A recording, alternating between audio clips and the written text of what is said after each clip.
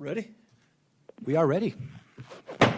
We'll call to order the regular meeting of the Pinal County Planning and Zoning Commission on Thursday, July 15th, 2021 at roughly 9:10 a.m.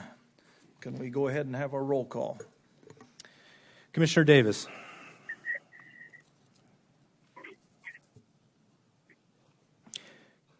Mr. Davis is not here. Commissioner Hardick. Commissioner Fliss. Present. Commissioner Lizarraga.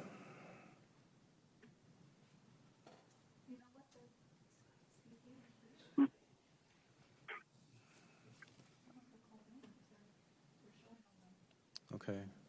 We'll come back to them and see if we have a quorum there. Member Heaton. Here, and I received my packet. Wonderful. Commissioner Schneff. Here. Commissioner Menenga. Here. Commissioner Delgado. Here. Vice Chair Hartman. Here. And Chairman Riggins. Here. Mr. Chair, you have a quorum. Now, also before we get started with the meeting, it's been so long since we've been together, it's probably fair to do some introductions for at least the members that are here in presence today. So, if I may, can we, starting with Member Schneff, can you introduce yourself and to the rest of the board and the folks today? Darren Schneff, been on the board for all the year, but haven't been present for most of the year. I come from a good farming family out in Queen Creek. Been out here for a long time,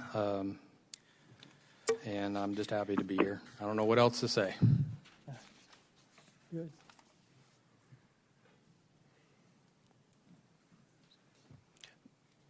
Vice Chair Hartman. Thank you, Chair Riggins. Vice Chair Hartman from Maricopa Stanfield area.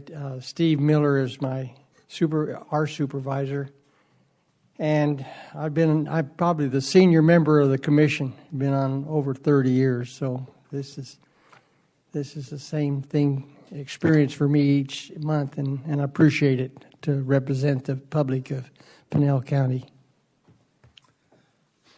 Chairman Riggins, welcome to everyone here today. Glad to see you in for process and see where we go with all these cases. I'm from District 1, which is roughly Coolidge east of the mountains. Been on the commission for, I think it's nearly 20 years now. Proud to serve here in Pinal County. Thank you all. I'm Matthew Fliss. I live in Gold Canyon. I lived there since 2009, and I've been on this commission for about 1 year. Rand Delgado, District 4. My supervisor is Jeff McClure, and I've been on the Planning and Zoning Commission for going on 9 years. I should probably add I'm from District 2 under Mike Goodman.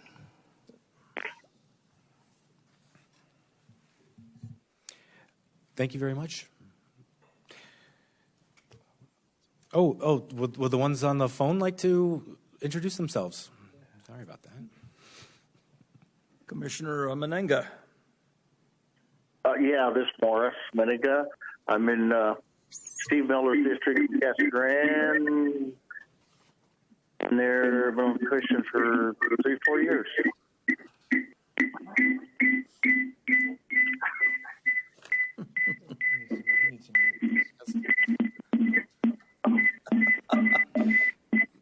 Morris, can you mute your phone or your computer? Thank you. There we go. Commissioner Heaton. My name is Jeff Heaton. I live in Arizona City. I've been on the commission less than a year. I also serve as a fire chief for the Arizona City Fire District. Been here 7 years. And my supervisor is Jeff McClure.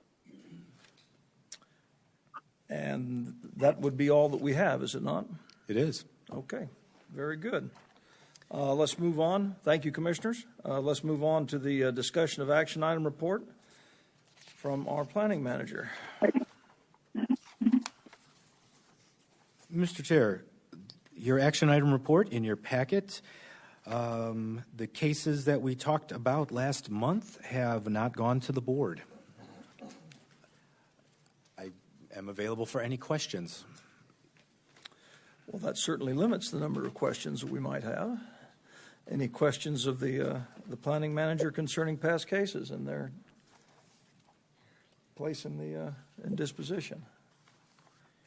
None being, we'll go ahead and move on to the planning manager's discussion items.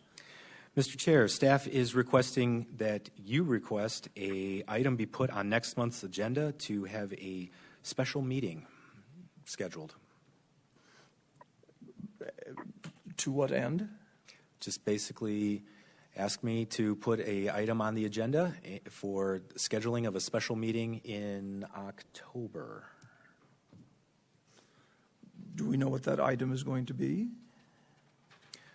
Mr. Chairman, if I might add, Alan Quist, County Attorney's Office. The Board of Supervisors is aware of 5 major comprehensive plan amendments that are proposed, working their way through the system.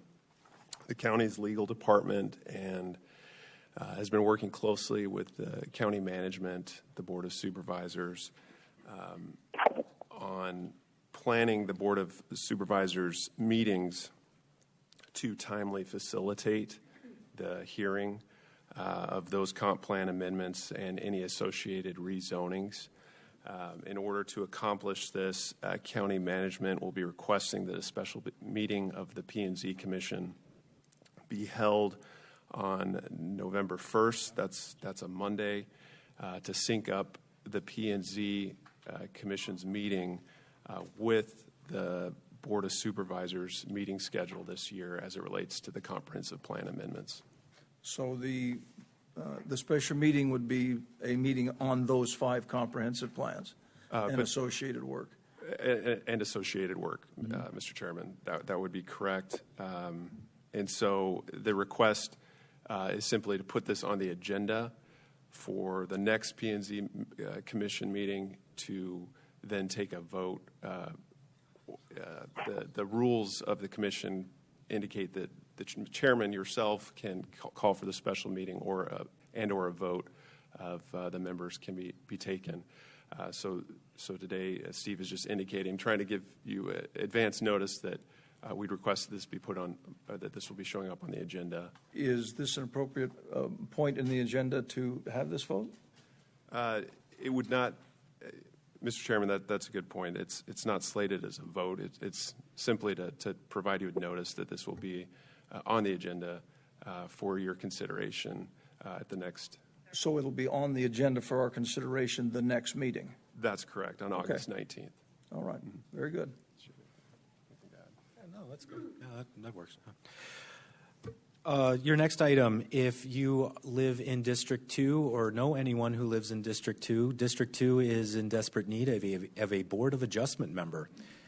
Friends, family, anyone who's interested in public service, please contact me. My email's on our webpage, and the Board of Adjustment is a great way to get in touch with your community and be part of local government. Thank you, Mr. Chair. Thank you. Concluding the planning manager discussion items, Commissioner members, are there any questions of the planning manager at this time? None being, we'll move into our agenda. There has been a request for us to transpose the work sessions portions of this agenda to the front of the agenda. That is correct. And Mr. Chair, there's some other agenda maintenance as well that we need to perform before we get started. So as Mr. Chairman said, the work session items, this is going to be 14 on your agenda. These are items 14A, B, C, D, and E. Those will be discussed now. We're going to move those to the front of the agenda. Also, items 11, 12, and 13 on the agenda, those have a notice deficiency, so those will not be heard today. So if you are here for PZPA 00920, PZ 1620, or PZPD 1620, those won't be heard, but Staff can take your comment if you made the trip down, and we will be happy to get that comment into the next Planning Commission agenda. Also, lastly, Mr. Chair, staff requests that items S2120, so that's going to be item number 6, and S3720, which is item number 5, be moved to after the new cases.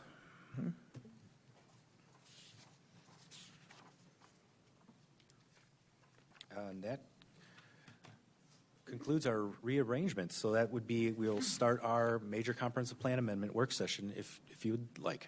Okay, very good. In that case, we will begin with our first work session, which is PZ-PA-002-21. And we're ready to hear your presentation. Good morning, Chair, Vice Chair, Commission. Gilbert Olguin, Senior Planner. I'll be giving you the presentation for the first major comprehensive plan amendment. We call this one Box Canyon due to its location.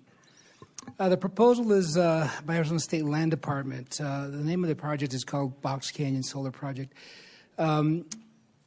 Eric Ellis with Bright Knight is the applicant/agent, and he's requesting to redesignate 2,329 acres from high-intensity activity center and moderate low-density residential and major open space to the green energy production to facilitate the solar project. As mentioned, it's over 2,000 acres. The location is 4.6 miles east of the Salt River Project, Able Station, 9 miles north of Florence, and 5.6 miles south of State Route 60, directly adjacent to and west of State Route 79.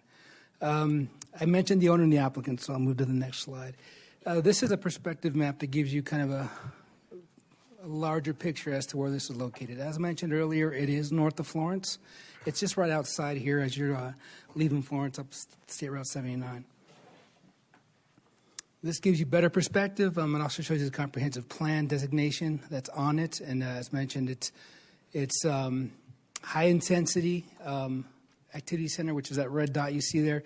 It's also medium low density residential, and it touches some open space at the very bottom. Here's another map that gives you another perspective of what it looks like, and it shows also the current zoning. The current zoning for the project is general rural. This is state land, so there is no housing developments on the site or entitlements that we're aware of. Here's an aerial map that gives you a better perspective. Kind of shows you, as I said, a lot of this area is kind of flat. There is some washes that run through this, but it does show its ideal location for this type of use, mostly because it's already been, it's owned by state land, and as we all know, that has to be auctioned prior to being developed. Current conditions, as mentioned, it's all state land. It's pretty flat. They want to produce a 300 megawatt photovoltaic solar energy. This includes the solar array modules. They kind of turn with the sun. There's also battery energy storage as part of this project. There also is a strip that's within the site that they reserved along State Route 79 that is reserved for commercial if it's ever applicable. This is also designed to help protect any wildlife habitat that goes through the area. They were also thinking about putting a possible building on the site for O&M maintenance and also the future infrastructure. The tentative is 2024 for the time of development for this to be completed. There's not a lot to tell you here, just that it's a pretty basic project. It's going to be located right next to State Route 79. Some considerations have been made to accommodate, like I said, wildlife and some commercial, if it ever comes. Any questions from the commission? Commissioners?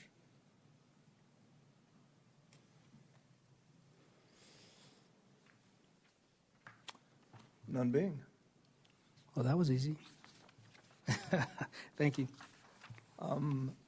Does the applicant for this case wish to come up and make a presentation in any way?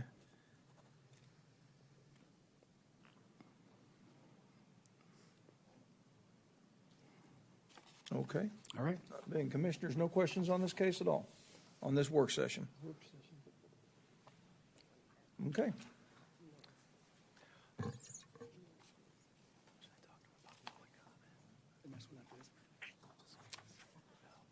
Our next work session is PZPA-003-21.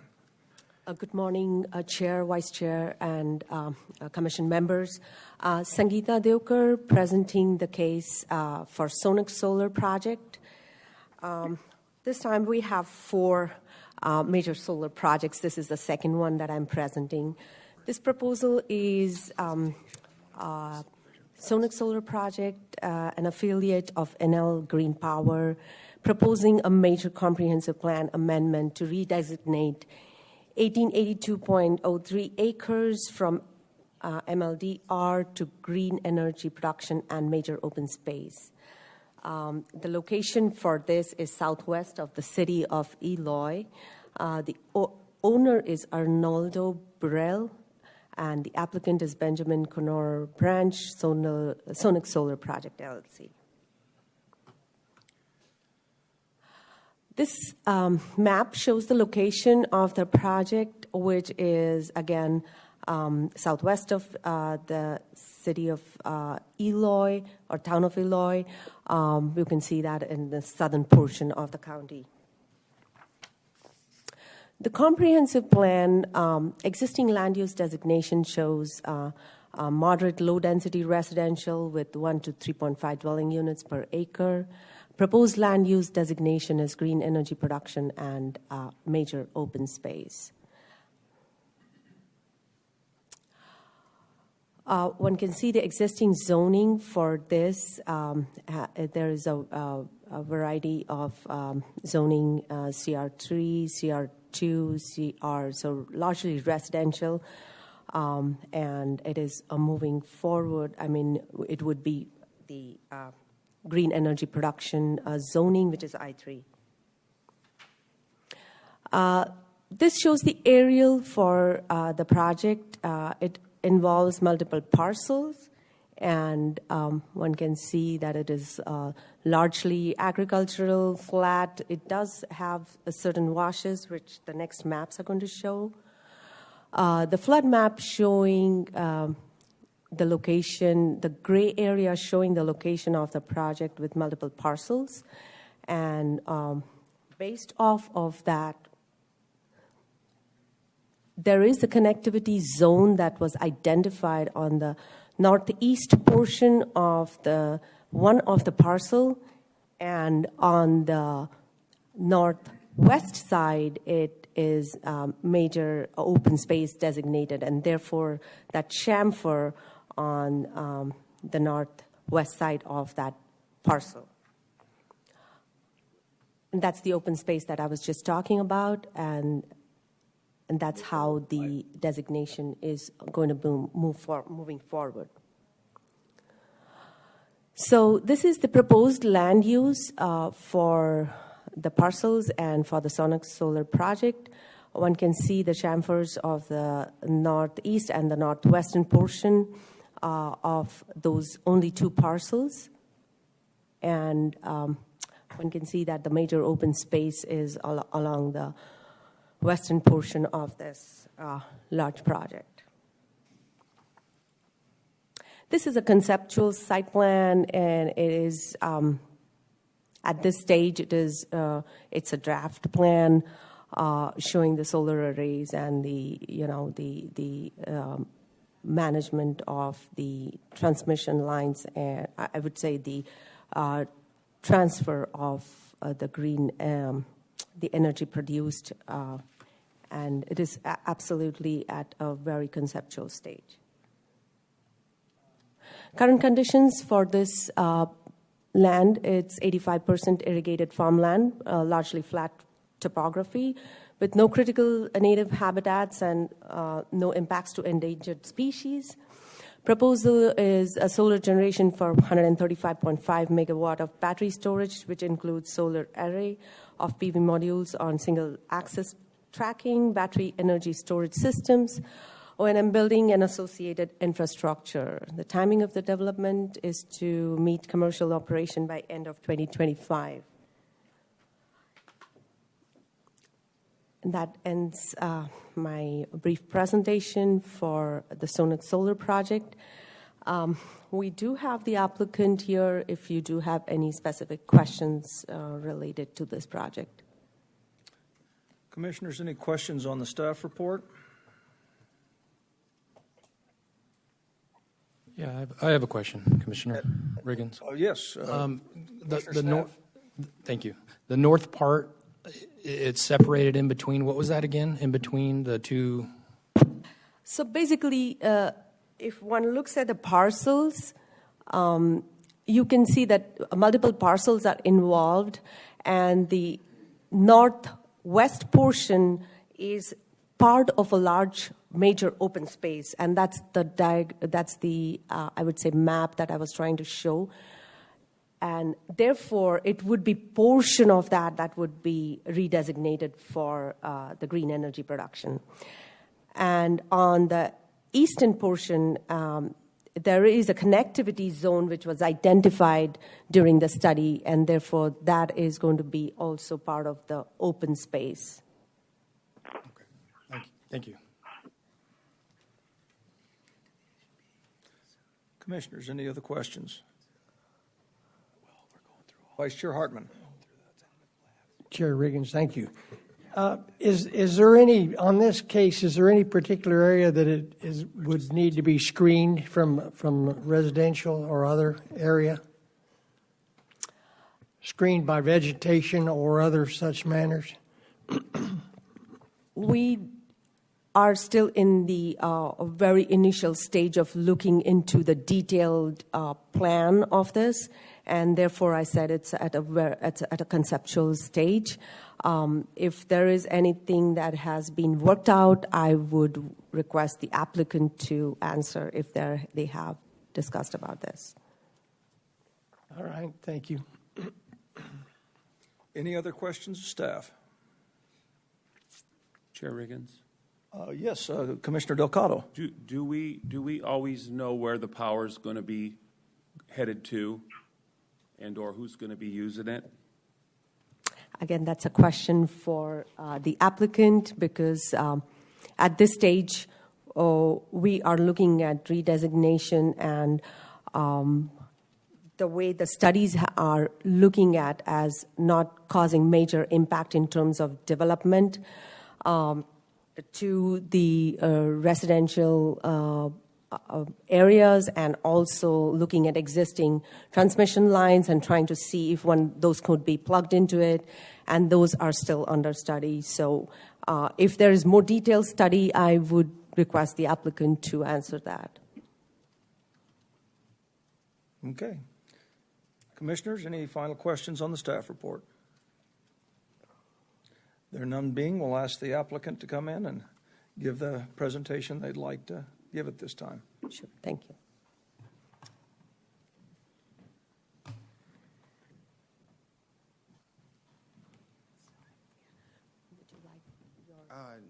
I didn't prepare a presentation. I'm sorry, I just wanted to come up and introduce myself. I'm Mike Corella with Enel. We will need you to. Sorry. We will need you to sign in and put your address down. Okay. I don't have a pen. Put your name and address, and then give that to us again, please, before you begin.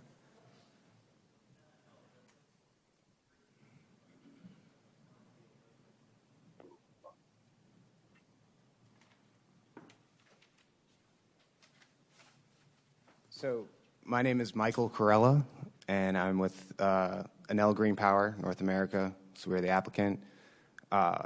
You want my address? Please. So I actually live in upstate New York now. So 214 Lake Street, which is in Rouse's Point, New York.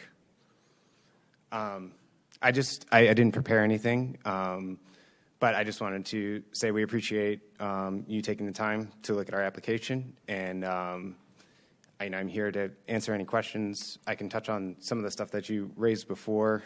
As far as the power is concerned, we are planning to interconnect into Tucson Electric, or APS. So we have interconnection studies currently underway with both utilities. So on their greater systems, which are predominantly, Phoenix for APS, well, most of the state for APS, and for Tucson Electric, it's in Tucson. As far as landscaping, we intend to follow all the ordinances if there is any view shed that needs to be obstructed from any residents, we fully intend to follow the ordinances as they're written. And I'm sorry, your question was? I was just wondering what the designation in between the two northern properties were. I was unclear. Yeah, so there's a wildlife connectivity on the northeast, and so that we're actually going to be changing to open space now. But to be clear, we don't intend to develop on either of these corners, which have these sensitive areas. So the wildlife connectivity on the northeast, we intend to change to open space through this process. In the northwest, that is already open space, we are not going to touch. That is outside of the scope of this application. Other commissioners, questions of the applicant?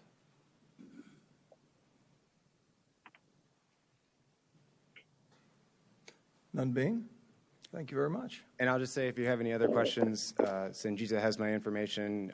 Feel free to reach out. Always happy to talk. Thank you. Thank you. Okay, we'll move on to our next work session, which is PZ-PA-004-21.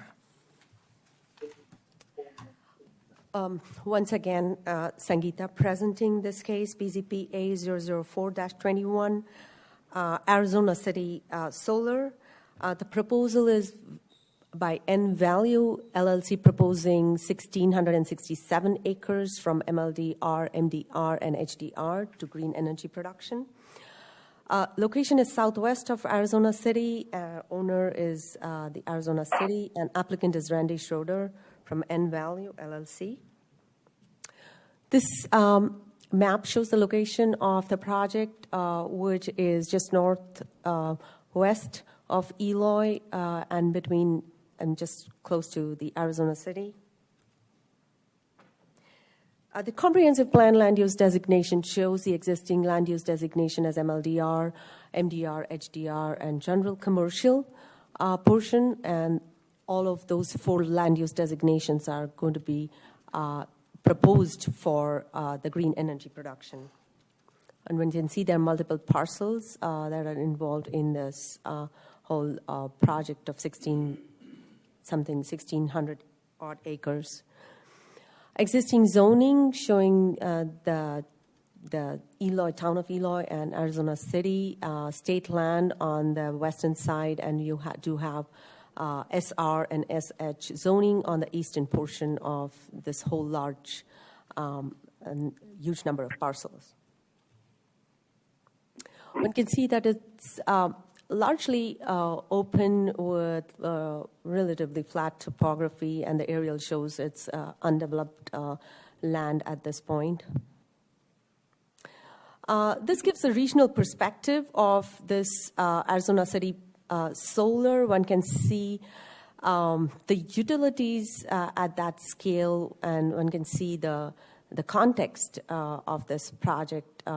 One can see the existing 115 kV and the existing 230 kV transmission lines kind of diagonally crossing that large project area, and the existing 69 or 89 kV transmission line.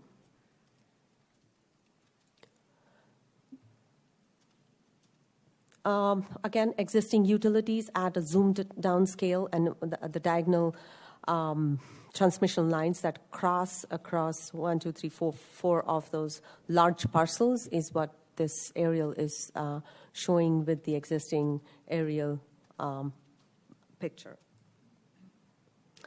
This is a conceptual site plan for the project, and It's at a very initial stage again. Some proposed draft details are also being shown with the tracker layout and the mounting of those solar panels as shown in the sections. The current conditions, again, site is flat and facilities, the project without much significant grading, one would develop this. There's no critical habitats. Existing high voltage transmission connectivity to the regional electric grid is an important factor. Proposal generation of 275 megawatts of solar energy, including, again, a solar field, bifacial PV modules, electrical collection systems, including photovoltaic combining switch gears, power conversion stations, inverters, transformers, collection lines, and all of the infrastructure that is needed. This is also going to have a battery energy storage system and its own site substation and operations and management building too. The timing of this development is to meet a commercial operation date by end of 2024. And again, I'm assuming the applicant is here if there's any specific questions for this project. Commissioners, questions on the staff report? I have. Vice Chair Hartman. Thank you, Chair Riggins. On this particular area,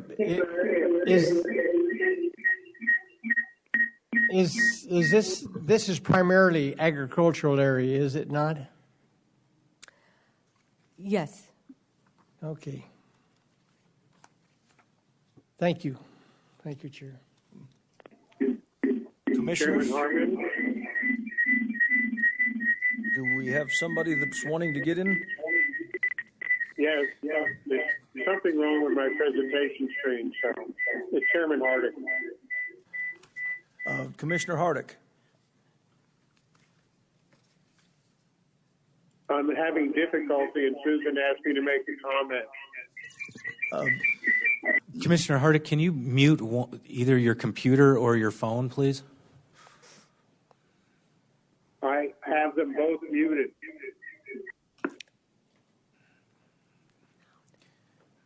Give us a try again. Let's see what it sounds like.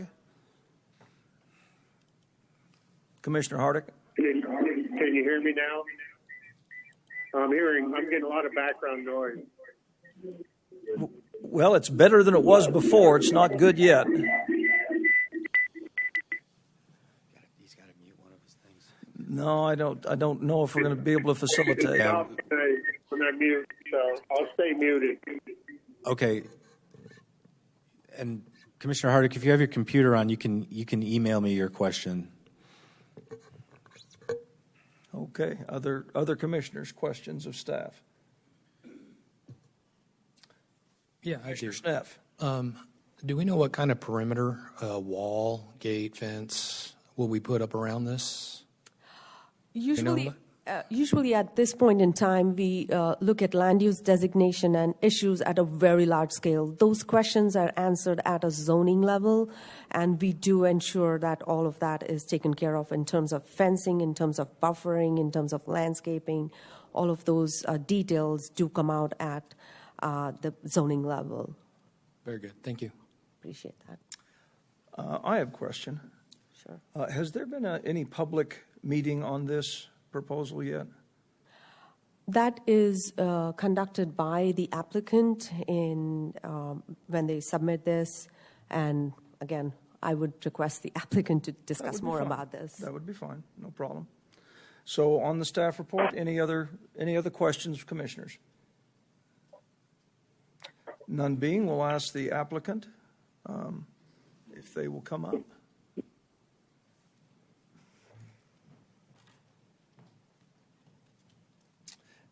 Good morning, and if you could please write your name and address down in the log and then give that to us before you begin.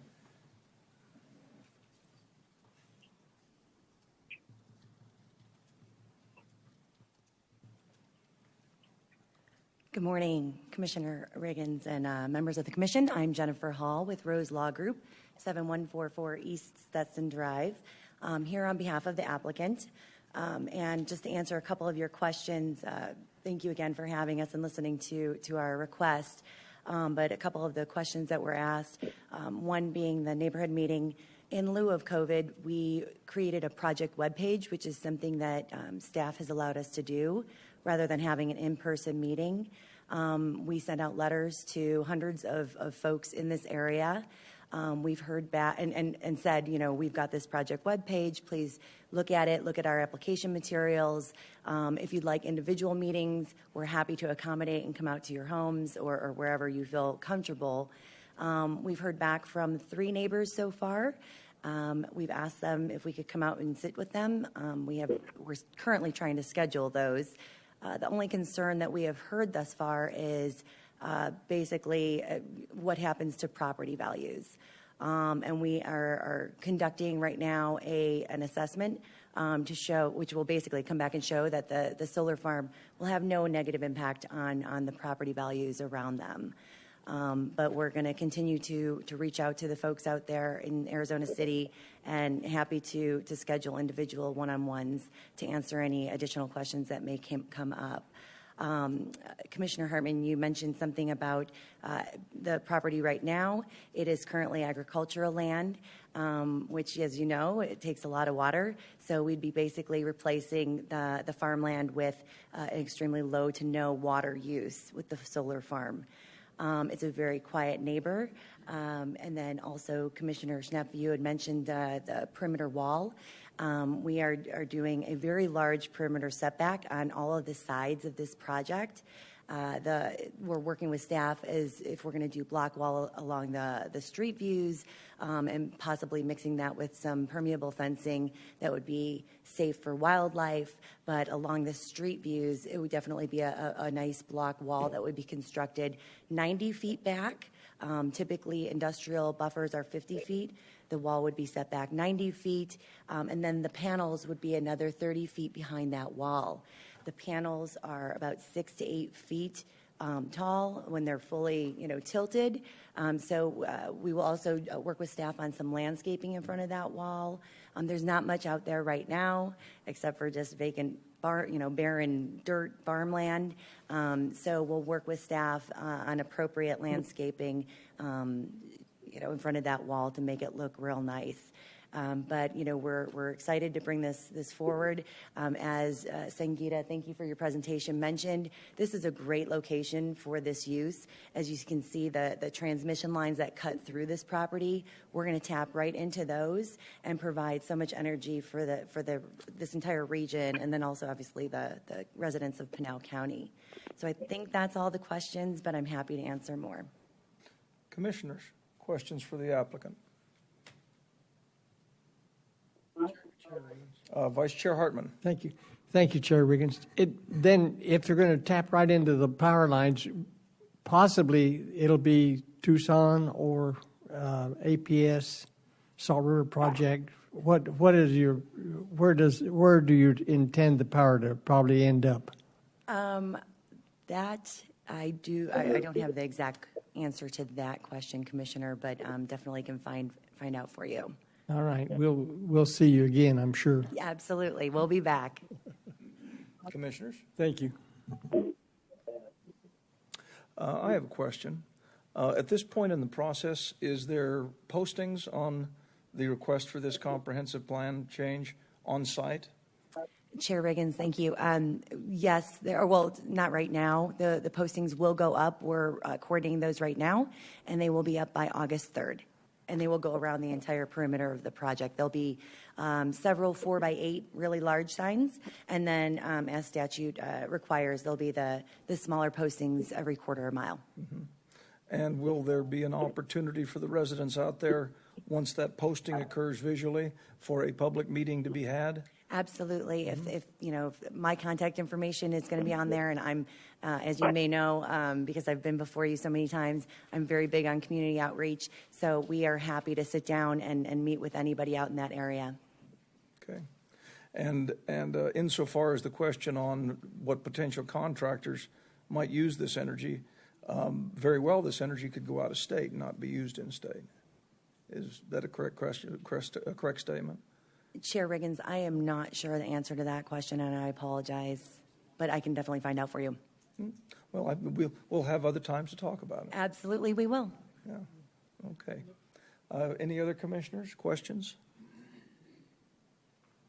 Thank you very much. Thank you. Have a good day. Okay, we'll move on to our next work session, which is PZ-PA-005-21. Once again, Sangeeta Devkar presenting the case PZPA 005-21. This proposal is, again, the fourth solar project, a major comprehensive plan to redesignate 1,251.7 acres from MLDR, MDR, HDR, GC, and general public facilities services to green energy production and general public facilities / services. The location for this is southeast of the city of Eloy. The owner is John and Melinda Donnelly Revocable Trust. Agent is SWCA Environmental Consultants. Applicant is Anthony Pedroni, Boulevard Associates, LLC. This project is, the location shows, it is again southeast portion of the Eloy, town of Eloy, and southern portion of the county. Existing land use designation is MLDR, MDR, HDR. There are 5 land use designations which are going to be changed to 2 of those, which is green energy production and general public facilities services. The comprehensive, sorry, this is zoning, showing the existing zoning for this, which is residential and general rural for this project. The aerial photo of this, again, showing largely flat topography with undeveloped land, and one can see it extending on both sides of the Felix Road. Existing land use and power lines. This image shows in the red line shows the transmission lines, which kind of cut across on the western portion of this parcels. The parcels are shown in dotted black lines and multiple parcels involved, and one can also see the power lines at the southern western portion. And so just moving forward, I will show you the detail, which again, it's a proposed site plan. One can see the project area, the proposed solar array, and one can see the tentative location of the battery storage area, and one can also see the proposed Gentai corridor, which is in the southern portion, southwestern portion of this whole project. Current conditions and locations: low density residential, agricultural, vacant land with relatively flat topography. No critical native habitats, no impacts to endangered species. The location is close to 4 of 230 kV transmission lines and 2 substations owned by WAPA, which is the Western Area Power Administration. And the proposal is a generation of 350 megawatts to include PV solar, generating fields, energy storage facility. The project will require a Gentai transmission line, energy transfer to the regional transmission grid, likely WAPA 85 substation, and would also entail the operation and management building, maintenance building with associated infrastructure. Timing of the development is in 3 phases. The first phase proposal is to begin in 2023.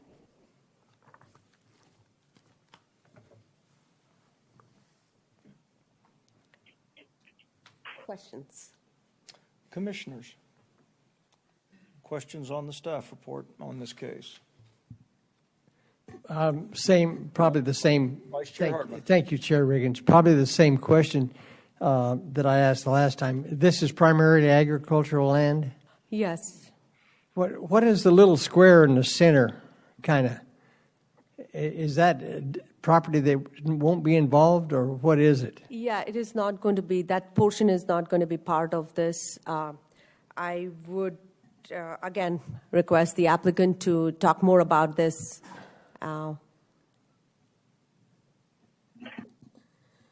Thank you, Cindy.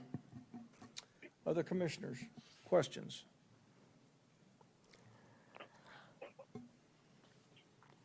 Commissioner Delgado. Chair Riggins, is there a possibility moving forward that we begin to try to put a gauge on, or maybe figure out what percentage of farmland is being taken out of farming versus where the solar's going versus where we have houses platted, and we can begin to have a gauge in regards to where we're at and where we're headed, especially when it comes to our water use and so on and so forth. Is that a possibility across the board, that we look at that or that we get that information?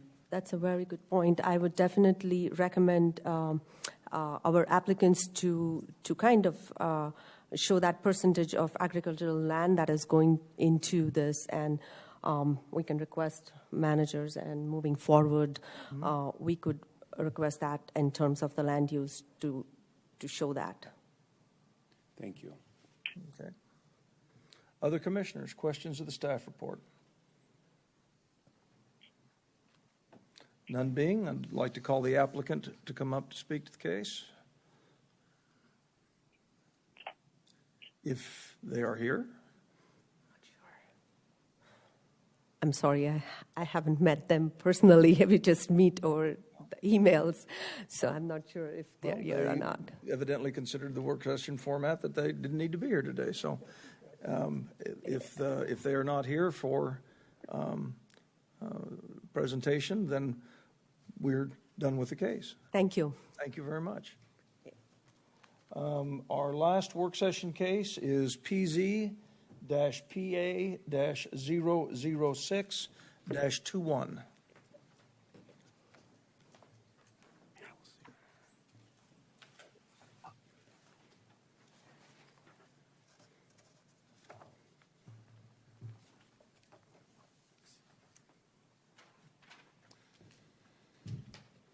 Planning and Zoning Commission. Mr. Chairman, good morning. Good morning. My name is Evan Evangelopoulos, here with the Planning Department. And I'm here to present case PZPA 006-21. It's a comprehensive plan amendment of about 12,000 acres east of Gold Canyon and north of US 60. It's an initiation. It's several parcels. It's about 12,000 acres, as I mentioned. The landowner and the applicant is Arizona State Land, and Michael Baker is the applicant, and Matt Klizako. Here we see the location, and this is the area that the parcel, that the project, that the amendment covers.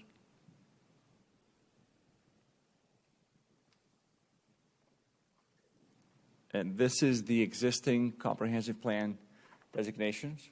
It's mostly moderate, low-density residential with open space to the north.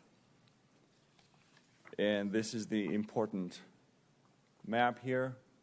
This is how it is proposed to change to become employment south of Peralta Road and to expand the open space to the north and minimize the amount of residential.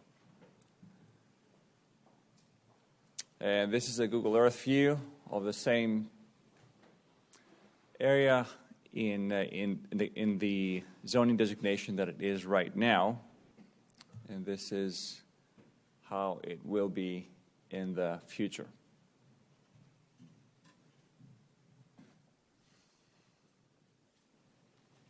And we've had a community meeting, a neighborhood meeting on this project.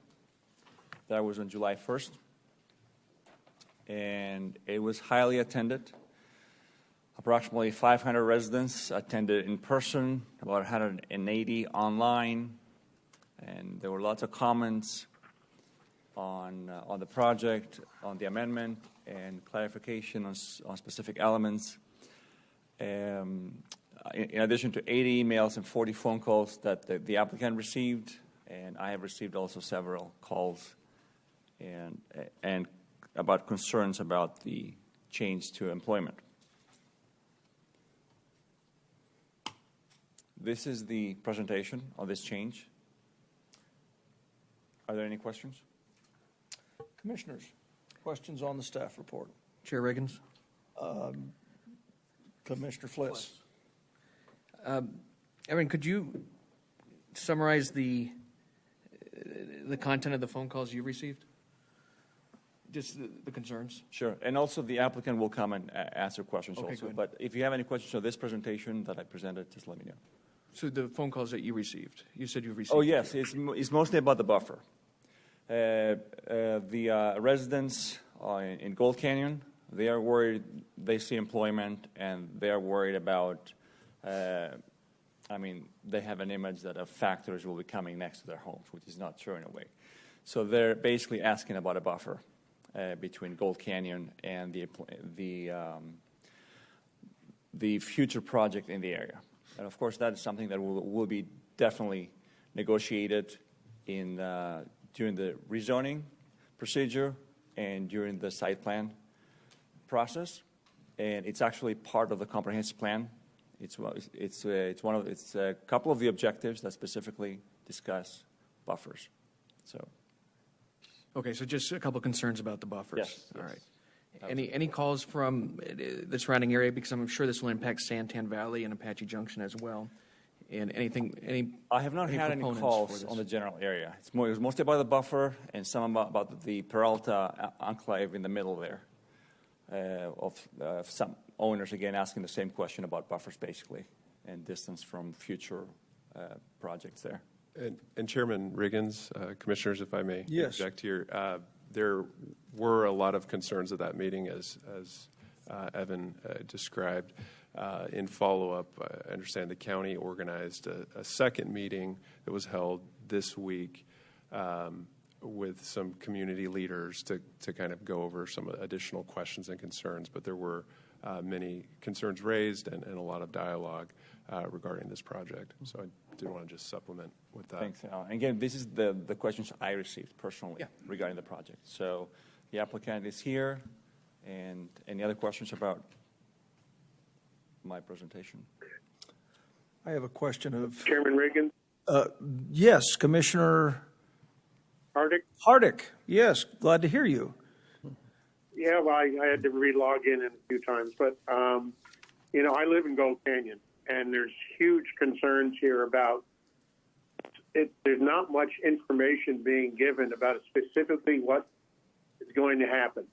It's very, kind of above all, looking at this as a possible project that may be good, may be bad, and there's so little specifics about what's going to happen.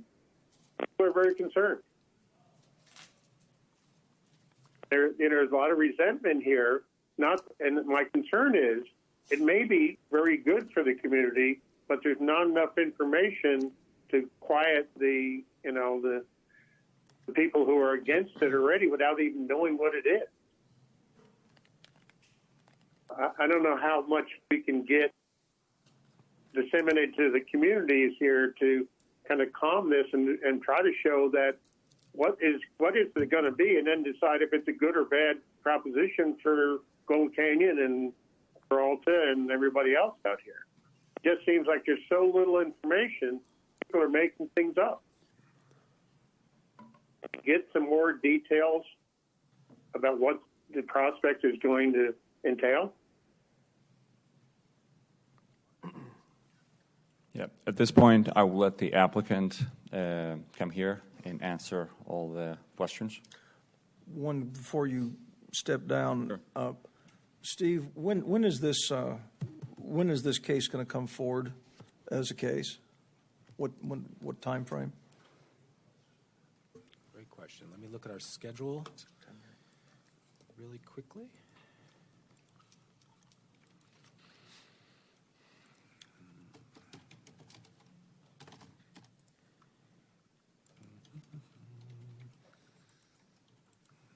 Comprehensive plan, schedule.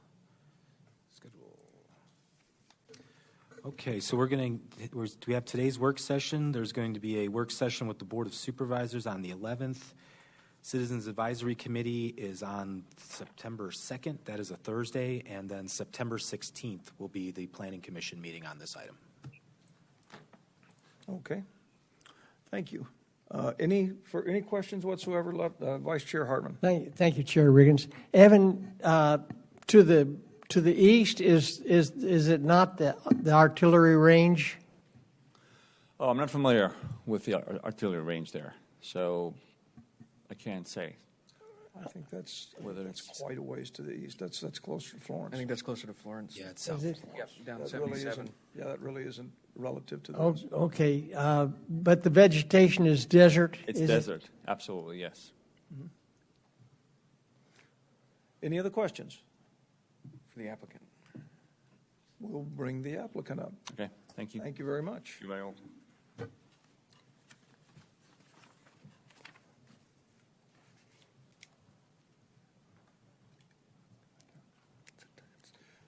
Could you please sign your name and address on the log there and give that to us before you begin?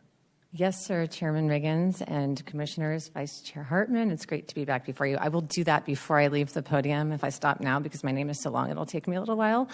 Again, for your records, I'm Carolyn Oberholzer with the law firm of Bergen Frakes, Smalley and Oberholzer, 4343 East Camelback. Oh, thank you. And I'm here today on behalf of the State Land Department. I am their outside land use counsel. I help them with special projects such as this. You had a few state land cases on your agenda today.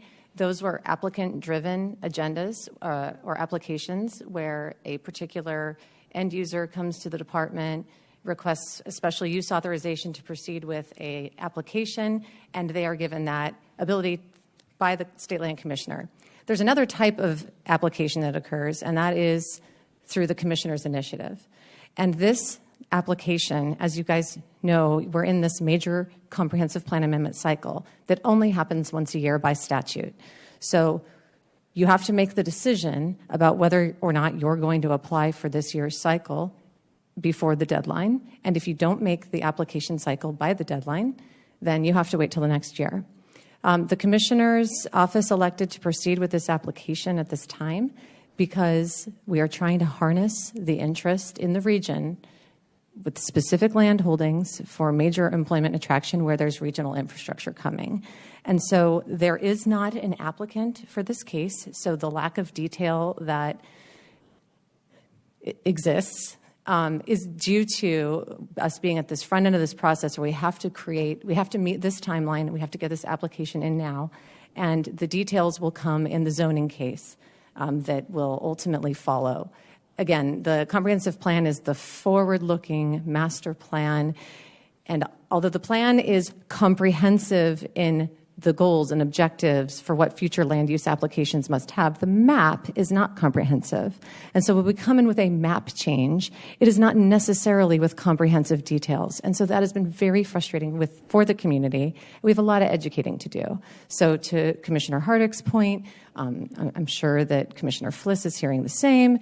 We are working to educate the community through a number of channels. And as was mentioned, there was a county-held meeting earlier this week to start that process there. I do just have a few brief slides that I can go into if you'd like, just about the State Land Department in general, or can answer any additional questions that the Commission has. I would say if you brought some slides, let's go ahead and see what you brought. Okay, sounds good. What is state trust land? This is just a quick primer, very quick review of, how is it different than the federal lands and the BLM lands and the park lands? All of this land was given to the state at statehood through the Enabling Act in preparation for the state to have a long-term way to manage money into its school system. The State trust land is not public land. This is something we have to explain quite a bit. They are held in trust, managed for the beneficiaries of the trust, and the constitutional mandate that comes along with it is that they must maximize revenues for the trust.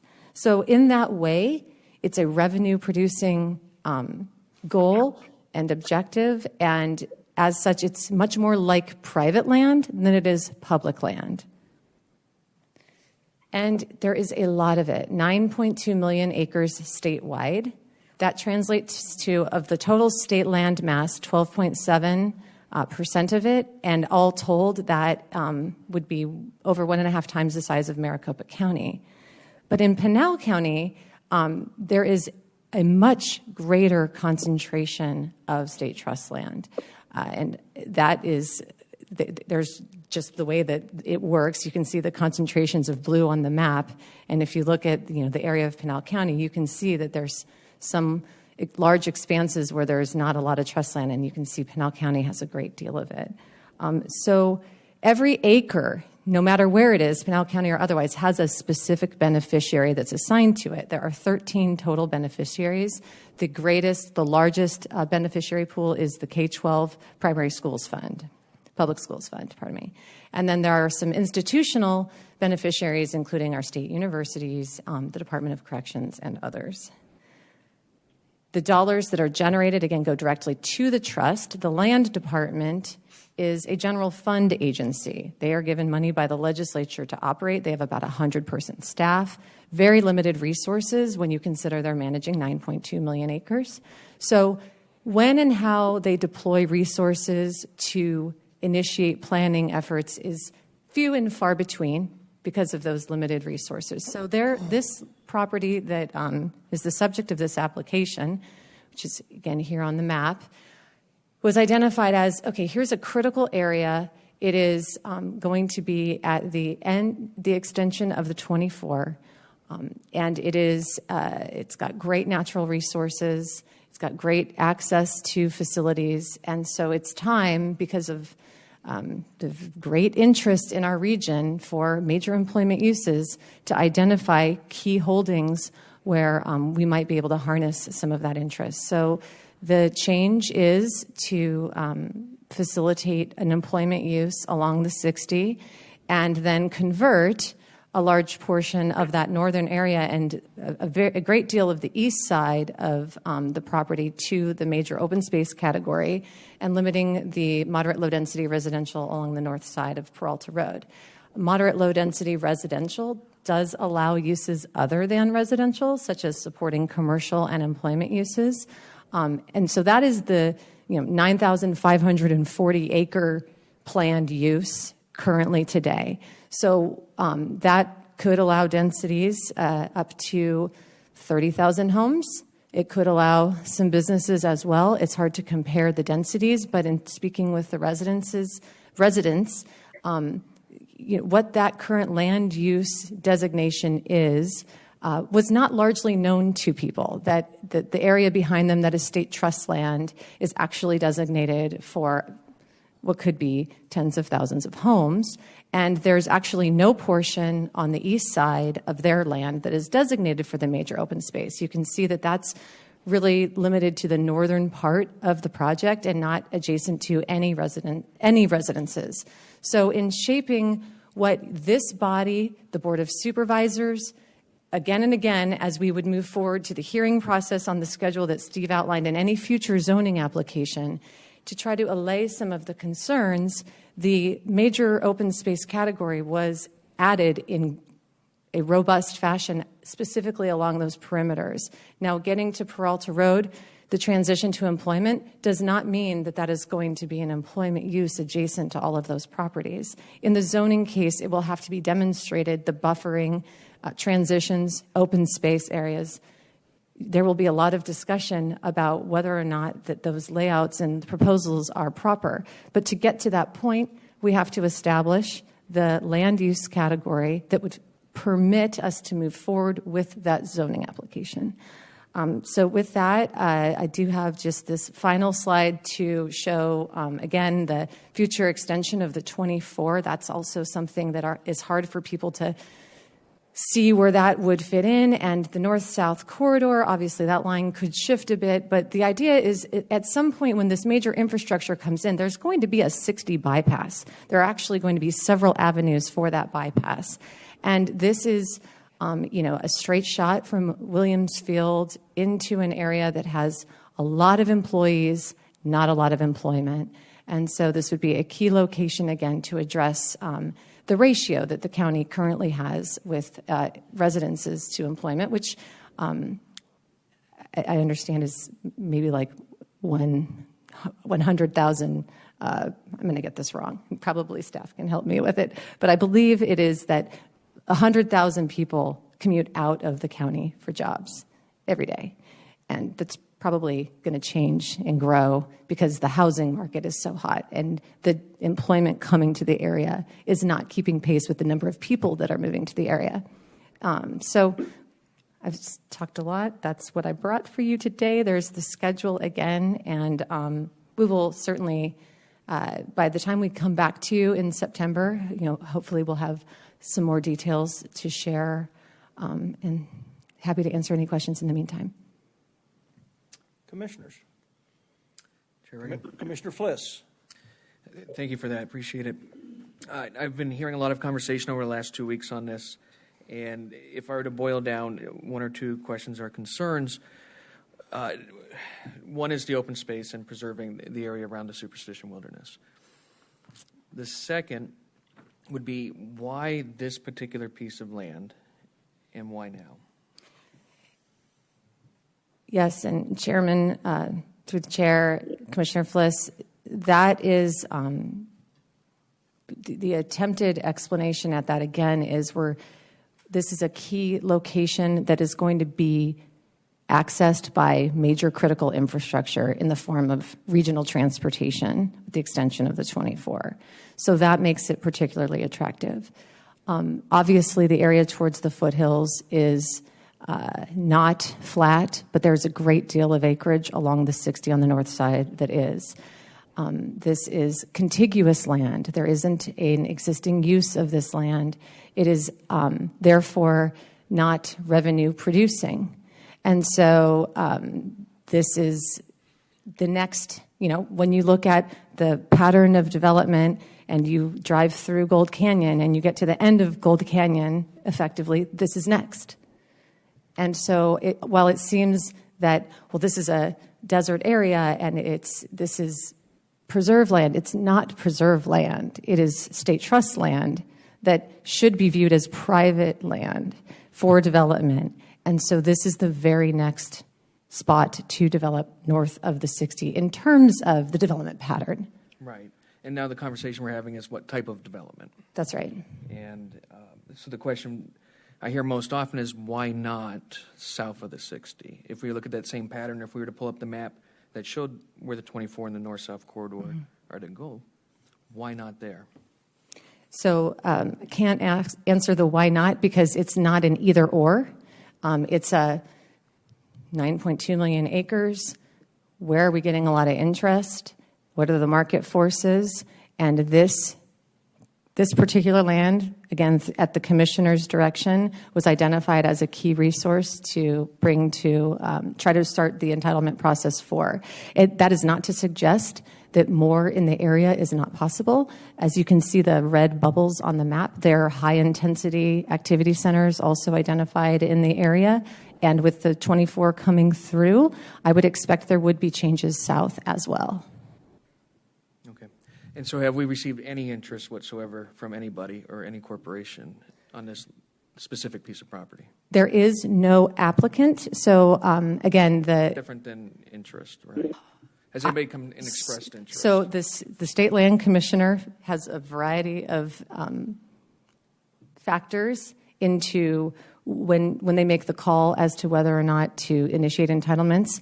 And I would say most of the time, if not all of the time, that occurs after there has been interest in the market, not necessarily by a specific user, but interest in we need X acres of general location, access to a general workforce population, those sorts of things, those inquiries come in all the time. Right. So it's very likely that somebody has expressed interest specifically in this property. It's a great piece of property.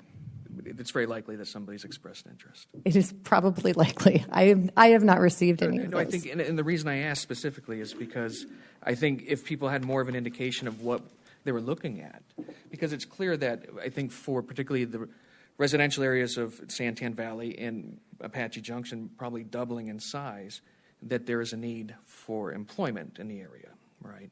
And what people want to know specifically, this piece of property, who would like to build there and what would they like Yes, to build? and so here's the challenge, and why I'm never going to be able to promise anybody who is going to end up here, because these auctions are public auctions.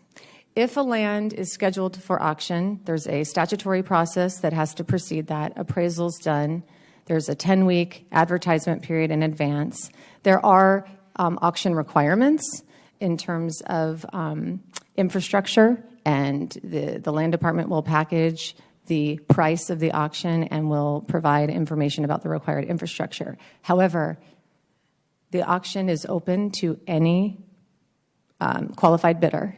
So there is no way to predetermine the uses, especially in a comprehensive plan level stage. So unfortunately, that is the difficulty with state trust land, unlike private land, where I'm saying, oh, we're like private land. Well, we're really unlike private land in this key aspect, which is if we were in escrow with a builder, we could just decide to be under contract and in escrow with a builder or in escrow with a company. But that is not how this works. And that is the challenge. No, and I think I understand that part of the process. When was the comprehensive plan reapproved, I think? Do we know that? 2019. 2019. So 2 years ago, can we not foresee needing to use this land for employment when we went through that comprehensive plan again?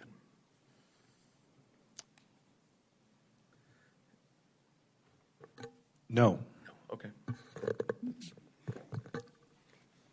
Thank you. Vice Chair Hartman. Thank you, Chair Riggins. I have probably two questions. One is is the source of income off of this state land, is it a grazing fee? Is that the income right now? Vice Chair, Chairman Riggins, Commissioners, I actually don't have the information as to what portion of this land is leased currently. If it is anything, it would be grazing. I can find that out for you and get that to you before the 16th. I think later on, as you come before us, you'll probably tell us more about it. But, okay, my other question is, then I think you partially answered it. I think, is this going to be a lease, like a 20-year, a 30-year lease, or are you going to put it up for auction and sell the property? Chairman, Vice Chair, Commissioners, it will likely go to an auction versus a lease because of the scale of it. All right. And so what that does, again, it generates revenue for the trust differently than a lease, but it also puts the property on the tax rolls. While it is state trust land, it does not generate any tax dollars to the jurisdictions. So once it does get auctioned, it would then go onto the tax rolls. Thank you. Chairman? Yes, and this is Commissioner Hardick. Yes, please go ahead, Hardick. Commissioner Hardick. A couple questions on the bypass and the 24 expansion. Is that actually done and approved, and we have dates when they're going to do it? Or is this just part of, we'll do it when we need to, or is there any specific dates or timing on the expansion of the 24 and the bypass of 60? Chairman Riggins, Commissioners, Commissioner Hardick, the 24 is currently is constructed to Ironwood, and the Ironwood extension, I believe, is supposed to open next year. I suppose county staff probably has better information on the timing of the north-south. When and if this goes to auction, there is very likely going to be a requirement that the 24 be extended to this property so that it is not dependent upon the future state construction of the 24, but that would be accelerated by the development of this land by the developer. Would the developer be required to pay for the extension and the bypass? That is a high likelihood. Would that be a requirement to buy the property, the auction? So when the auction notice is posted, it will have the infrastructure requirements as a part of it. And if the auction is scheduled, we will be able to detail that with you all in future hearings. But my understanding is that part of the State Land Department's global look at this, the value of the land, to maximize the value of it and generate that revenue, you have to have that State Route 24 connection to it. Thank you. Commissioners, other questions of the applicant?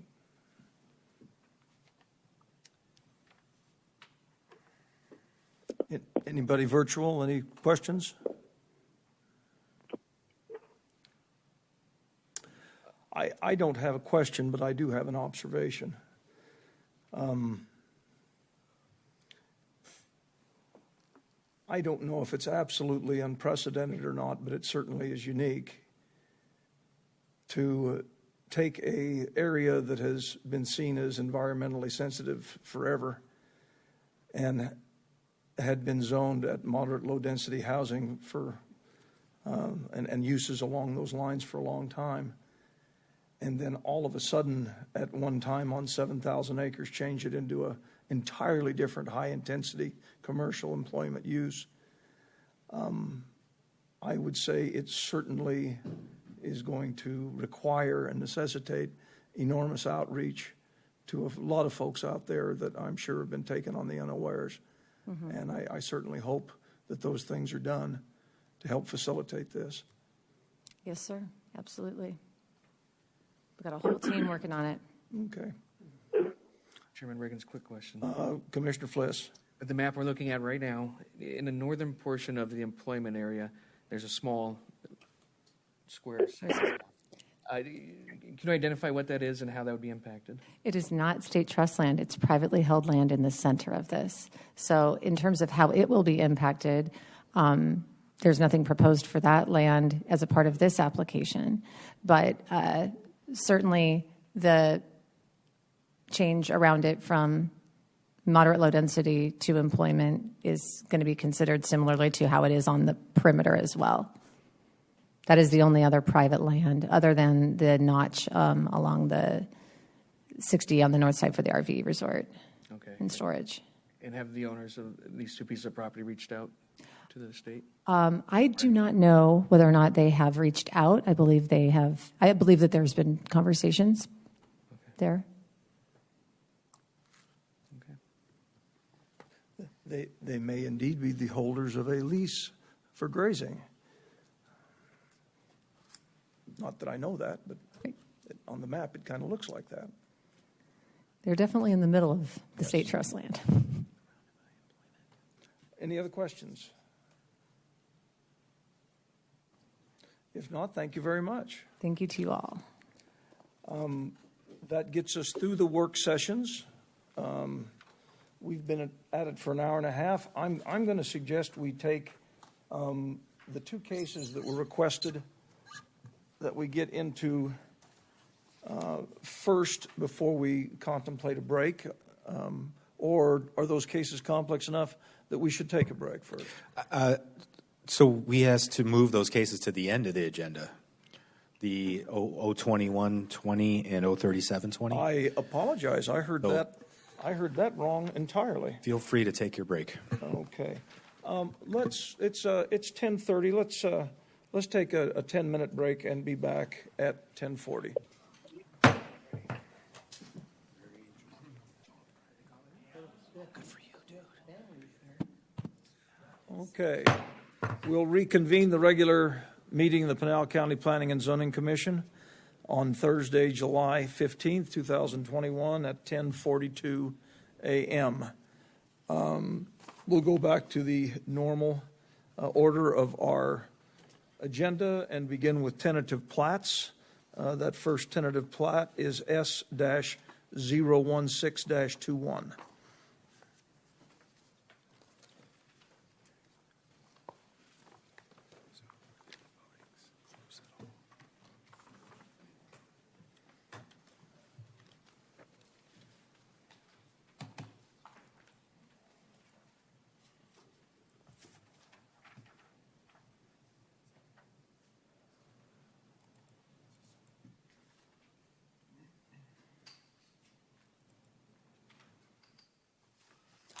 Please. Sir, if you give me a minute to upload the presentation. Oh, okay. My apologies. I didn't realize we had an electronic deferment going on, so.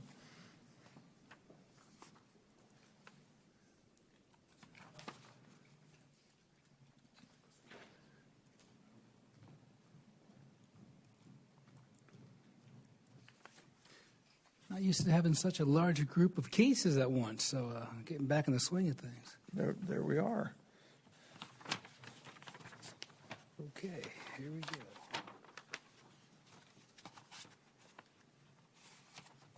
So this is, Chair, Vice Chair, Commission, still good morning. Gilbert O'Gean, Senior Planner. I'll be giving you the presentation on a few plats, but I'll be starting with Bella Vista Parcels G&H. So the proposal is for a tentative plat for Bella Vista Farms G&H. Its location is adjacent to Bella Vista Road and Schnepp Road within Pinal County. They're proposing 555 lots. It's over 1,000 acres in size. The owner-developer is Eldorado Land Development Incorporated, and the engineer is Hilgart Wilson. In front of you have a perspective map that shows you where it's at. So it's adjacent to Queen Creek, north of Florence. The red parcel there shows you the location of the map, I should say location of the property in question. This next map, aerial, same thing, shows you the location and where it's at, but this gives you the area, so it shows you what farmland's being impacted. Area map, same thing, more perspective as to where it's at and the size of what it looks like. It's part of the Eldorado Holdings, as mentioned before, so this gives you kind of a colorful planned area development look at what it should end up looking like. Gives you a better perspective of the end result. Development standards, it's within your packet, but your packet has a more brief layout. So lot area is almost 5,000 square feet. There's two sizes, one's 8,000. Front yard setbacks are 10 feet for the 8,000 sizes. It's 20 and 15. Side yards are 5 for the 8,000. It's 5 and 10. For the rear, it's 20 for both. Minimum lot width is 45 for the smaller lot and 60 for the larger, and the maximum height for both sizes is 30 feet.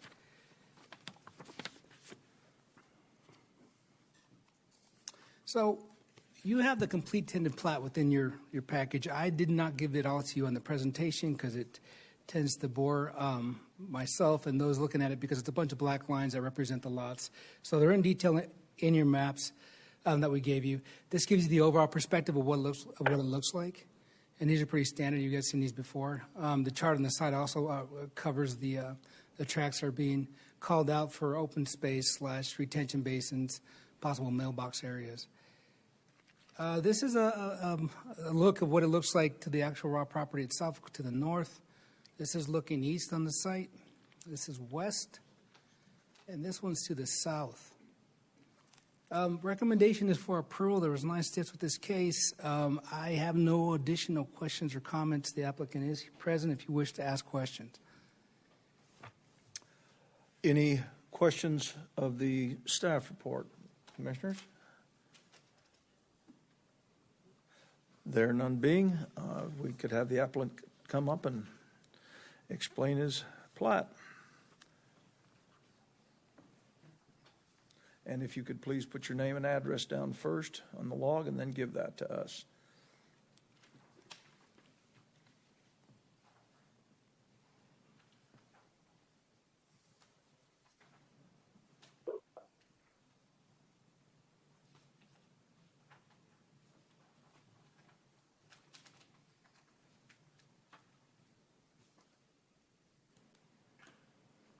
Good morning, Commissioners.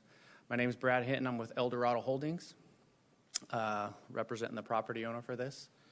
How do I guess I could start by asking you if you have any questions. Just that big map. I'll give you a quick overview of the overall, I guess, first, if you don't mind. So yes, this is the complete master plan of what we own. You have Central Arizona College to the south, and then we own everything to the north. The first phase 1 is under construction now, which involves extending Snep Road north off of Bella Vista Road, and then that collector loop to the left or west, getting into the phase 1 area.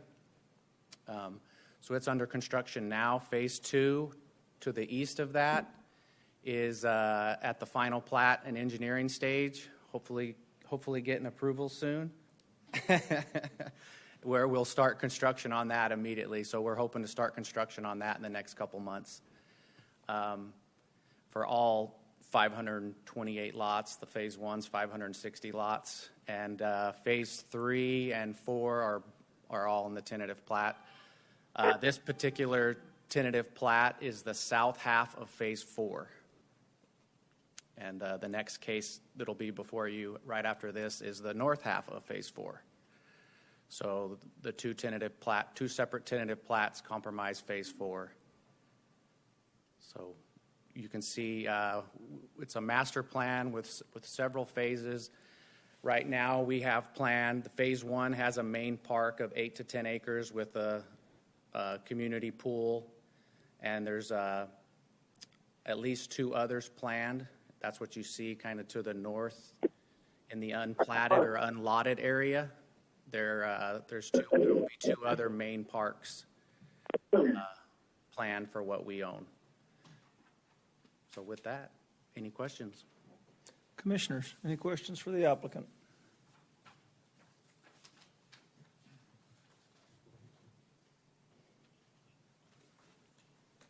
Any at all?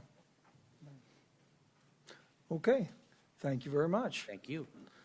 Commissioners, I'll turn it back to you all for discussion, questions of staff, or a motion.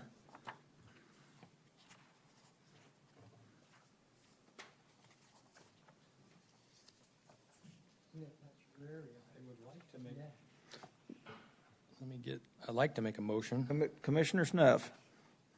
But I need to get my motion. It's on page 5.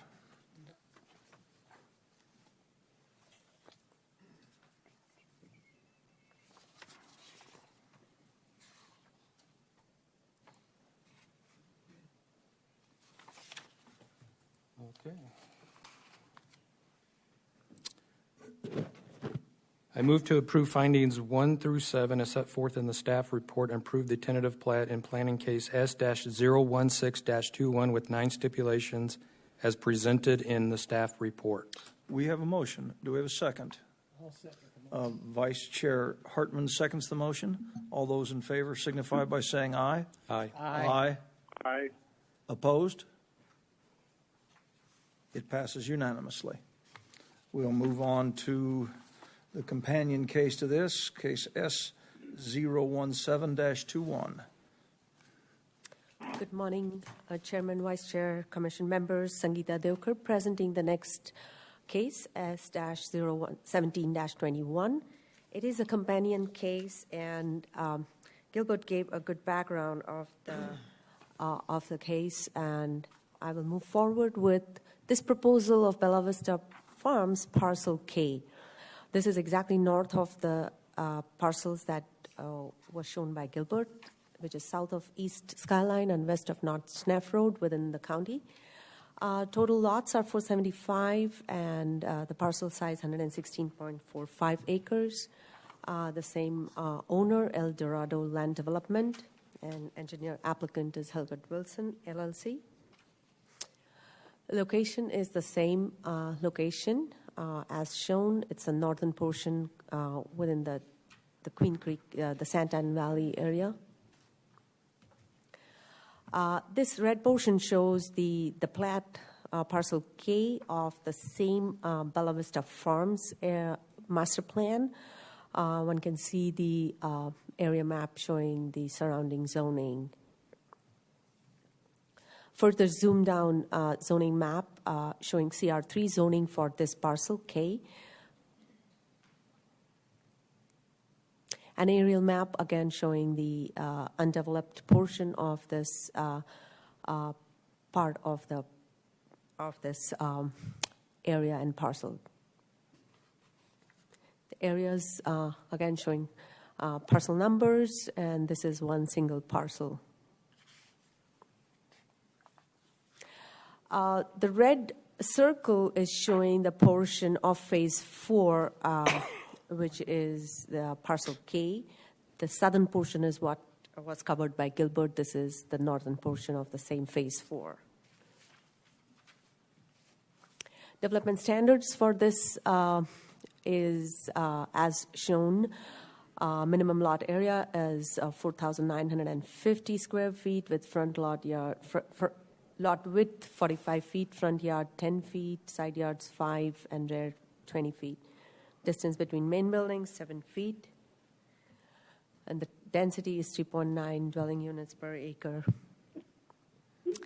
Again, this whole set of the tentative plat is within your packet. In this case, we just have shown the first cover sheet and the next number of parcels and the way this plat has been divided. All the standards are similar to what Gilbert just mentioned, except that this is only one single CR3 zoning, not CR2 included. So some pictures looking north, looking east, west, and south. Staff recommends approval with 9 stipulations, and for parcel K, lots 1 to 475, and this is including the approved zoning case of PZ 1211 and PZPD 1211. I'm open for any questions from the commission. Commissioners, any questions on the staff report?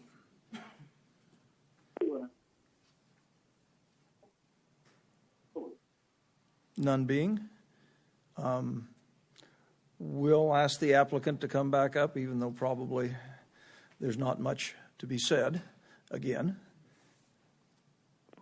just in case someone has a question.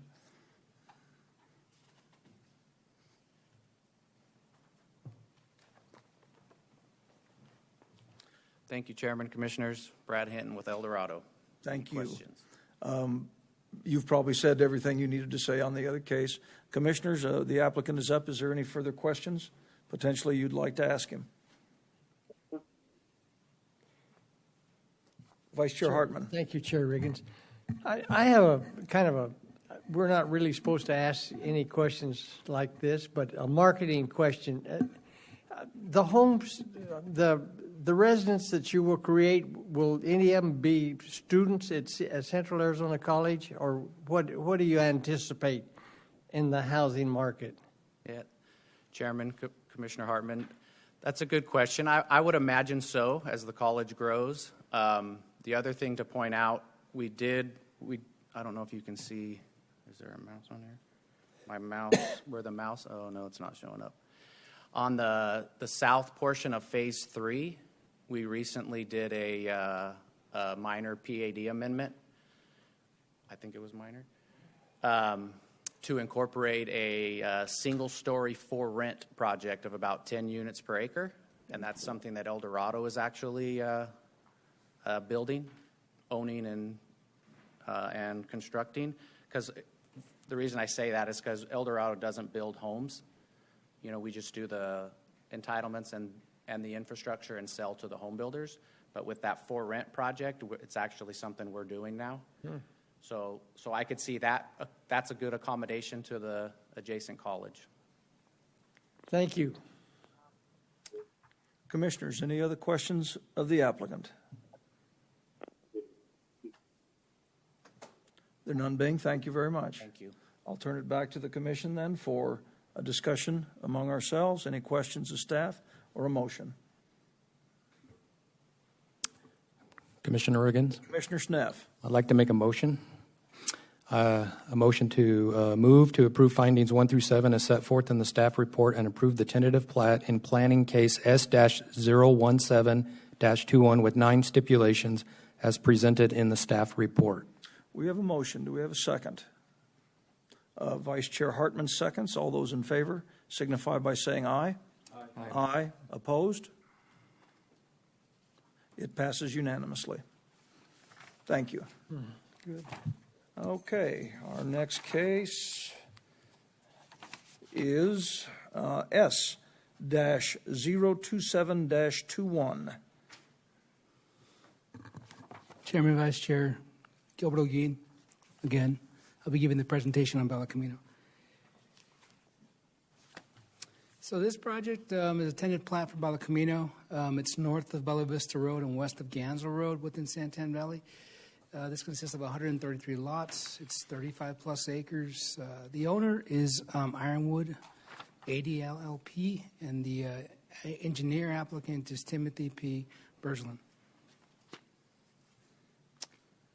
So this one again is it's north of Queen Creek. I wanted to mention before we get started or too far into it, this case has been already seen by the commission. Was approved a few years back, but the applicant was not able to take it to the final plat level. It ran out of its allowed time slot before it's required to go to the process again. So we're doing it again because the time clock on this ran out. So this has been previously approved. But once again, it's within proximity to Queen Creek and also north of Florence. Area map shows you the project, its location. Now, that entire square is not MR. There's 3 zonings there, and I'll get to that in a minute. But it shows you roughly where it's at, as I mentioned, off of Bella Vista Road and Gansel. This is a better perspective. The portion that we're talking about is the area to the north. Here we go. So the property where you have the pink square there, that's the area in question where the homes are going. To the south is MR, which is a multifamily project, and then to the very, very south on that pink square there is a commercial, and then there's an existing school already on one of those corners as well, and also a church to the north. This is a better perspective. This is from the PAD. It shows you the layout of the project and how it's going to kind of work with the multifamily.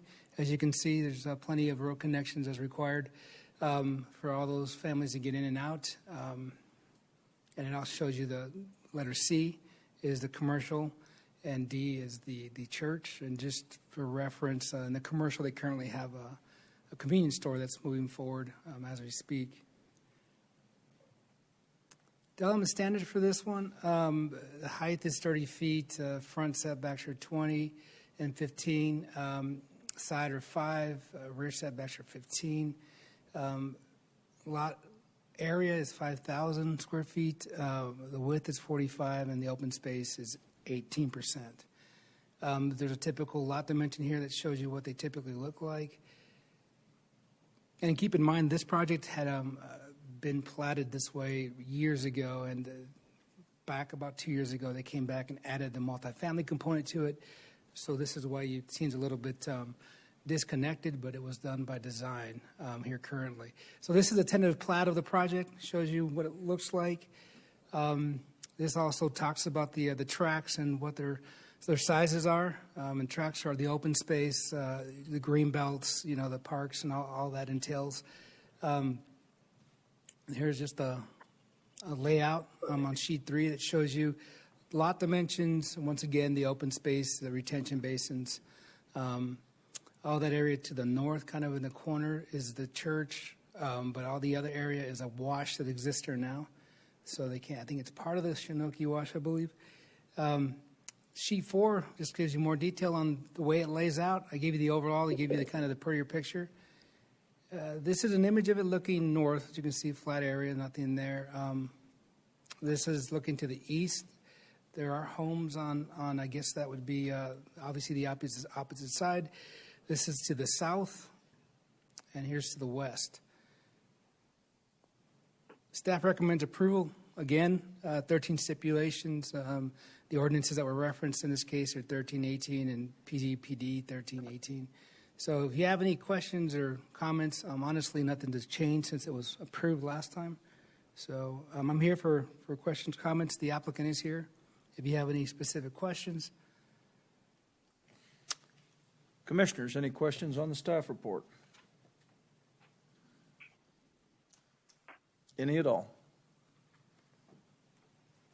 Thank you very much. Could the applicant please come up and please put your name and address first in the log and then tell us that before you begin?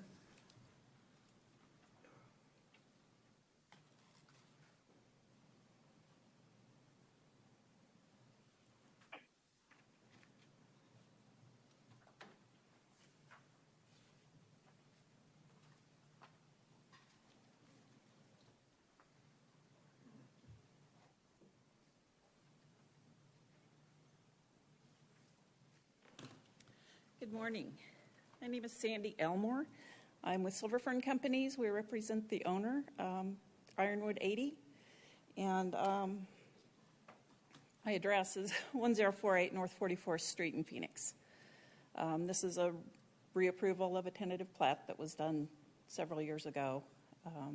We had a bit of a delay because of a sewer solution that we were looking for. We have resolved that, and now we can move forward. Okay, thank you very much. Yeah. Commissioners, are there any questions of the applicant?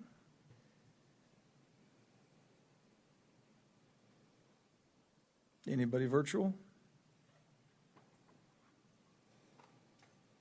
No questions, then thank you very much. You're making it easy on me. I'll turn it back to the commission and ask them to either, if we have any discussion to have over this case among ourselves, any questions of staff, or a motion.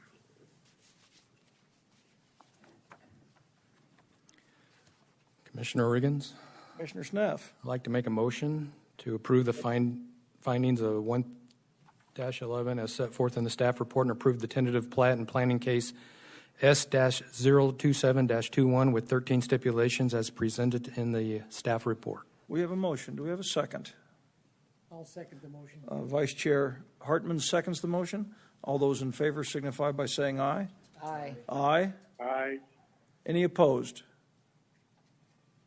The motion passes unanimously. So we'll move on to our next tentative plat, which is case S-031-21.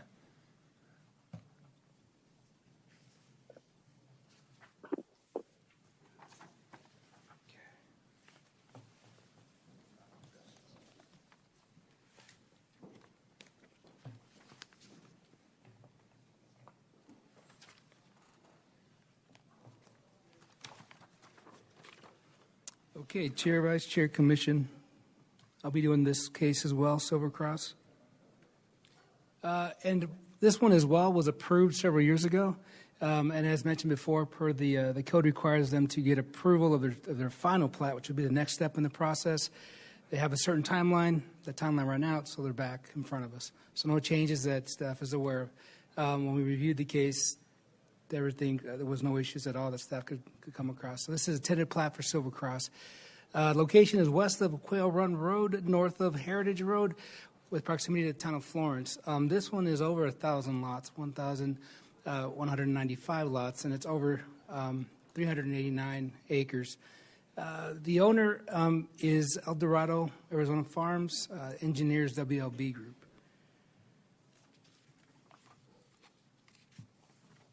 So, once again, this one is real close to Florence, just outside their unincorporated boundary. The star there shows you the location. The area map, the piece in red shows you the project we're talking about. It does front the Copper Basin Railroad.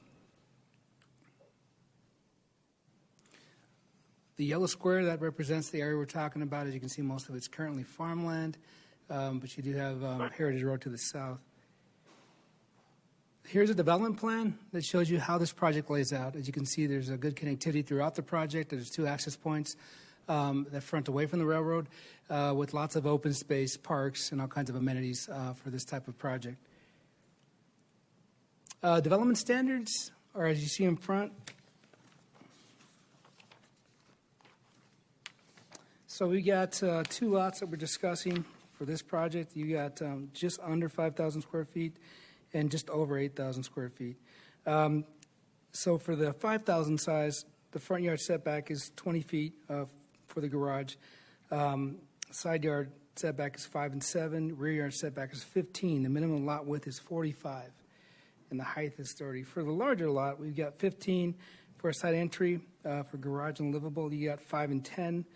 The rear yard is 20. The minimum lot size is 65, and the height is 30. And here's a plat.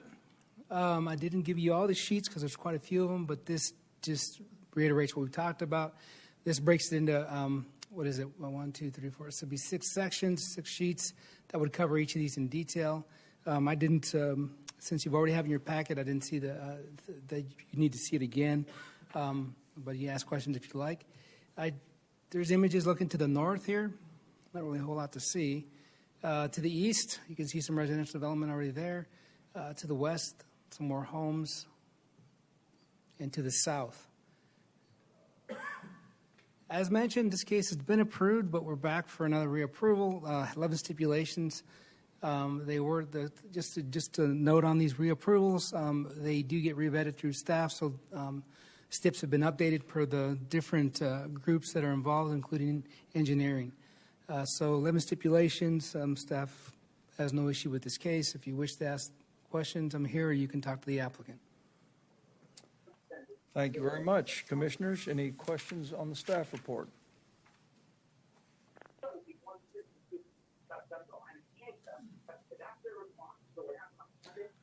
Doesn't seem to be any questions on the staff report, so if we could have the applicant please come up. Chairman Riggins, Commissioners, Brad Hinton with Eldorado Holdings.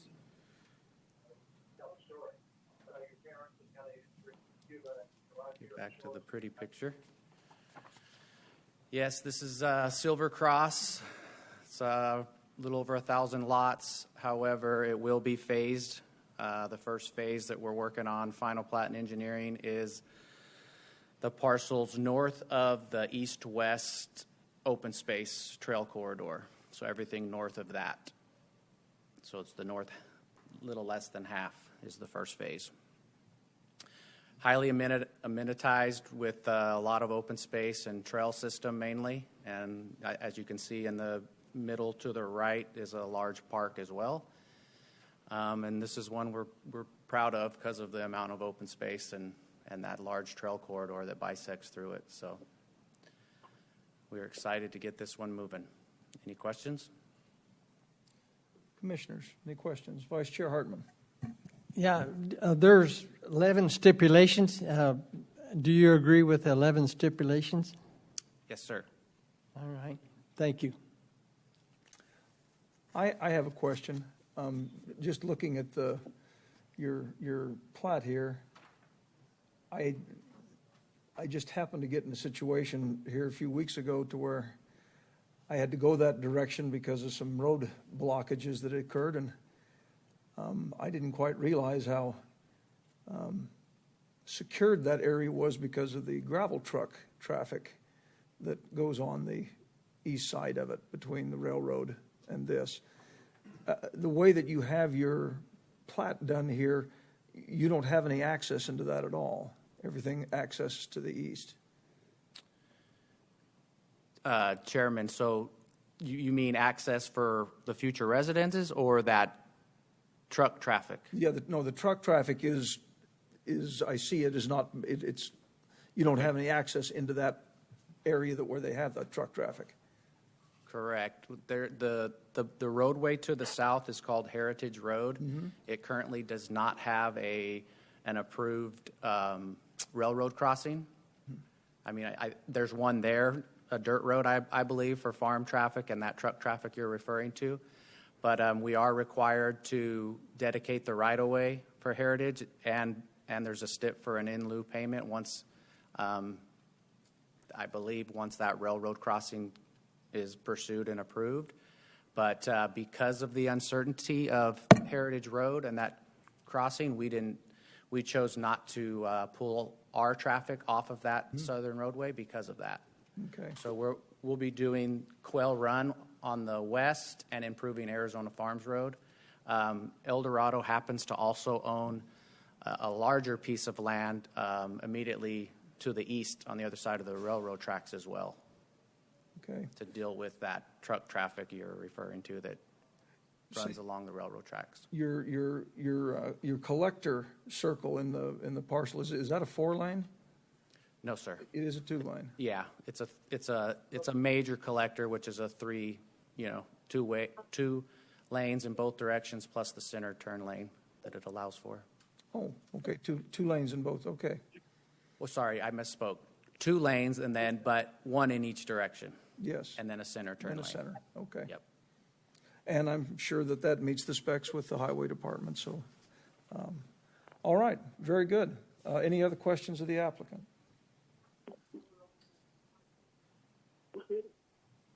None being, thank you very much. Thank you.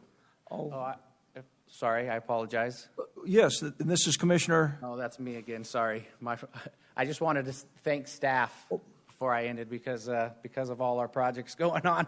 They have to put up with me, and we definitely keep them busy. So we appreciate them. Thank you. well, thank you. Commissioners, we'll turn it back to the commission now. Is there any further discussion? Is there any questions of staff, or are we ready for a motion?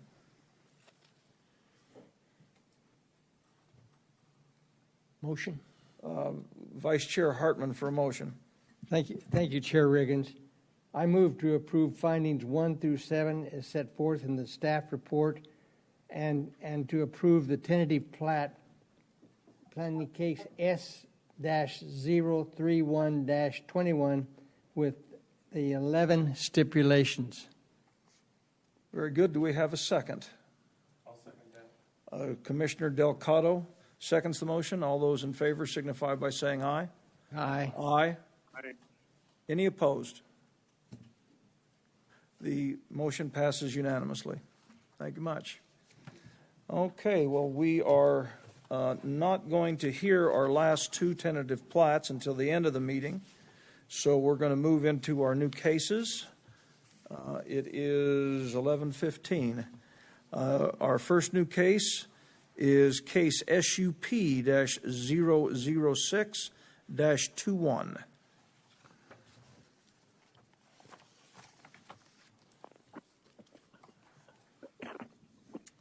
Chair, Vice Chair, Commission, hello again.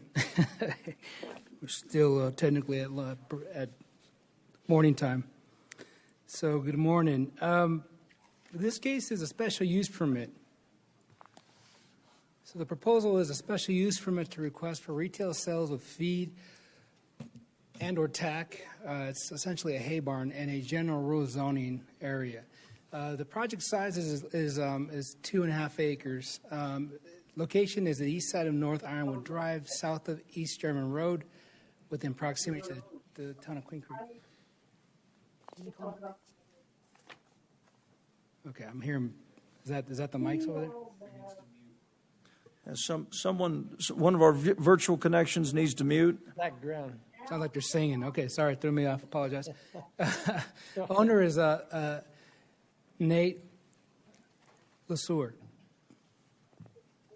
So this project, as I said earlier, is just right next to Queen Creek, but it's in the Pinal County. It's in the northern portion. You can see it there with the red star. Gives you better perspective. It's a real skinny little lot, 2.5 acres. You can see it right there in the red. Once again, they're asking to be able to sell essentially it's hay and that type of materials, alfalfa, to those who have horses and other type of animals that use that. Here's a better map that gives you kind of a better perspective. Like I said, long, skinny piece. There are homes that are wrapped around this. But that red circle there, that indicates everybody who is notified per the requirements per statute and per the code. This is an aerial map. Shows you the property in question. All the purple there is that's Queen Creek.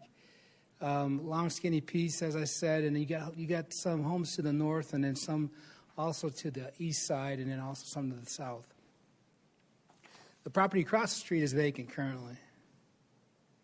So this is a site plan that they gave us. It shows you pretty much the operation of this project and what it's going to be. Within your packet, I gave you some images that show you what it looks like. They do have a current or a similar type of establishment that's set in Gilbert, really right there in the heart of Gilbert, that is currently in operation now. And they collect hay and alfalfa and other types of feed, and they sell it to those that have horses and other type of animals that use that. So that brown box there, that shows you the actual, I believe that's the actual area for the barn structure they're going to have. It's going to be open on one side and then covered on the other sides. They are recommending some parking on the back side of it. Remember, this is going to also go through a site plan process. It's going to focus on the parking requirements, ADA, and all those necessary requirements, and also the types of improvement that we're going to put on the ground. But pretty simple process. They've got plenty of room for turning radiuses to get vehicles in there to turn around. They're keeping the rest of the property. You can see there in white. That's going to stay vacant currently.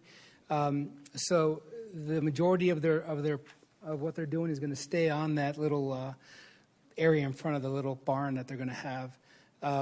They do have some existing landscaping in place, but we will get into we'll focus more on that at the site plan level.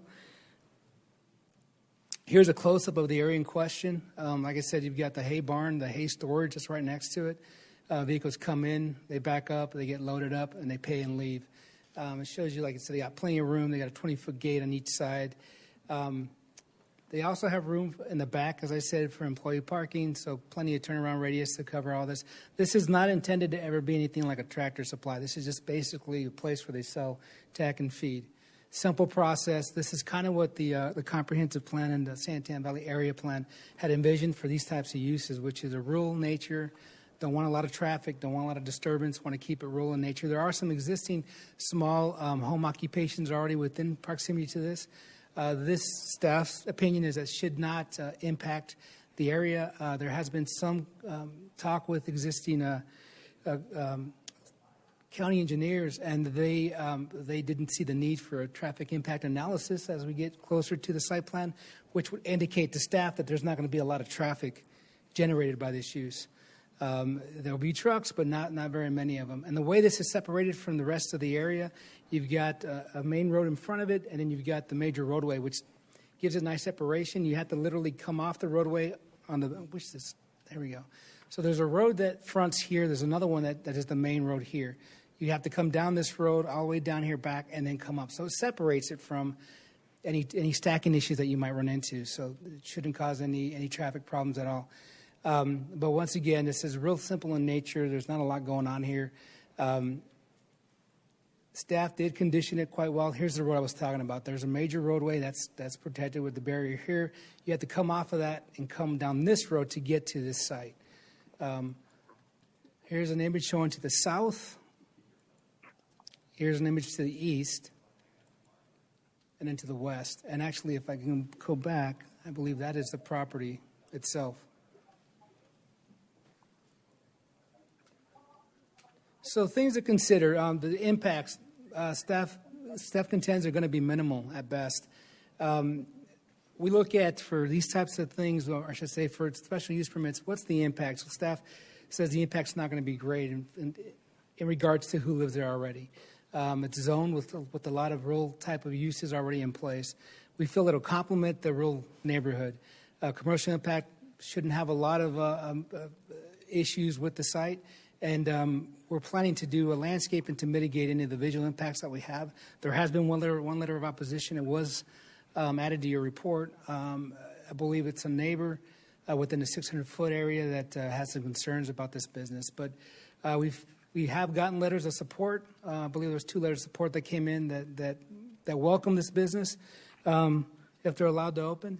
And as mentioned before, they will go through a site plan review process, which will further kind of mitigate the fine-tune points of the actual site itself, parking, ADA, and all those requirements. Staff recommends approval, and I just put a couple of findings in there that kind of further explain staff's reasoning for wanting to approve this case. The applicant is here. He'd be happy to address you if you have any questions specifically. Commissioners, any question on the staff report?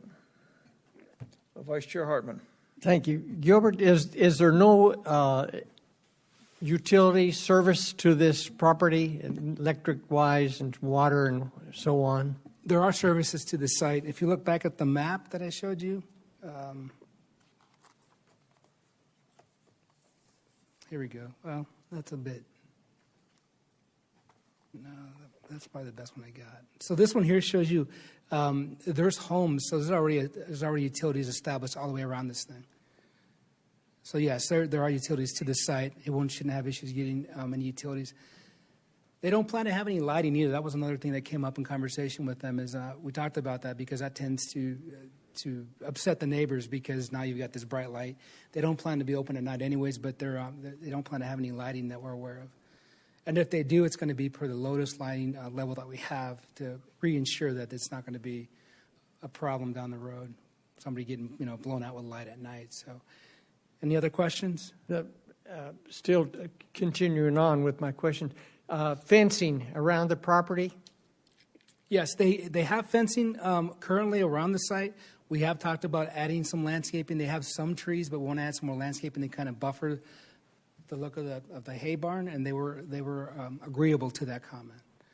So there is fencing around the site. I read in the report that they're going to use a portable toilet bathroom facility. Yes, that's what they proposed, but we'll discuss those improvements at the site plan level. I'm not sure that they can do that, and I wanted to be open and transparent as to what they'd like to do, but sometimes it's not what the code will allow you to do. So if they're going to have an office, they're going to need to have set restrooms. So, but I don't think they're going to have an office. But once again, that'll be discussed because you don't see it on that site plan. I don't see where they have an office. Well, also my point, my question was, will they have, if they sell tack, they're going to have some display area for the tack and everything. I don't just see them carrying a bridle up to the side of the car and handing the bridle over to the person that's getting the load of hay. What do they intend to do on the sales end with tack? So I'll let the applicant further explain that, but I will tell you that as far as staff understands, the main point of this project is to sell alfalfa and that type product. I pulled that out of the code to say that they could sell tack. I don't think that was talked about, but I'm sure Nate would further explain that if he plans to do that. So I wouldn't be aware of the tack, and I'd like to hear the explanation of what exactly that is. All right. Thank you. Right, any further questions on the staff report? Sorry. Great question. None being, thank you. And if the applicant could come up, and if you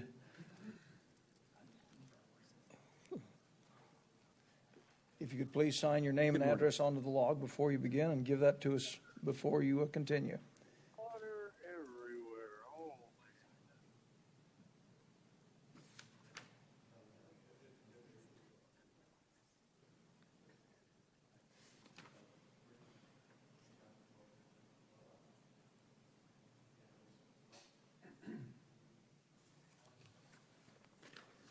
Good morning, Commissioner and Chairman and Commissioners. Yes, my name is Nate LeSueur. I live at 2714 East Melrose Street in Gilbert and was raised in Gilbert. And just to add to the presentation, I'm a grower and have been selling hay for the last 25 years. And so, Commissioner Hartman, to respond to your question, I don't sell any tack at all. Just baled feed is all that we sell. All right, that answers that. Yeah. The restroom facility that you mentioned in the proposal, talk about that. There are some pictures of our current operation on Greenfield Road, and it is literally a pole barn, hay barn, no power, no water. I have some teenage boys that work for me after school, and they load pickup trucks every day, and we have a portage on there. That's it.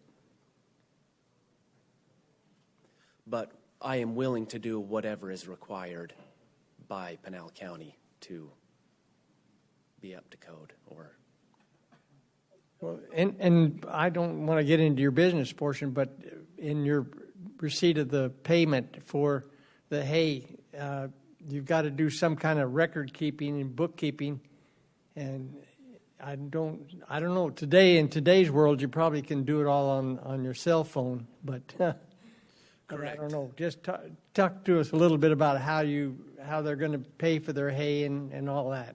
so we've asked our customers to stay in their cars so that they can't be hurt in the process of loading. And so, yes, everything is done at the car window. They either pay cash, check, or credit card. And we don't have an office. The boys pick up a pouch from me every morning and go to work, and they report their inventory and what they've collected, and then they turn that back into me every afternoon, and I reconcile the inventory and the monies collected. Very good. Thank you. Commission members, any other questions of the applicant? Commissioner Riggins, I have one. Commissioner Sneff. What kind of dust mitigation do you think it will need? Are you putting AB down, compacted AB? Yes, and that helps with dust and mud. Okay. And so I plan to put AB anywhere any vehicle will be driving. Okay. And the fence, was that a chain link fence that's around the property right now, or is it a? The existing fence is 2 7/8 pipe with sucker rod between from the original owner, and it's nice fencing. On the southern part of the property, it is chain link, and that was existing as well. Okay. And what was the one concern from the resident that was near you? Her biggest concern is her property value. She runs a business out of her home as well, but doesn't feel like it impacts the property value because it's a home. So she's concerned that there's not a home next door and that it will hurt the property value of her property, which I plan to be the best neighbor I can be and help her in any way that I can and not detract from her property value and not detract from my property value. My hope is that all the property values will stay as high as they can. Yeah, and most of the other residents have been positive? Very. Okay.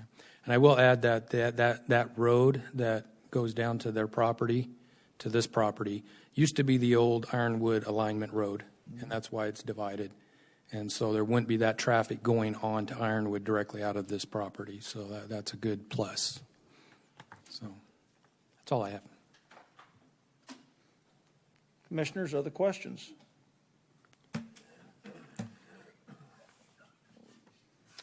Thank you very much. Thank you. Commissioners, let's turn it back to the commission for any discussion among ourselves. Any questions of staff or a motion? Commissioner Delgado. I would like for the commission to forward SUP-006-21 to the Board of Supervisors with a favorable recommendation with the attached 12 stipulations. We have a motion. Do we have a second? I'll second. Vice Chair Hartman seconds. All those in favor signify by saying aye. Aye. Aye. Opposed? The motion passes unanimously. Thank you. Next case is SUP-004-21.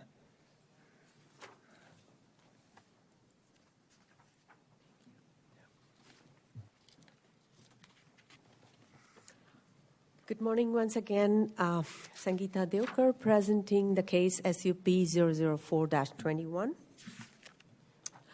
This proposal is a special use permit to operate a 73 feet tall wireless communication lattice tower to be built, proposed by AT&T in the GR zone portion of the parcel. The size of this parcel is 40 acres. Location is north along North Mammoth Mine Road on East Highway 88 in the northern part of Apache Junction.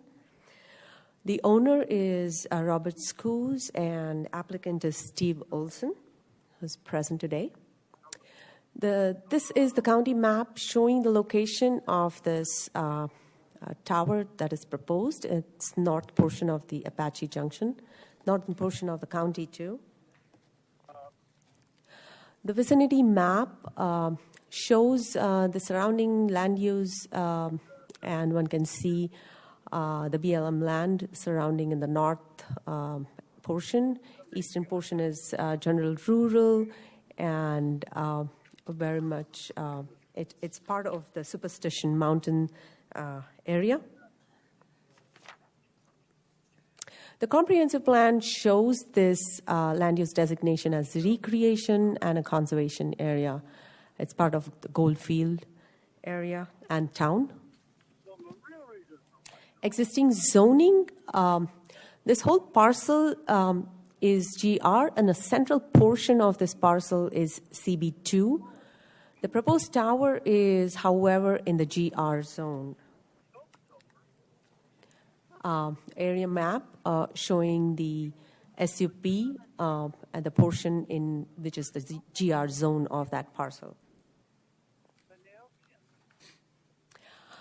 Again, an aerial map showing the, you can see the grain and texture. The central portion has the old restored, I would say, mining town facilities, and the general terrain of that showing very much as an open space and the part of the Superstition Mountain.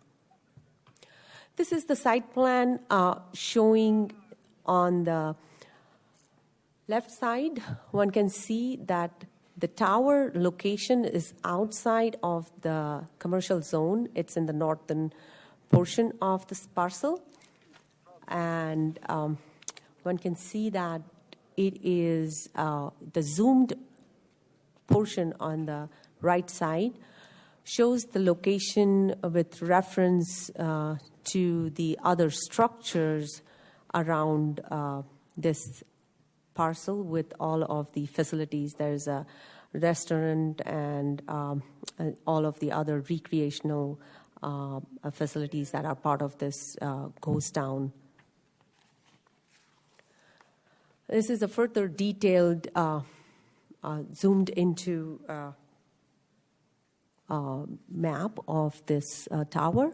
One can see the parking, which is on the right side for shown, and the structure with all its equipment. The elevation of the tower is trying to mimic the mining head frame, and it tries to gel with the existing mining town of this Goldfield.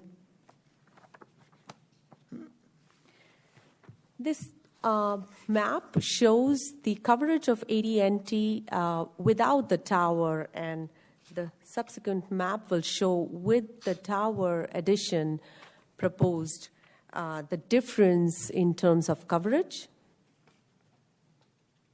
which adds subsequently. Some pictures taken when one staff visited the site. It's the north, the entry toward to the parcel. The south picture on the east, which is opposite, and into the parcel to the west.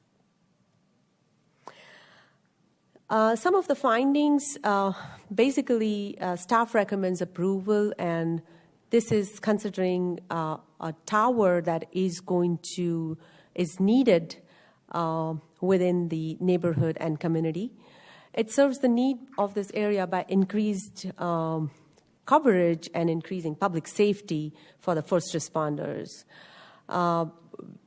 The design of this communication facility is disguised as a mining head frame that blends with the mining-themed goldfield goes down. There was no opposition from the surrounding property owners. We had one in support, which is within 300 feet. We do also have that owner who would like to express his opinion about the same. Staff recommends approval with 15 stipulations per staff report, and I'm open to questions if there are any. Commissioners, any questions on the staff report?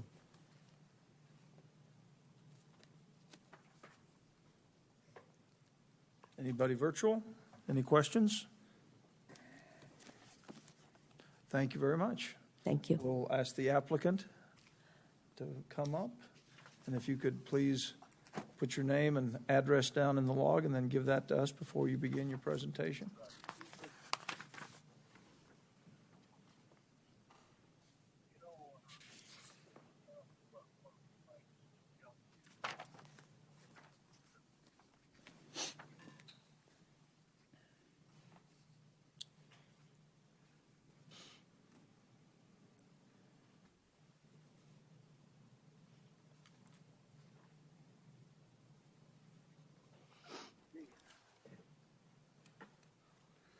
Good morning, Mr. Chairman and Commissioners. My name is Steve Olson. I live at 10641 North Camino Rosas Nuevas in Tucson. Here today representing AT&T. I don't have any specific information to add to what staff has already presented to you, other than we have worked diligently with Mr. Schuss to try to provide a wireless facility that, as staff mentioned, blends with the mining town themed environment out there at Goldfield. I would like to ask if the commission to entertain one request, if you would. On the list of stipulations that staff provided, condition number 3 calls out a block wall or a masonry wall to surround the ground-based equipment for the facility. And that's a very common way to conceal equipment, and AT&T has no problem, and they would prefer to conceal and secure their equipment. However, at Mr. Schuss's request, and as mentioned in our plans and in the narrative that was provided with the application, it would be preferred if we could revise that condition instead of a block wall to be a wood slat type of enclosure that would blend with the other wooden buildings and the mining town themed environment there at Goldfield. So the request would be instead of a block wall enclosure for a wood plank or wood slat type of enclosure around the equipment. I did have the opportunity at the break earlier today to discuss with staff. They verified that they would be okay with that, but you can certainly verify that as well with staff. So. If I can just ask, since this request has been made, if I can ask, the height requirement would stay the same? Correct. And the wooden slat would be there wouldn't be any gaps in it to where you could see through it? To the best of our ability with wood slats, yes, that's correct. Right, and they would be how thick? I don't have that specification. I do know that AT&T's primary objective in closing their facilities is security and safety of the equipment and their personnel that will enter into the facility. So my guess would be an inch or 2 inch slat would be pretty typical of what's found around there. In today's lumber, I think you might find that you might be having some high maintenance and security issues if that was all the thicker it was. You might want to cross work it on the backside to make something that, I mean, one thing about a masonry fence is it lasts, where wood fences by their very nature, unless they're built pretty strong, don't. Okay. I mean, from an aesthetic point of view, I see no problem whatsoever. Just don't want to see a fence that falls down pretty fast. Well, perhaps the option for a wood fence then could be added to the existing condition. And maybe put the burden on AT&T to provide some engineering. If it was to be a wood fence, that it will pass muster. you might well be better in actually trying to build something that was strong enough in that fashion. You might indeed be better to put up a CMU fence and just put a fascia on it. That might be a better way. Okay. All right, thank you. Okay. And that's all the only comments that I have. Be happy to ask or answer, any questions that the commission may have. Commissioners, any question of the applicant?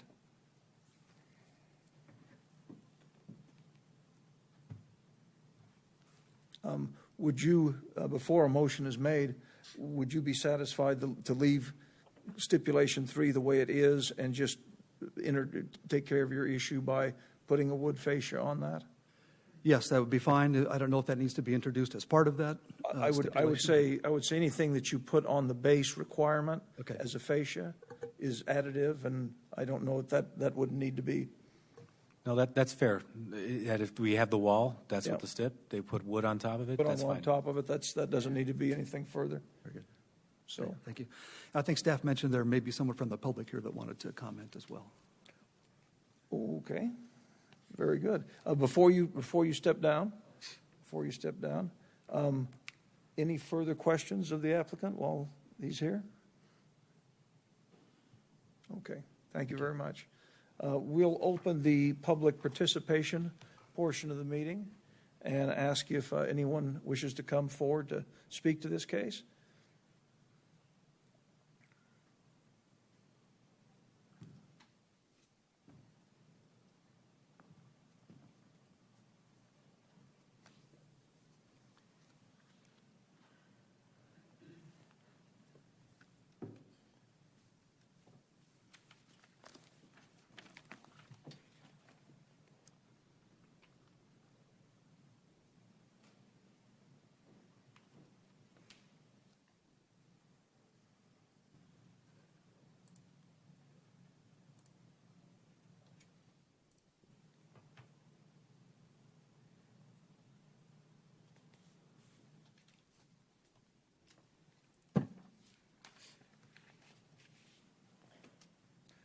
Thank you, sir. And if you could give us your name and address before you begin, please. Yes, I'm Clay Wurst, 5289 East Apache Trail, Apache Junction, but I actually live at Goldfield. I'm adjoining this subject cell tower that we're discussing today, and I speak in favor of the SUP. Cell service at Goldfield is terribly spotty. Even Verizon is catch as catch can. Now, I've got beautiful cell service there. It's Sprint and T-Mobile because I'm looking right at the antenna. The antenna is on Bob Schuess's windmill at Goldfield Ghost Town, the owner, the applicant. I doubt that that's 20, 25 feet in the air.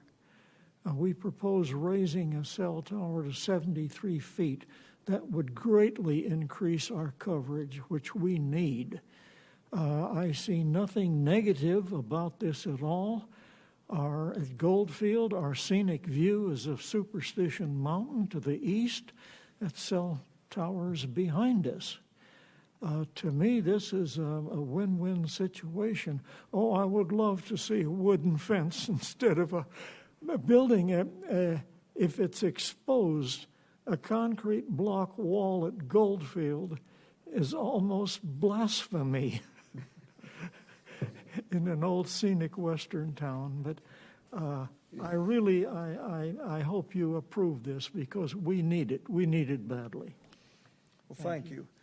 I will state that concealing a cellular tower as a Old West mining head frame is one of the most unique things I've ever heard of to do with a cell tower. Yes, sir. It's a head frame, and it looks like a head frame. Thank you. Very interesting. Before you step down, any questions? Yes. Any questions of the gentleman? Thank you very much, sir. You bet. Thank you. Would anybody else like to come up to speak to this case? Anyone at all? None being, we'll close the public participation portion of the case, and we'll turn the case back to the commission for discussion amongst ourselves, questions of staff, or a motion.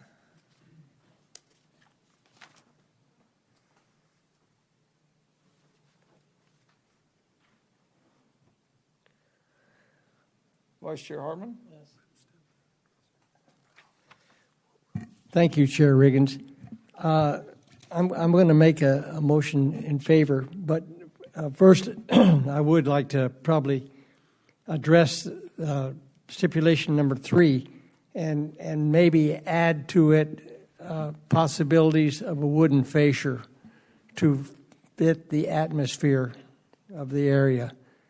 All right. With that said and done, I would like to make a motion of approval for SUP 0421 to the Board of Supervisors with the 15 stipulations as so submitted. We have a motion. Do we have a second? Commissioner Delgado seconds the motion. All those in favor signify by saying aye. Aye. Aye. Aye. Any opposed? The motion passes unanimously. So thank you. And I'm sure a wooden fascia will look better on that concrete wall. Yeah. Okay, our next case, and I did want to ask, I notice here that our last 3 cases are to be renoticed. Correct. So we basically have two new cases left and two plats left. Correct. Tentative plats. Okay. Well, let's at least get one of them out of the way. We'll go ahead and hear PZ-PD-001-20. Good morning once again. Sangeeta Devkar presenting this case, PZPD 001-20. This case is an amendment request to modify the original development standards and development plan of a planned area development overlay district for a portion of the larger approved PAD. The size of the original PAD was 962 acres, and this parcel and proposal amendment is only for 321.38 acres.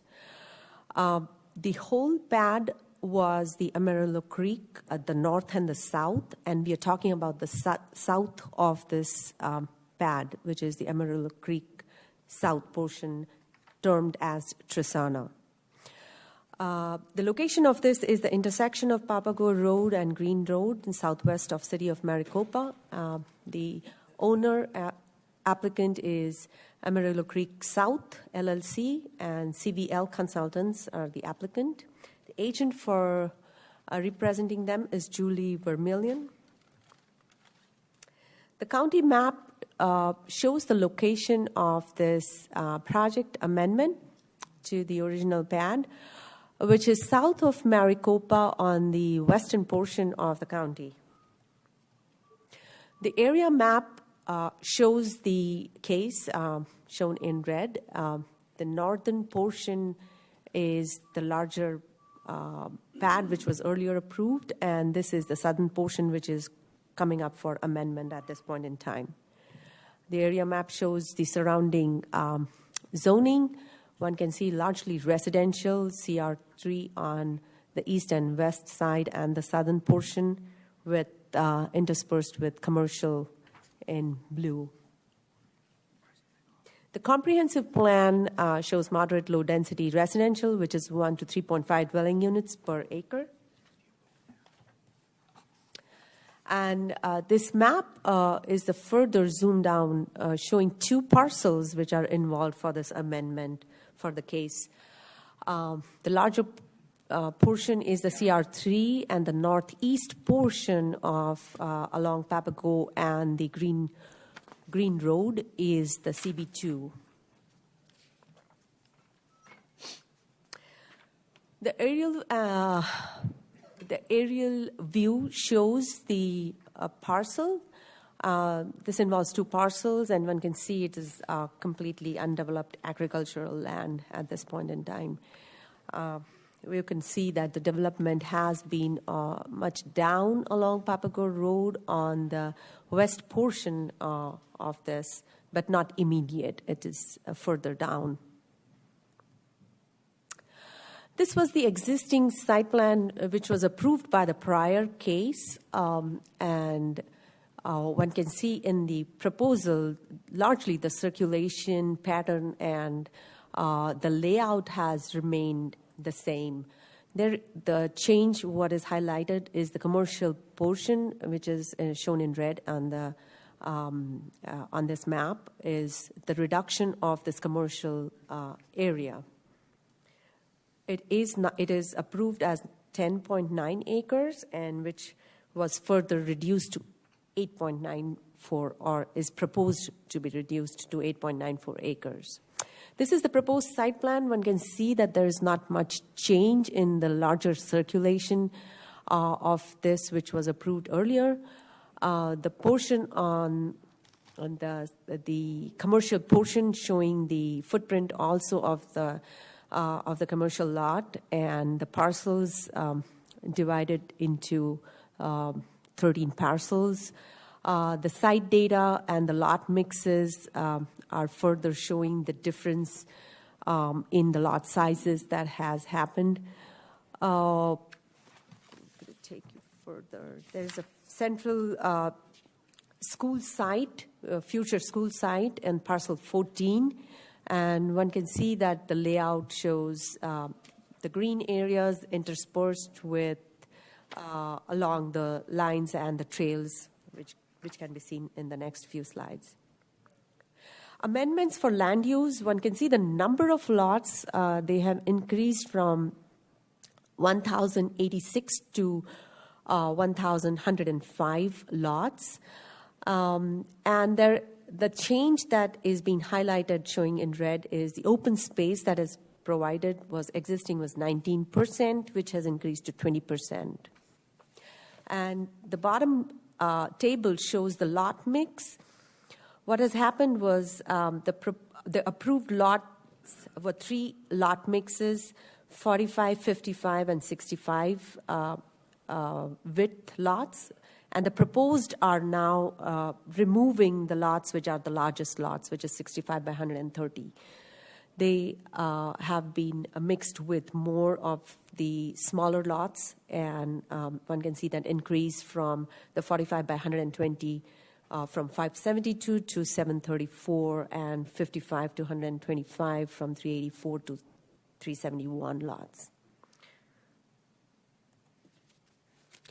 Development standards for CR3 pad, as shown, proposed lots of 4,400 and 6,050 square feet. And one can see that the front yards are 10 and the rear is 20 and 10, sorry.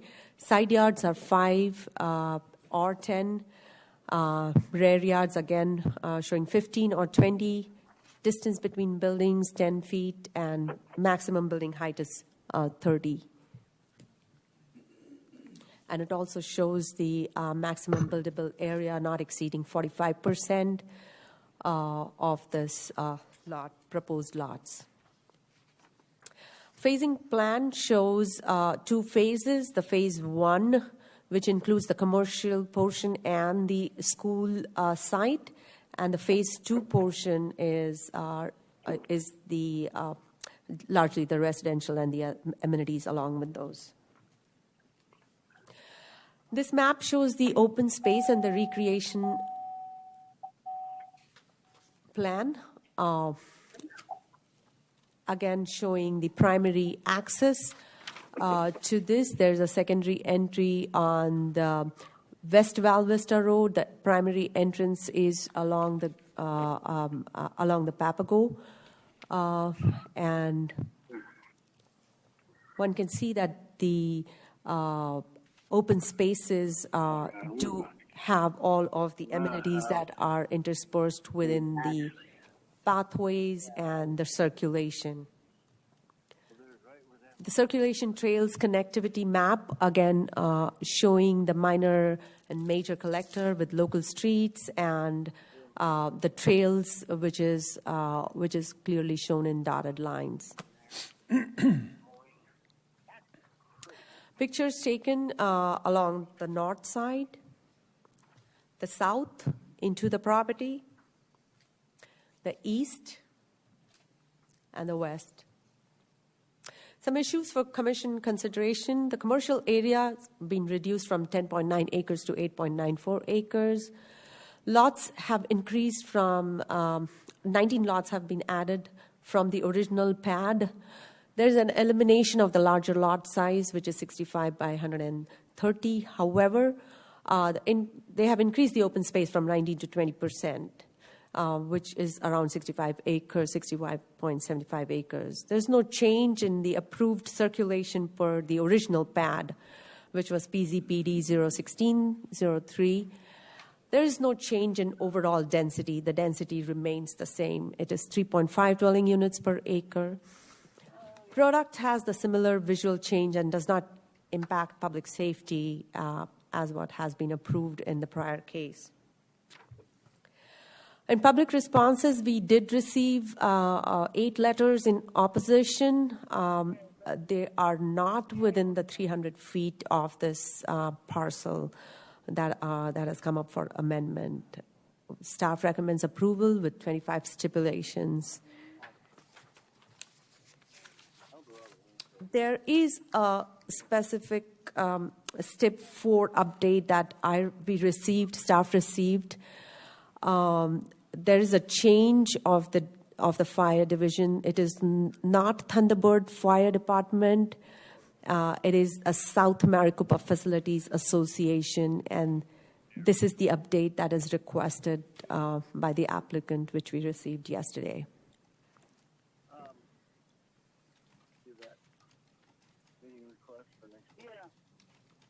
Staff is open for questions if there are any. Commissioners, any questions of the staff report? Vice Chair Hartman. Thank you, Chair Regan.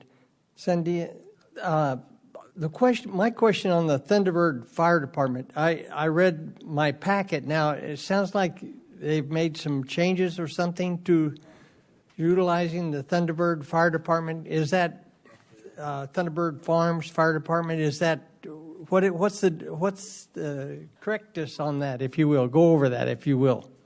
So I received an email from the applicant stating that Thunderbird Fire Department is not, which was the original earlier department. It is now South Maricopa and Facilities Association. I would request the applicant to explain that further. But based off of that, that's what is the requested change.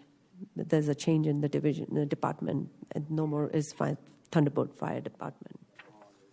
So, well, I'm not in the immediate area of this project, but I am in the area of Maricopa. So, I over the years, Thunderbird Fire Department has been staffed very well, and they've done very good for Thunderbird Farms. But I kind of question them taking on the responsibility of another subdivision like this, and that's my only concern on that. Then I had some questions on point of ingress on the Papago Road. I would like you to kind of go over that, if you would, and then also the ingress on Green Road. What do they anticipate? Turn lanes and all that, or what's going on as far as public works design? Correct. So the traffic report has been approved for this by Pinal County, and that has been taken care of. To talk more on that, I would request probably Mario to talk on. Chairman Riggins, Vice Chairman Hartman. I'm not familiar with what was approved through Public Works. But on these situations, if warranted by the traffic report, yes, turn lanes, left turn lanes. If any restricted access is warranted, they would have to build medians also.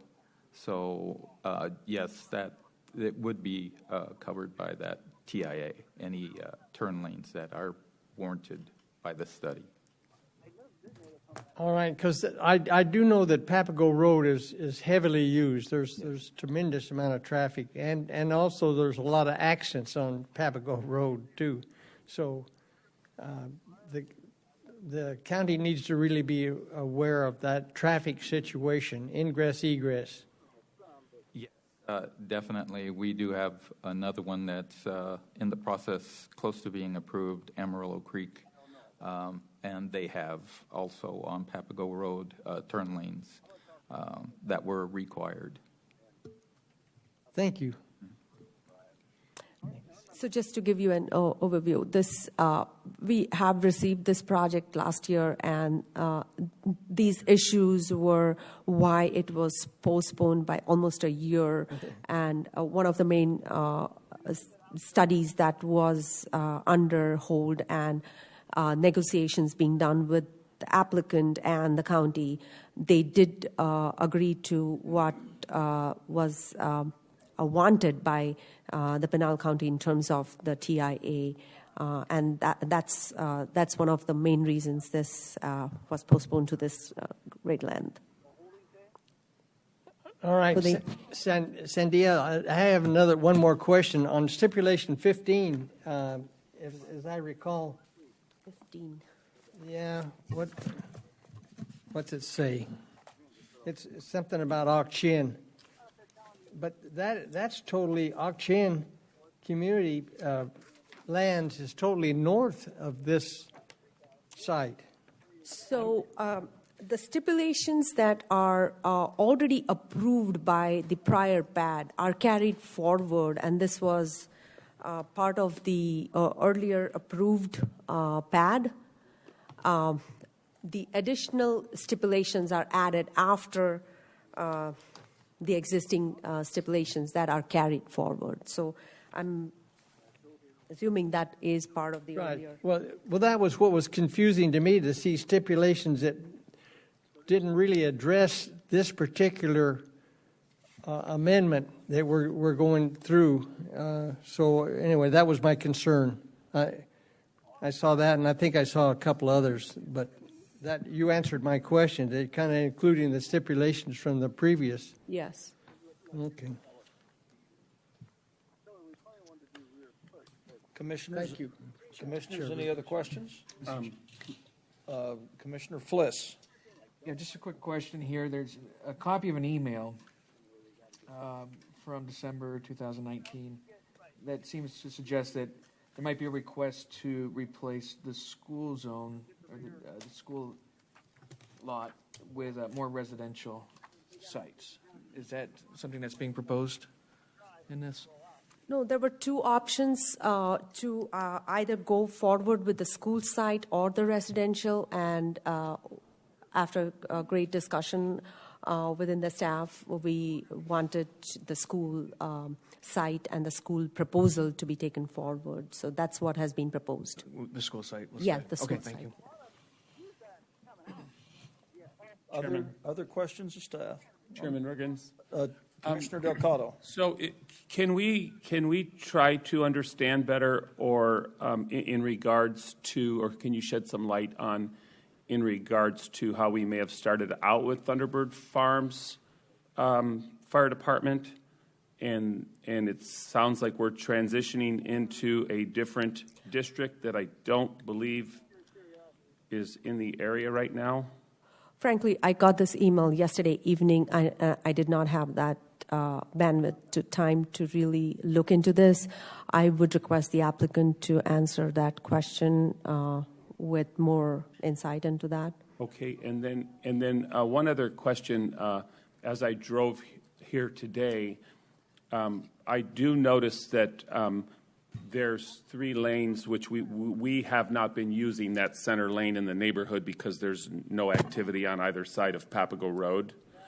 But as you head east to the 347, it turns back into a 2-lane, one lane going east, the other lane going west. And I just wondered if there was some improvements there as you got to the 347. Are there some improvements possibly in the works so that if someone's turning right and heading south on the 347, they can do that, or if they're turning left and heading north on the 347, or are they just going to be required to use that single lane to get in and out of the neighborhood? I am sorry, I have not analyzed that TIA to answer that specific question, but I'm sure the traffic impact study and the report being approved would have taken care of that. But if Mario has some insight, or I'm not sure if anybody from the Public Works is here to answer that, but I can try and next time. Thank you. Give you that. Commissioners, other questions on the staff report? Yeah, we do. None being, thank you very much. And can we call the applicant up, please? Thank you.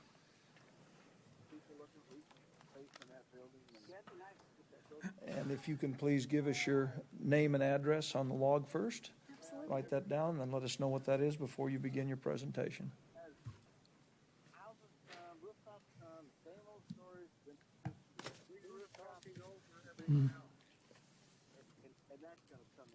Unfortunately, the pandemic knocked about 2 of the biggest things. Who said, what are other things in there? There were things in there, title.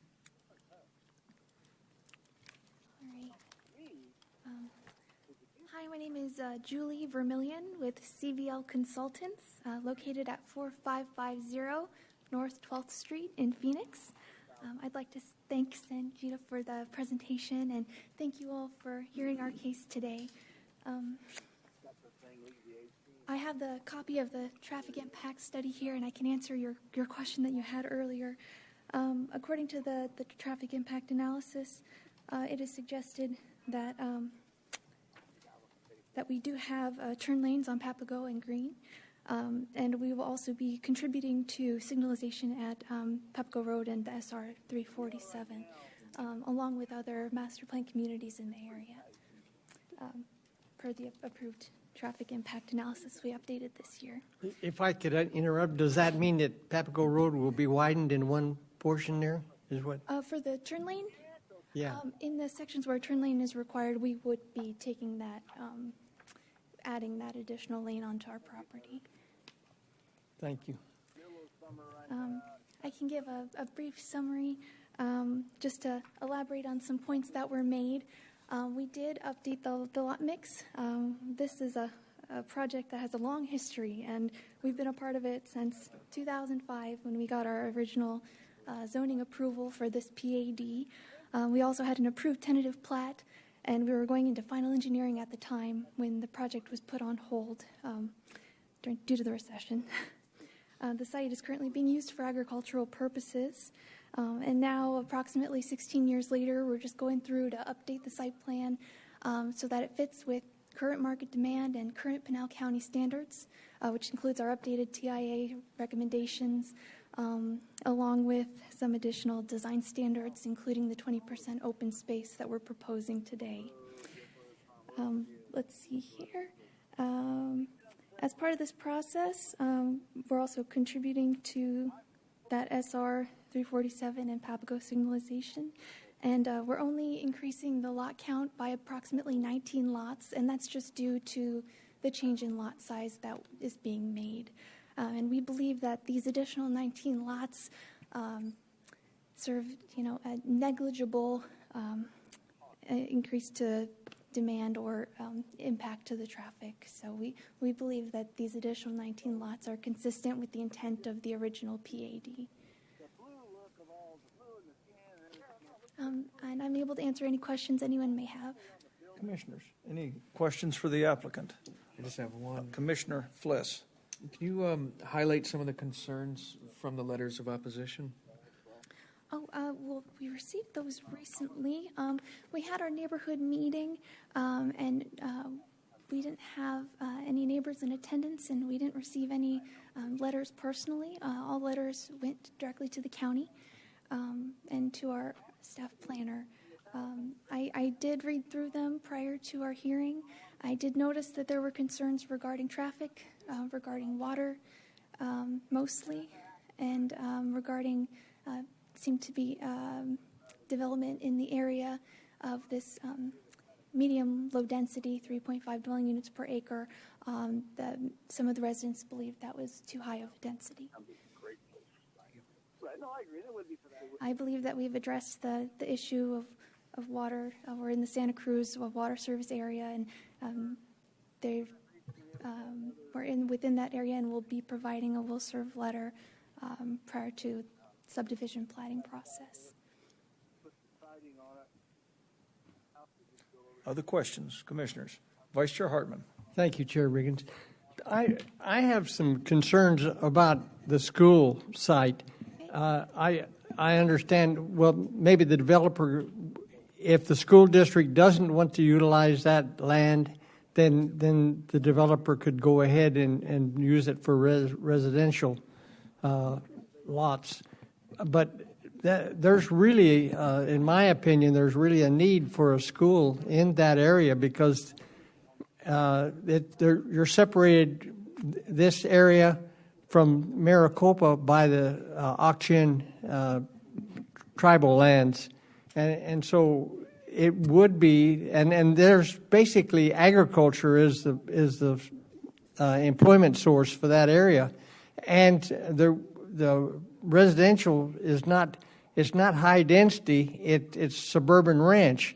And so you have sparse housing and utilization of the lands compared to high density. And when you make a high density community like this or subdivision, you're definitely going to need some assistance with education. Your comments on that? Yes, we absolutely agree. We've been in close contact with the Maricopa Unified School District. We reached out to them at the very beginning of the project to see whether they would utilize a school site on our property or not. They told us that there is interest for the school site. So when we submitted our formal rezoning application, we moved forward with this current site plan showing the school site in the center of the property. And we'll be providing that moving forward. If we were to switch that out for lots, I believe we would have to come back in for an amendment. Thank you. Other commissioners?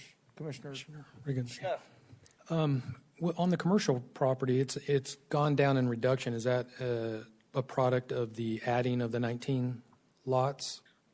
No, the additional 19 lots are from the reduction in the lot size for the parcels that had 65-foot lots. So it's just by nature of reducing those lot sizes, we had some room to add some more. The reduction of the commercial is in regards to the increase in right-of-way. We increased the right-of-way on Val Vista Road, recognizing that as a regional route of significance, as well as Green Road. And that pushed the commercial. It also pushed our lotting up because we wanted to maintain our 40-foot landscape buffer on that route of regional significance for Val Vista Road and maintain that landscape. It is also constrained by a 100-foot gas easement running through the center of the site, which is our trail corridor. So we couldn't add any additional commercial without encroaching on that gas easement. Okay, fair enough. Thank you. Other questions? Commissioners, any other questions for, yes, Chairman? Commissioner Delgado. Yes. Can we elaborate a bit on the situation with the fire department? We're used to having Thunderbird Farms has been there for us. I know I've been there for 30 plus years, and it's kind of seems like it's been a little bit of a mystery to the neighborhood or to our our neighbors and people in our community in regards to the advent of this new fire district that has come about. And I just wondered if you could elaborate on that for us. Oh, absolutely. Thank you for bringing that up. I forgot to address that earlier. So the South Maricopa Facilities Association they've been working with our property owner who decided to move forward with their service. They're proposing a site plan directly to the west of our property for a new fire station, and that's currently in the works on the Pecan Woods subdivision property. So they'll be directly adjacent to our site, able to provide service immediately. I've also been told that our property owner believes that they have the level of service required to meet the standards for fire insurance for our residents, which was an important consideration. That's all the information I have, unfortunately, but I can get back with our property owner and get you more information. Thank you.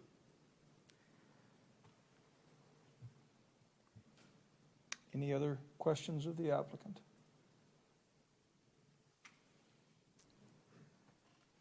Then, Unbing, thank you very much. Thank you.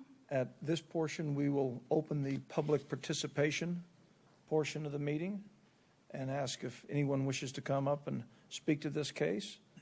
If they would, please remember to put your name and address down in the log and then tell us what that is before you begin.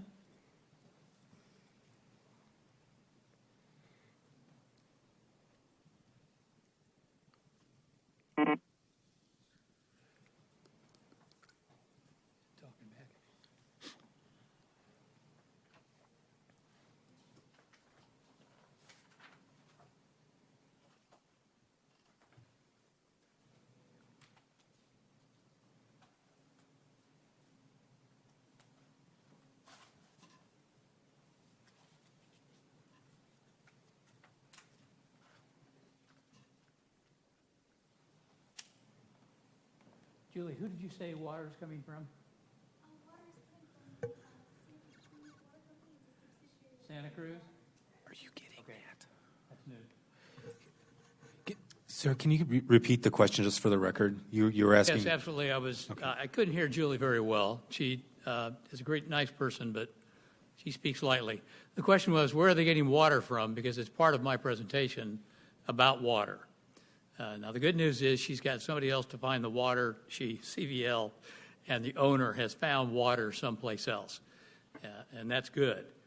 Water is a big issue right now, and some of these high-density developments are issues. So we're taking this opportunity to, first of all, say, adding more homes. But before you begin, you didn't give us your name and your address. I apologize. That's okay. I apologize, Chairman. My name is Ken Lepper. I live at 52476 West Esch Trail in Maricopa. That's in Thunderbird Farm South. Thank you. Thank you all for your time. I speak loudly because I only have 2 volumes to almost whisper or to speak out loudly. That's Part good. of it comes from being a cantor at the church. So let me kind of just jump right in right away.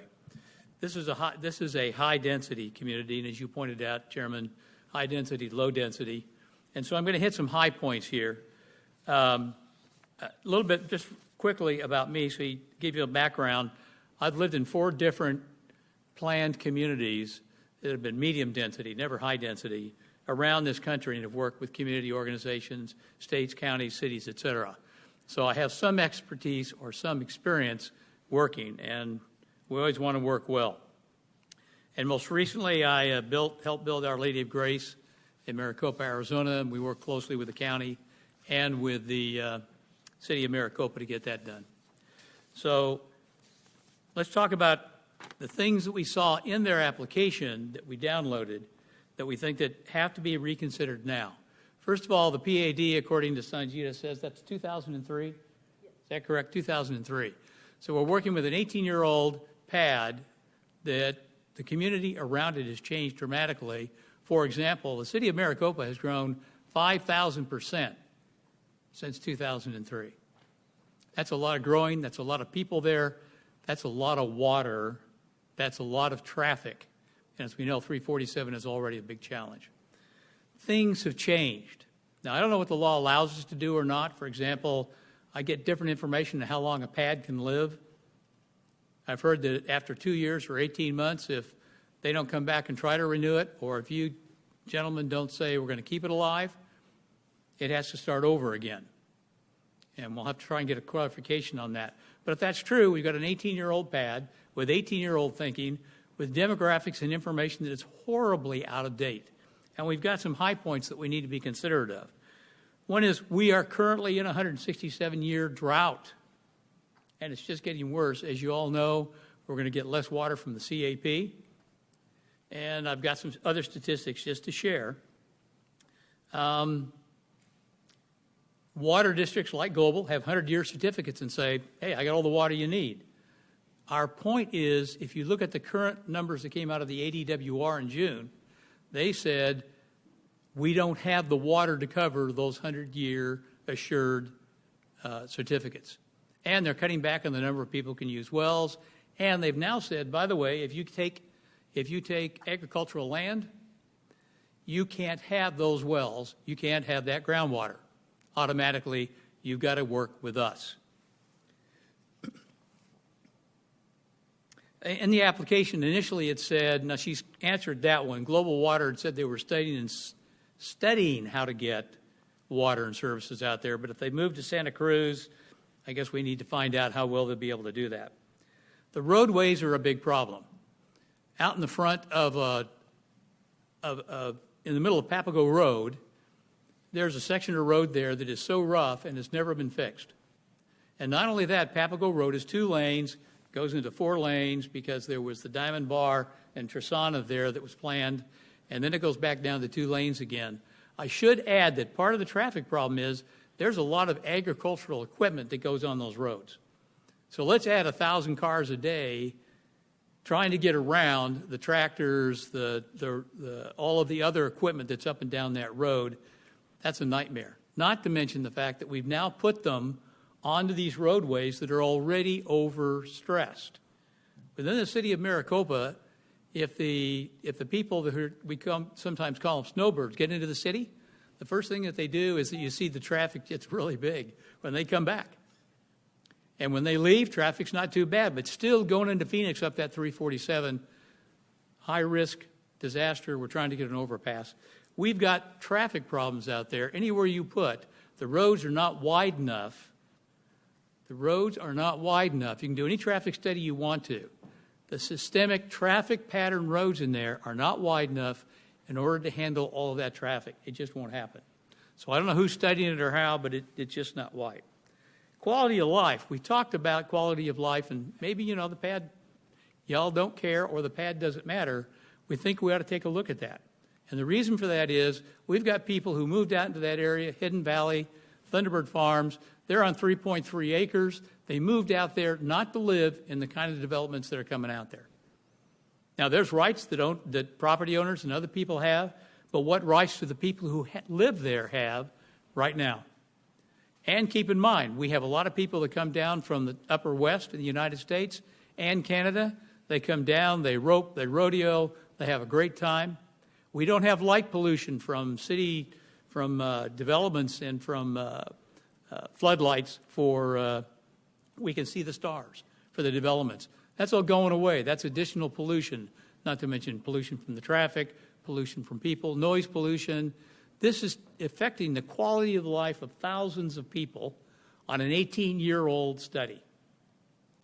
I think that's probably something that we need to look at really hard at. Emergency services. Let me please clarify. The original application that I downloaded simply says that they're going to use the South, what's the name of it, Alan? South Maricopa Fire Association, which is non-existent in terms of having equipment, having trained personnel, having, as a matter of fact, certification to be a fire department. That's what they originally put into it. All right, that's what they put into their application on several of these developments. I should point out that the fire chief came here, bless his heart, to listen to some of this, and we have fire capabilities. The question is, why have they not been approached They are, in fact, county and state institutions and entities. They've not been approached to provide fire service. And Councilman Hartman, as you pointed out, Commissioner Hartman, as you pointed out, they've been very successful working in that area. All right? And we have the Ak-Chin that come in to help. We have Hidden Valley to come in to help. Why are we bringing in a non-existent fire district as part of our application? On that basis alone, there's a huge flaw. Traffic, emergency services, we hardly see any police out there. You know, the sheriff out there, bless his heart, but he doesn't have the manpower right now. We don't have a station out there, but that has to be done. So this would be an additional cost out there, not just for whatever the developer does and the roads that they have to build. The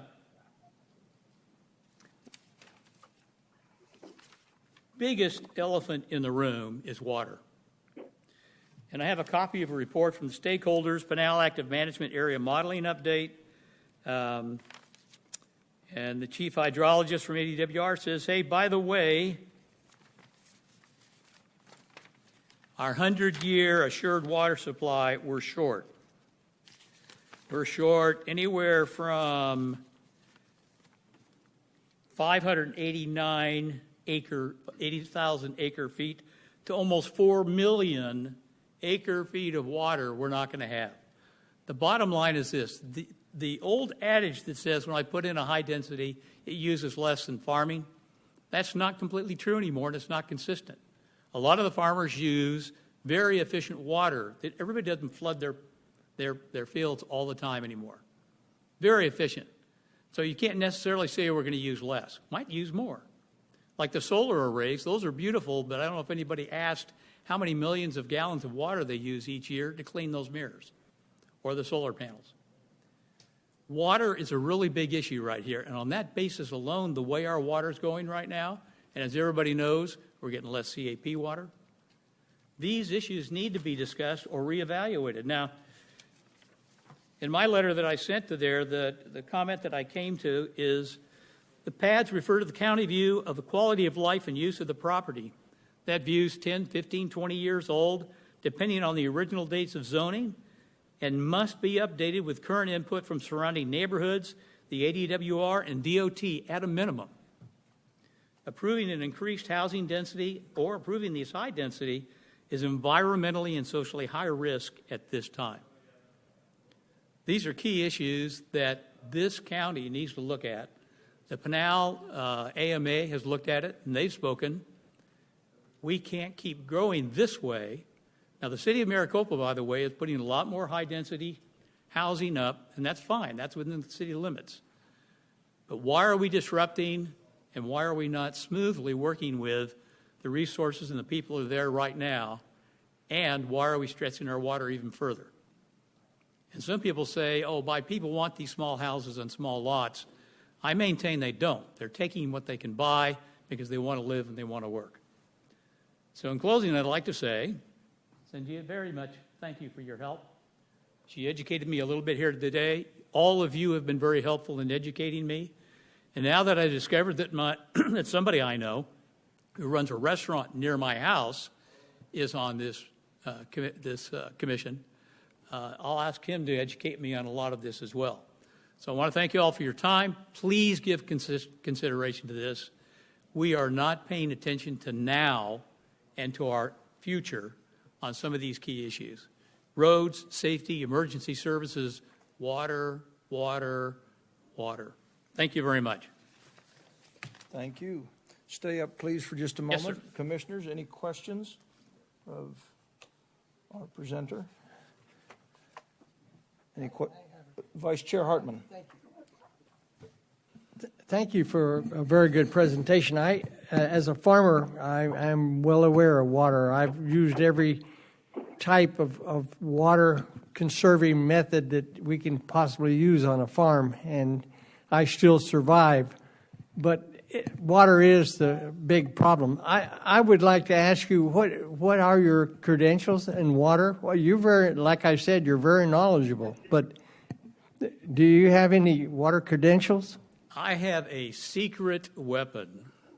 One of the members of our community and who's part of we have a group of about 26 volunteers who are working on this this effort, to work with the county and the developers. We're not looking to kick them out. We're not looking to say they can't do something. We're trying to find a reasonable approach. We absolutely want to work with people. My background in hydrology and water and everything else is two things. I read really fast, and if people give me the right information, I absorb it fairly quickly. And we have an expert in our community that can tell you everything about water that you should and would want to know. Now, my background that I bring to this is some level of being able to speak to the issues as well as to working with communities. I'm a professional negotiator, professional executive. I worked for a little Texan by the name of Ross Perot. Those are tools and things that you bring with you, and also a mediator and anything else that's needed to bring a group together and make them successful. So thank you for asking that. You bet. Another comment, you mentioned sheriff service. I've been on this commission a long time, and I've lived in Maricopa even longer, but the sheriff department definitely needs a substation in that area. I mean, it's been going on for years, and Thunderbird Farms is a large community that's been very successful, but you have the areas like Hidden Valley and whatever, and this the arrival time for the sheriff department to come from Florence or wherever clear out there is unheard of, and your area is going to grow, and it probably will grow like Santan if the water will allow it. I think that's a big if. Yes, Vice Chair. Okay, but the substation is definitely needed there, the sheriff's substation. We'd love to have it. Okay. I should mention that we're actually speaking we're from Thunderbird Farms, but we've had people from Hidden Valley and communities south of us, because they sit on 3 acres or above. They're not looking forward to these big developments as well. And I should mention that Antelope Peak Water Company ran out of water and is now having to haul it in, and they're south of us, just right off of, is that 84?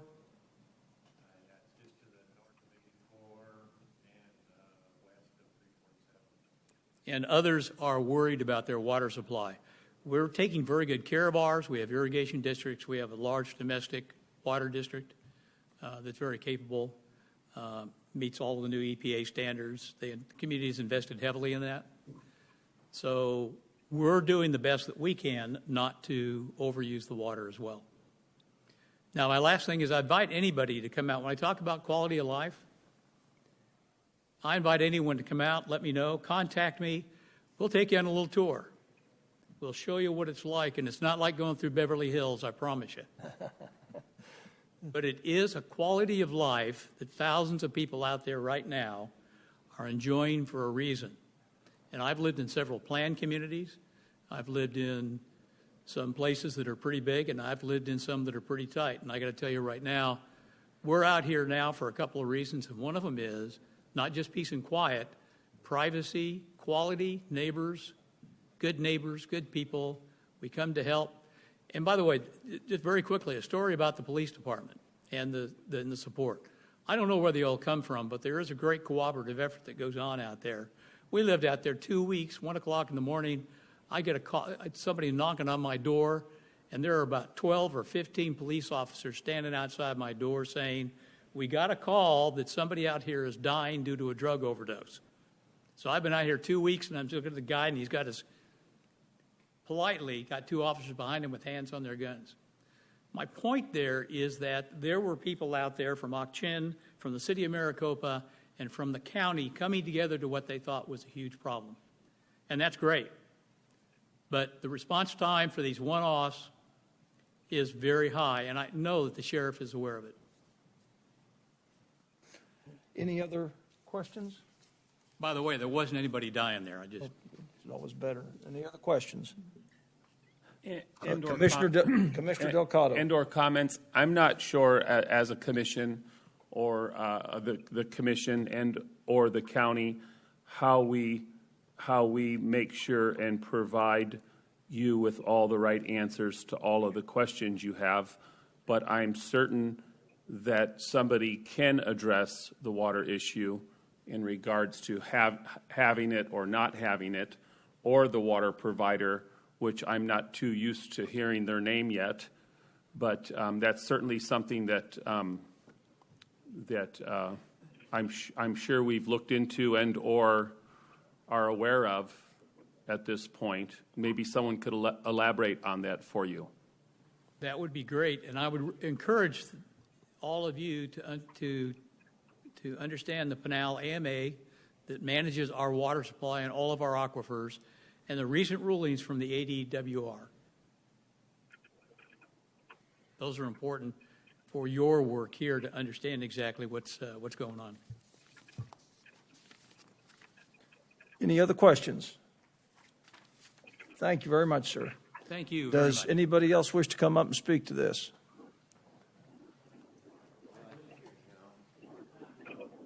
If you could please get your name and address on there and then give that to us before you begin.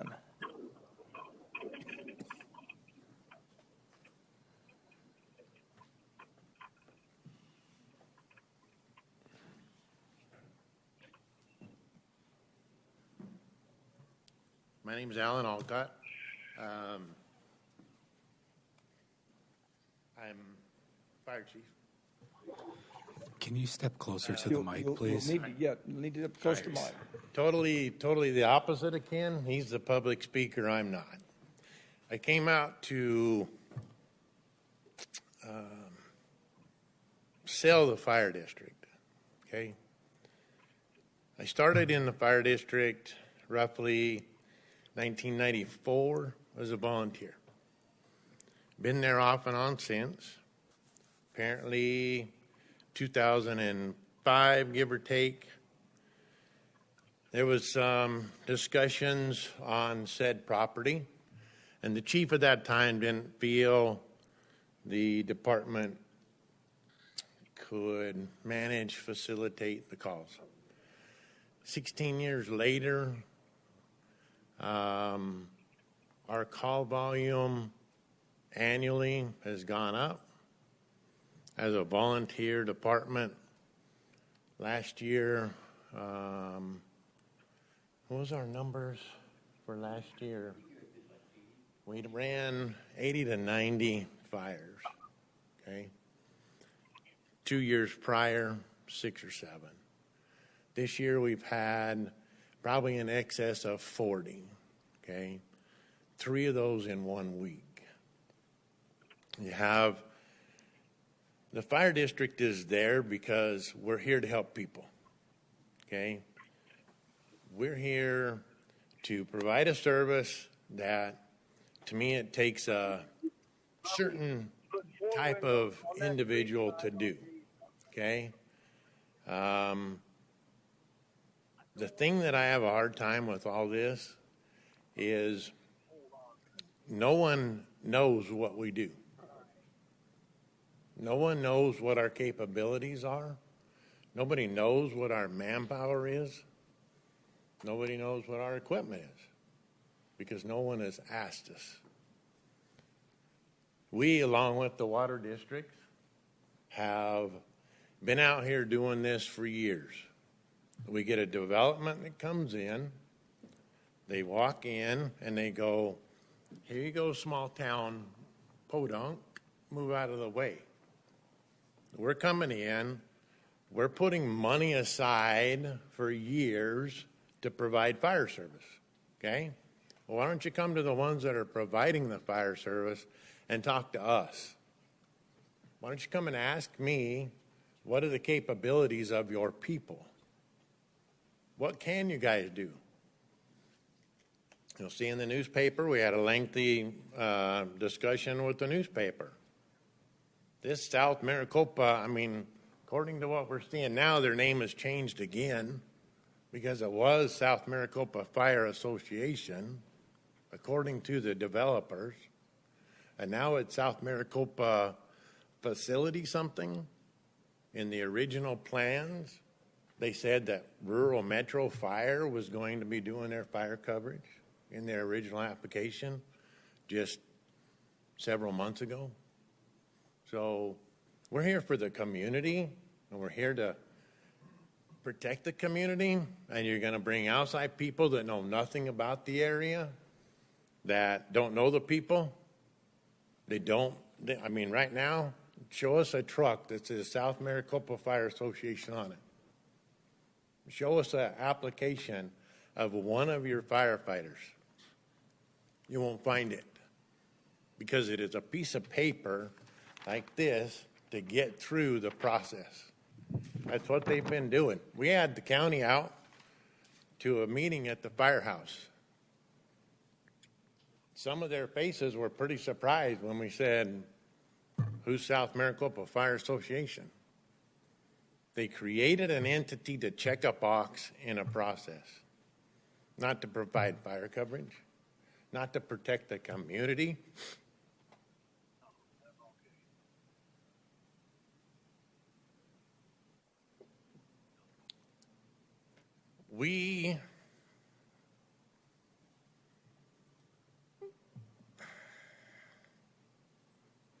Again, I tell you, Ken's the talker on me.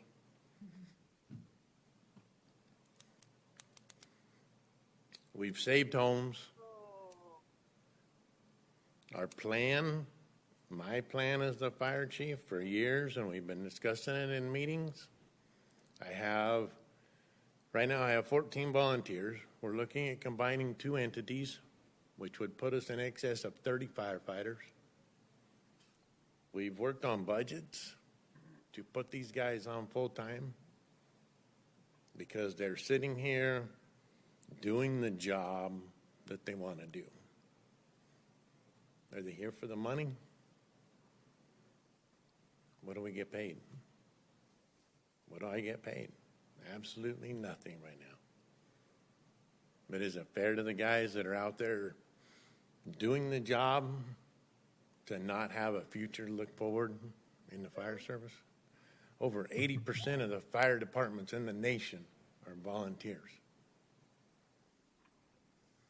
Those volunteers do it for their community. Yes, long term, I volunteered for 1.5 years before I got picked up full-time with Aux Chen. Yeah, I love the paycheck. The community's been great. We've raised 5 kids on it. We've worked our asses off.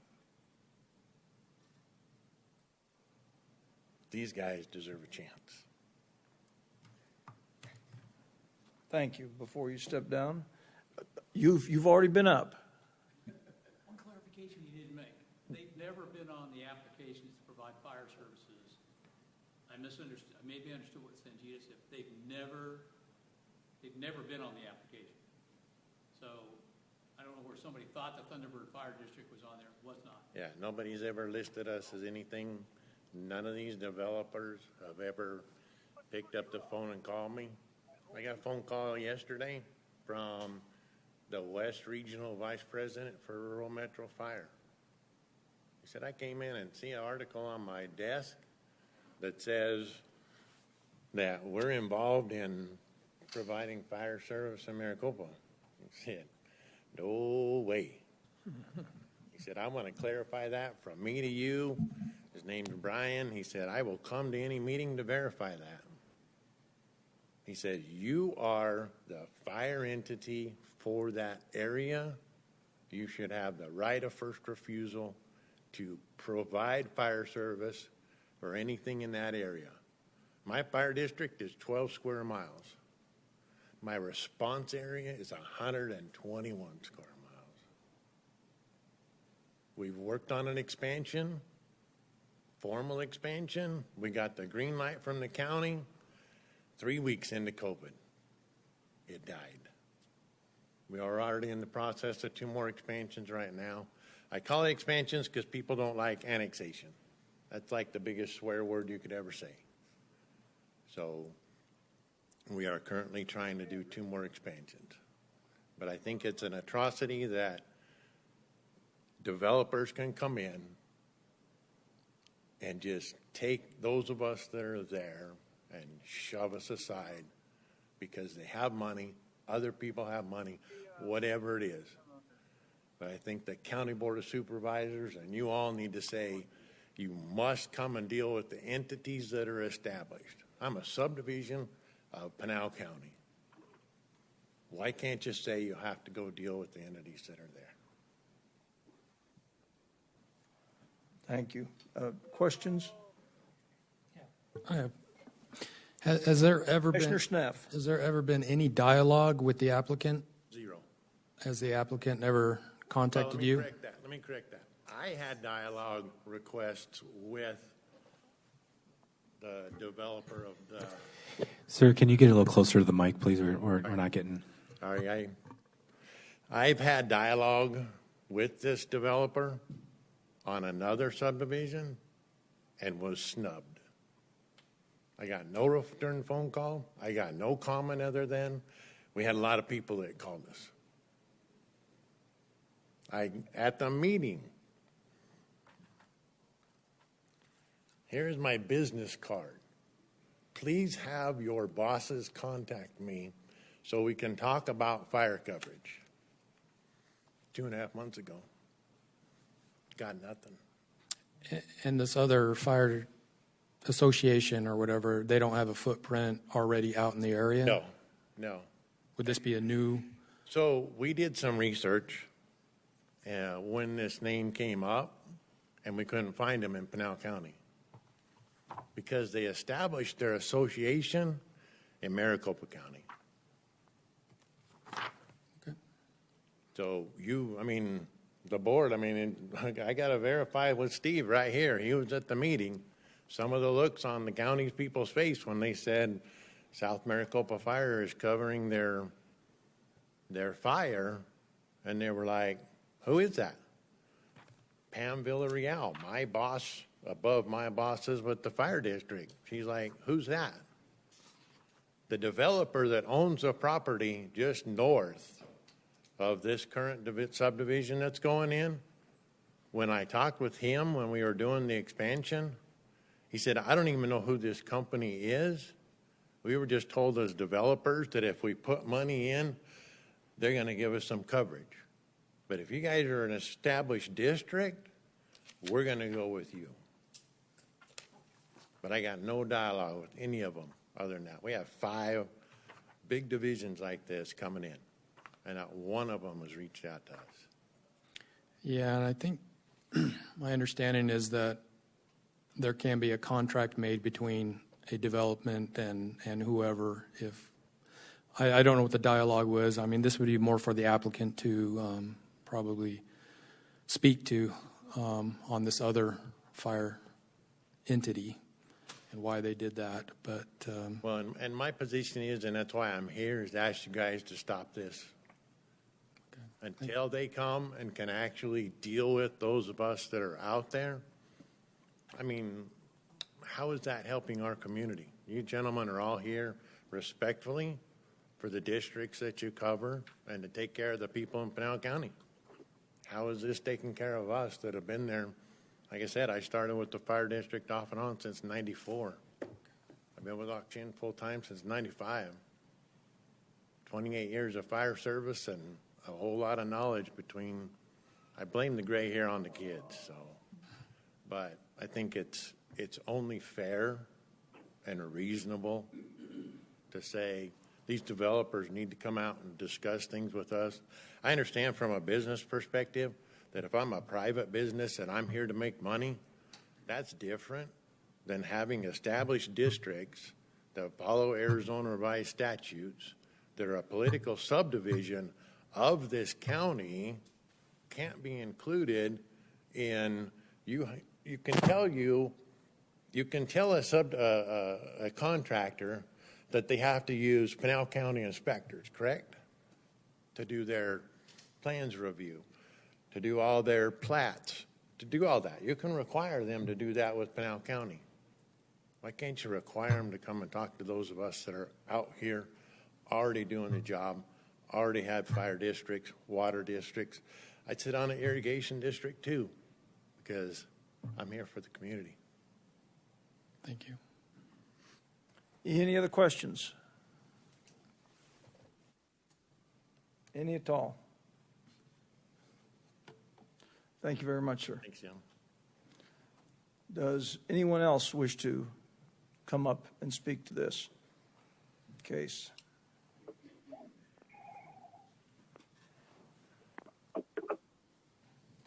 And if you could please get your name and address into the log and then give us that before you begin your presentation.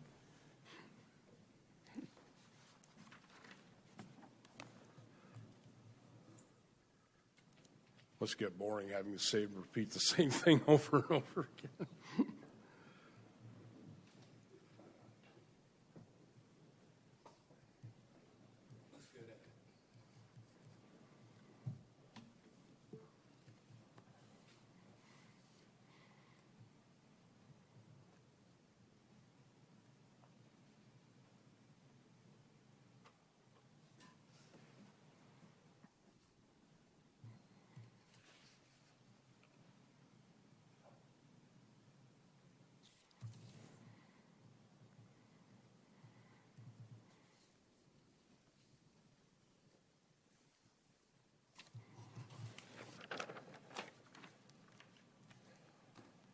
Thank you, Mr. Chairman, Commissioners, for the opportunity to address you.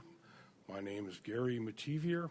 I reside at 10390 North Marcy Lane, Maricopa, which is located in the Papago Buttes Ranchos No. 2 subdivision, which is directly to the west of this proposed development. I'm just a private person. I just live out there rurally. I moved out there 30-some years ago. Has been stated by other speakers, desiring a rural lifestyle, low-density rural lifestyle. And these proposed pads, and I'm sure there are going to be even more of them coming along the way for along the area along Papago Road, that they're not compatible. These high-density things are not compatible with the developments that are already out there.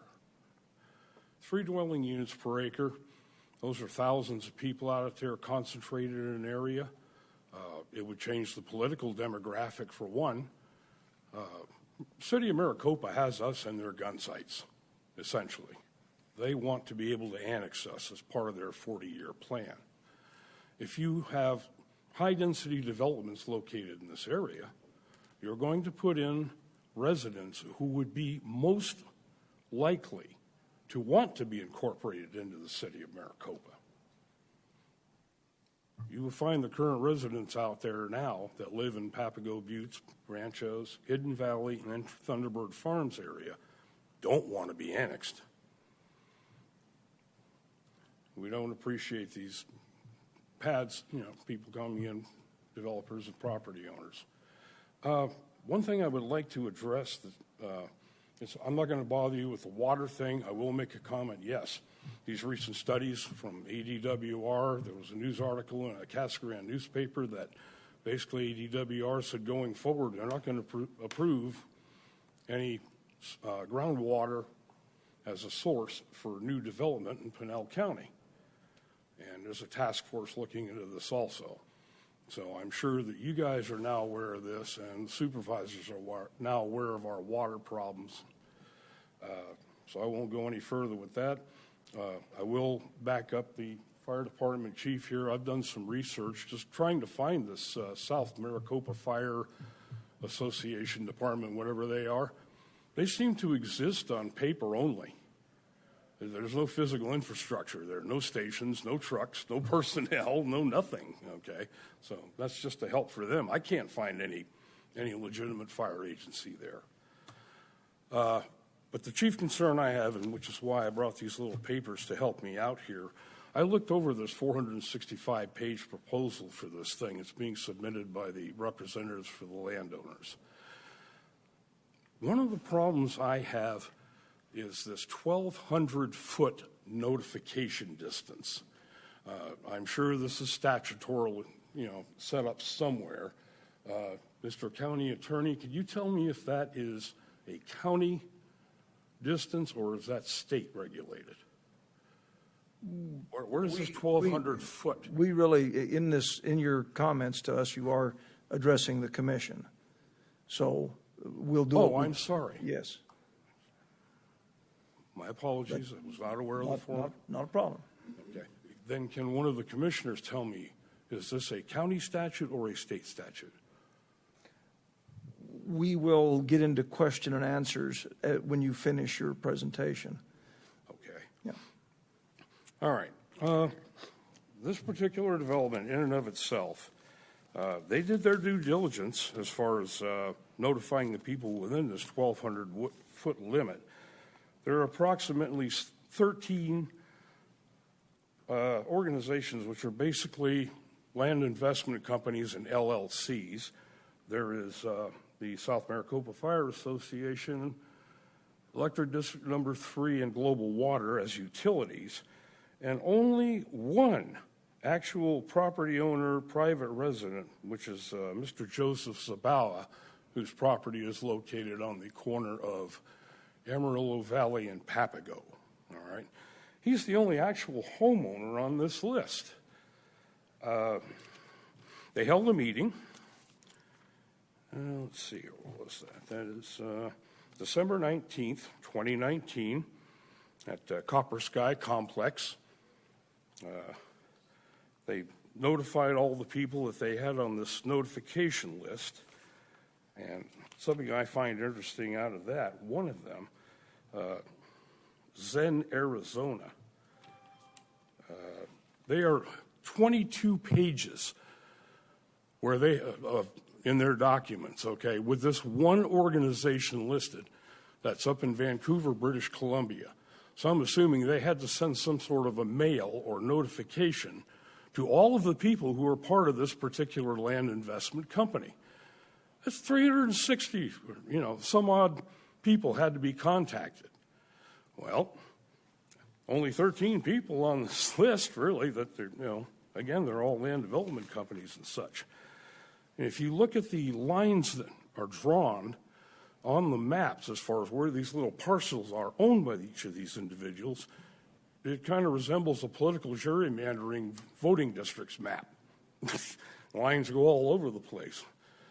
So, again, I'm finding it difficult to determine why it is that the thousands of residents that live from Amarillo Valley Road west up Papago Road in Thunderbird Farms, Papago Buttes, and Hidden Valley area, nobody gets a notice.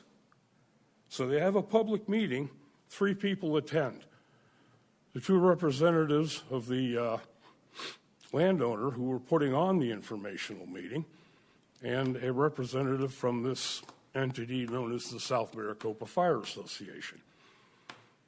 Nobody else showed up for that meeting. So here we've done all this due diligence on their part. They've done their job. They published the public notices. They put an announcement of a meeting out. They contacted all the people in the 1,200-foot area. Okay, met the legal requirements. But how does that impact those of us that live to the west of this that weren't notified, didn't have an opportunity to attend this meeting? My problem here is with this 1,200-foot thing. This is something that the commission needs to be looking into as far as, notifying people who live in the area. I mean, seriously, a quarter of a mile further down the road, you got thousands of people. And how they're not going to be impacted by this or don't deserve to be notified, I have a problem with. Now, I know that governments and businesses often look at their other partners. Pinal County is going to look at Maricopa County, Cochise County, so on, and see what their policies and procedures are. And everybody tries to keep things roughly in the same. But it's my feeling that these developments of this nature, you need to get more people involved in this process in the early stages, and you need to expand these notification areas. And I'll close up with that and the comment that I am opposed to this amendment moving forward at this time until some issues with this original plat that's 18 years old, like water, traffic, and everything else that the other speakers have pointed out, and I will not reiterate on, are addressed. Thank you very much. Thank you. Before I ask commissioners for comments, I would ask either our attorney or our planning director to comment to the standardized regulations concerning notification on cases. There's a couple different thresholds on notification for cases. Before an application is submitted, the 1,200-foot mail out is for a applicant-driven neighborhood meeting, so that's 1,200 feet from the site of the subject property. After that, the county does a 600-foot mail out, and the state only requires a 300-foot mail out. In addition to that, there's site postings that occur on the subject property, the big 4x8 yellow boards, and then the state required, I guess, 11 by 17, maybe they're a little bigger than that. The state minimums don't actually require the 4x8 boards. Those are the county requirements as well. And then there's posting on our webpage and information available in print as well. That's to direct you to the uniform regulations that fit all development in Pinal County. And I will state unequivocally that when, in my opinion, when the county made a decision to go to the full 4x8 big black and yellow posting signs on properties, they went far and above what I've seen done in a lot of other places. Those postings that they put on properties are usually quite obvious. Yes, and it has been up there for about 2 years, at least, okay?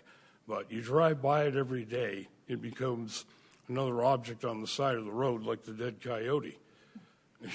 Unless, the only reason you're getting a response here today is because there are some of us that actually went by that board and paid attention to whether or not a notice got posted on it. Okay, and that's why you have, as they pointed out, there's a small group out there that's trying to work with the county, with the developers and whatnot, to get them to recognize that these high-density developments are neither desired nor proper in the area in which they're being proposed. And I'm going to take this up with the county supervisors as well on this distance notification thing. If this meeting a year ago had been sent to people in the areas that I have mentioned, you would have had a lot of people at that meeting. A recent one held by the same people, I hope I'm pronouncing this correctly, Coase and Van Loo, the consultants who are putting on these presentations. They had one proposed for Pima and Ralston on the corner of that, where they actually had to notify some people who lived in the area. And the response, it was kind of funny because only half the people in the neighborhood got the notice, because the neighborhood's a quarter mile long, and that 1,200 feet is only about 1/8 of a mile or so. So only half the people in the neighborhood got notices. So you have 4 lots going down the street got a notice, and the remaining 2 didn't. Something seems stacked against the homeowners. All right, that this process seems to be stacked against the homeowner to make it as easy as possible to get these things put through without you guys having to sit here and listen to 50 people yell at you because they don't want the development. No offense, that's how it appears on the surface. Commissioners, any other questions of the presenter? None being. Thank you very much, sir. Thank you. Do we have anybody else that wishes to come up and speak to this case?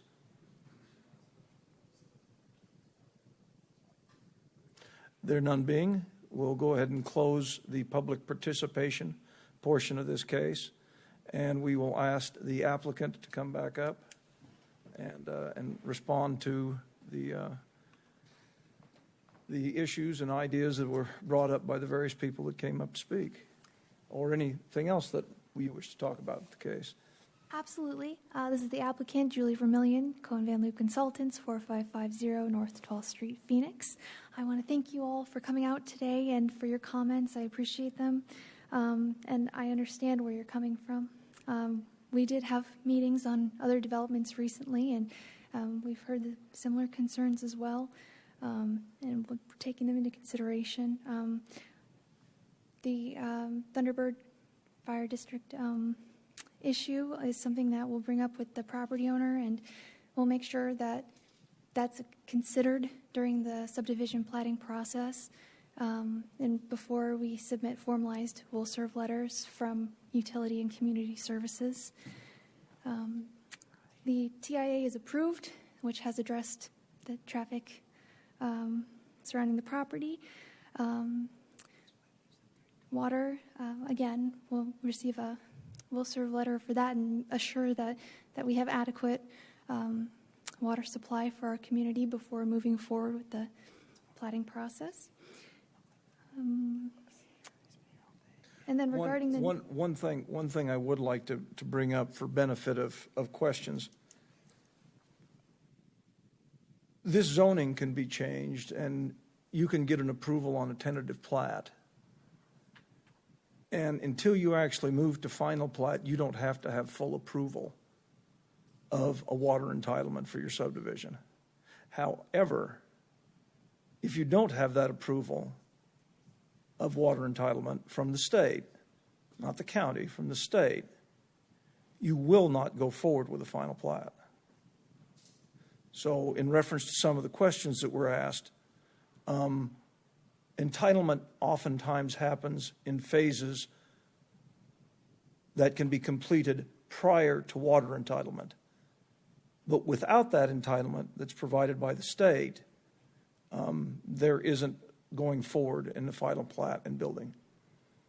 That's state law. And the county does not regulate water entitlements. So just thought I'd bring that up in your presentation. I appreciate that. Thank you for the clarification, Chairman.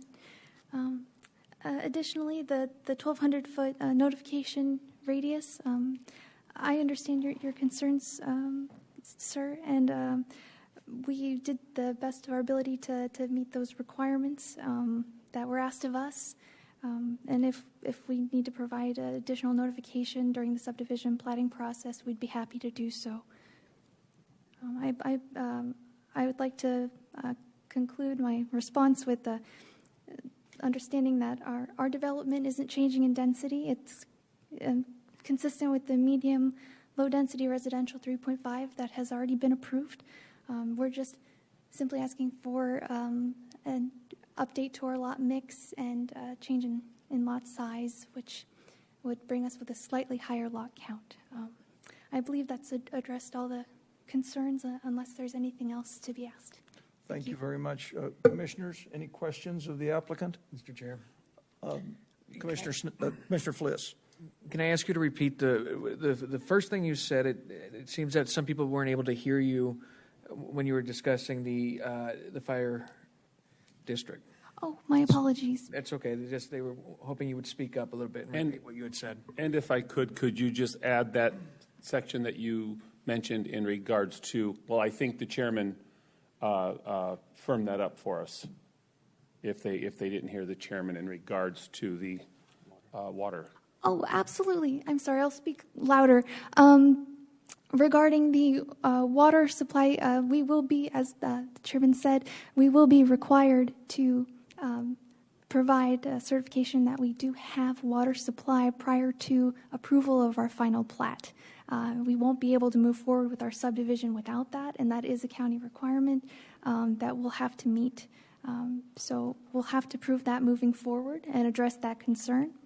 And regarding the fire, I will coordinate with our property owner about this issue. I'll make sure that he knows that there's an issue with the Thunderbird Fire District and that they need to coordinate with that moving forward and explain the situation, as well as provide a letter of service from the fire district that we do move forward with, whoever that may be, prior to our subdivision plat.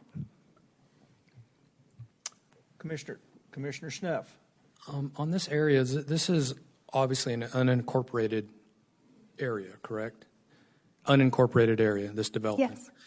Yes. Is there current CCNN for a water provider for this area, or does nobody have a CCNN, which is a a certificate of convenience and necessity for the right to serve water to a development or a home. I believe that was a requirement of the stipulations of our original PAD plan approval and our tentative plat approval to make sure that we had that water. I'm not quite sure what the current status is, but we have demonstrated that in the past. Okay, so you're going with the Santa Cruz Water Company. Is that a private water utility? It is a subsidiary of Global Water. Okay. A unit. It is a unit of Global. Got it. Understand. Okay. That was my question on who had the right to serve, and it sounds like Global through Santa Cruz through Global. Yes. Okay. Commissioner Delgado. I certainly think in the future, especially in a small community like ours, Thunderbird Farms, Papago Buttes, Hidden Valley area, to certainly include the few entities maybe that we have that protect us not only from fire, but certainly when we fall down and break a bone or whatever, a stroke, a heart attack. It's these same people that take care of us day in and day out, and that would be certainly a warm welcome from our community to know that they would ultimately maybe someday be included. So, if you'd be kind enough to move forward on that and at least bring that up, that would be great, and I think that would help kind of bridge the gap in our neighborhood moving forward. We absolutely will, and I appreciate your comment. Thank you. Any other questions? Thank you very much. Thank you.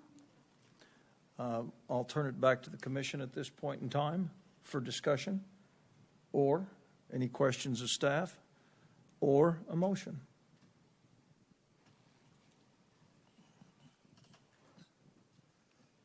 Are you Commissioner Delgado? Yes, I would like to make a motion to forward this with a recommendation of approval to the Board of Supervisors with its 25 stipulations listed below. And PZ-PD-001-20. We have a motion. Do we have a second? Vice Chair Hartman seconds the motion. All those in favor, please signify by saying aye. Aye. Aye. Do we have any opposed? The motion passes unanimously. I would like to let people know that are here that the Planning and Zoning Commission is an advisory board to the Board of Supervisors. Our decisions are not binding. They're simply advice. And the Board of Supervisors will either take that advice or they will not and do it a different direction. So in the discussions that you've all been having, the next step to discuss this is at the Board of Supervisors hearing that includes this case. Thank you. Okay. Thank you very much. Okay. It is 15 minutes after 1. We have one case left and 2 tentative plats. What's the pleasure of the board? What would we like to do? Finish. Oh, we have one motion for finish. How about you gentlemen? What do you think? Quick break. Well, okay, want to take a 10-minute break and then finish? Is the audience amenable to that? Folks in the audience, get it done? Okay, in that case then, we will take it is 15 minutes after 1. We will take a 10-minute break and reconvene at 25 after 1 to finish the meeting.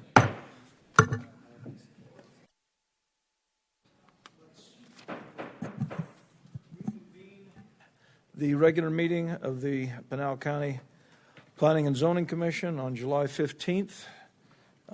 It is 2:30. Chairman Riggins, I have a request. Yes.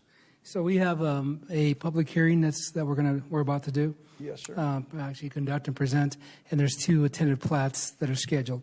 My request is that the applicant that is representing the next tentative plat that is scheduled after the text amendment, he has a plane that leaves at 3:40.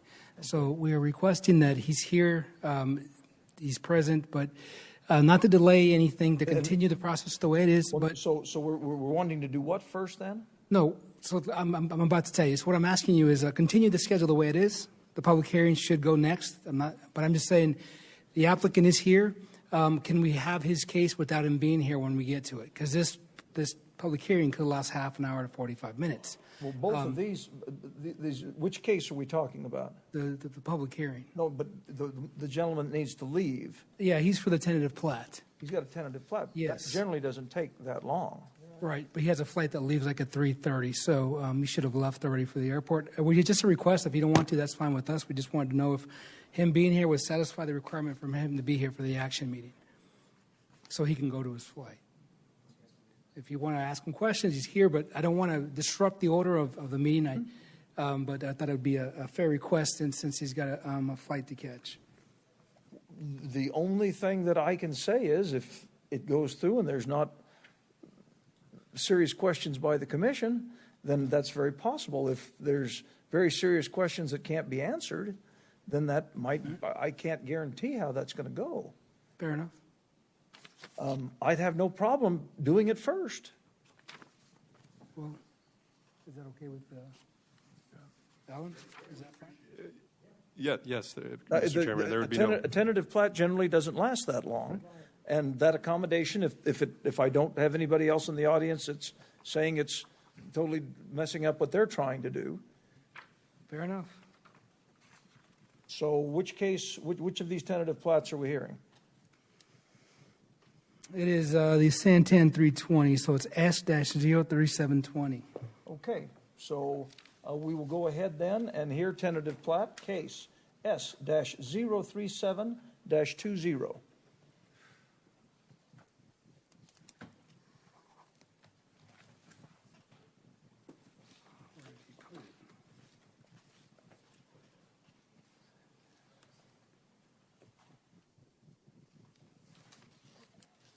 Yeah, we're back in book one. No, I don't know.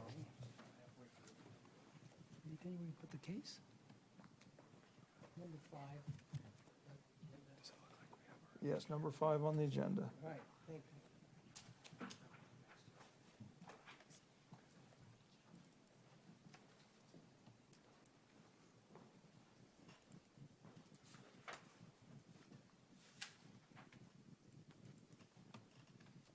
I can't find the damn thing in here. In here someplace. Well, I'm on either side of it, and I can't find a pink thing. There it is. I found it. Okay. Chairman, Vice Chair, Commission, good afternoon. Gilbert Holguin, planner, senior planner. I'll be doing the presentation for this case. We appreciate you making the accommodations to get this one moving forward. This is case is 03720. The proposal is for tentative plat for the Santan 320. Location is Phillips Road, east of Thompson Road. There's proposed 429 lots. The size is 346 acres. The owner is Landmark Investments, Land Investments, and the engineer is Hilgard Wilson. The applicant is here. So this map shows you the location of where this plat is at. It's right up against Queen Creek to the north of Pinal County. The area map shows you the location in red.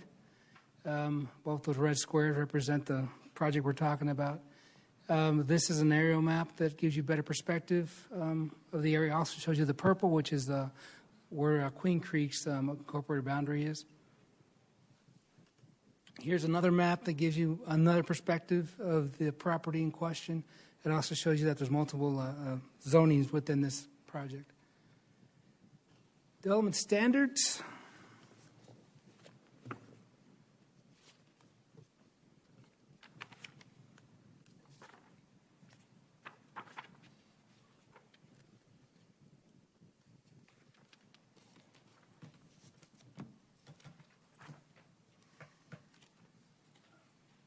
They're located with your packet. I can't honestly read how small that is, but there's 3 different types of zoning, or actually 4 different types of zoning that are incorporated here.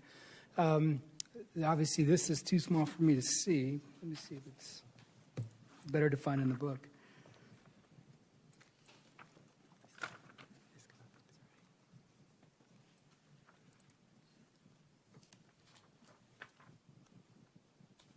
Yeah, I won't be able to see that here. I apologize, but I'll move on. So the next one shows the actual tentative plat itself.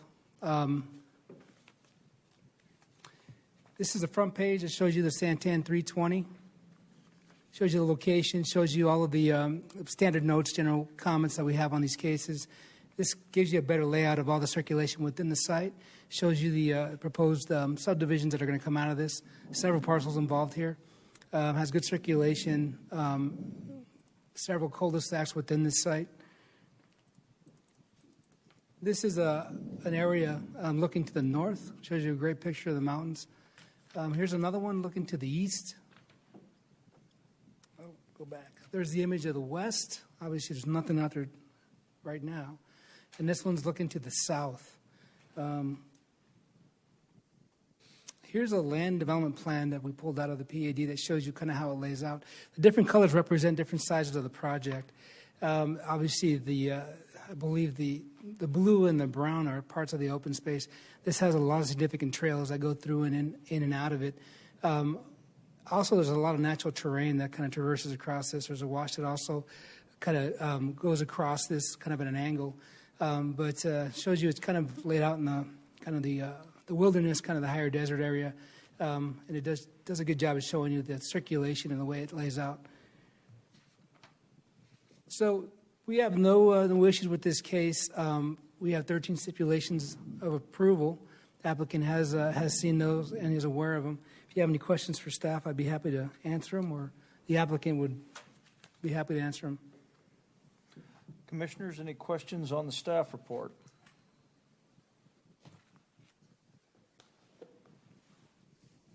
Any at all?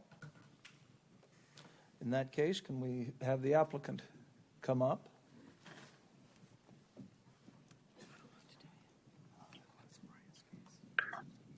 And if you could please, yes, enter your name and address there and then give that to us.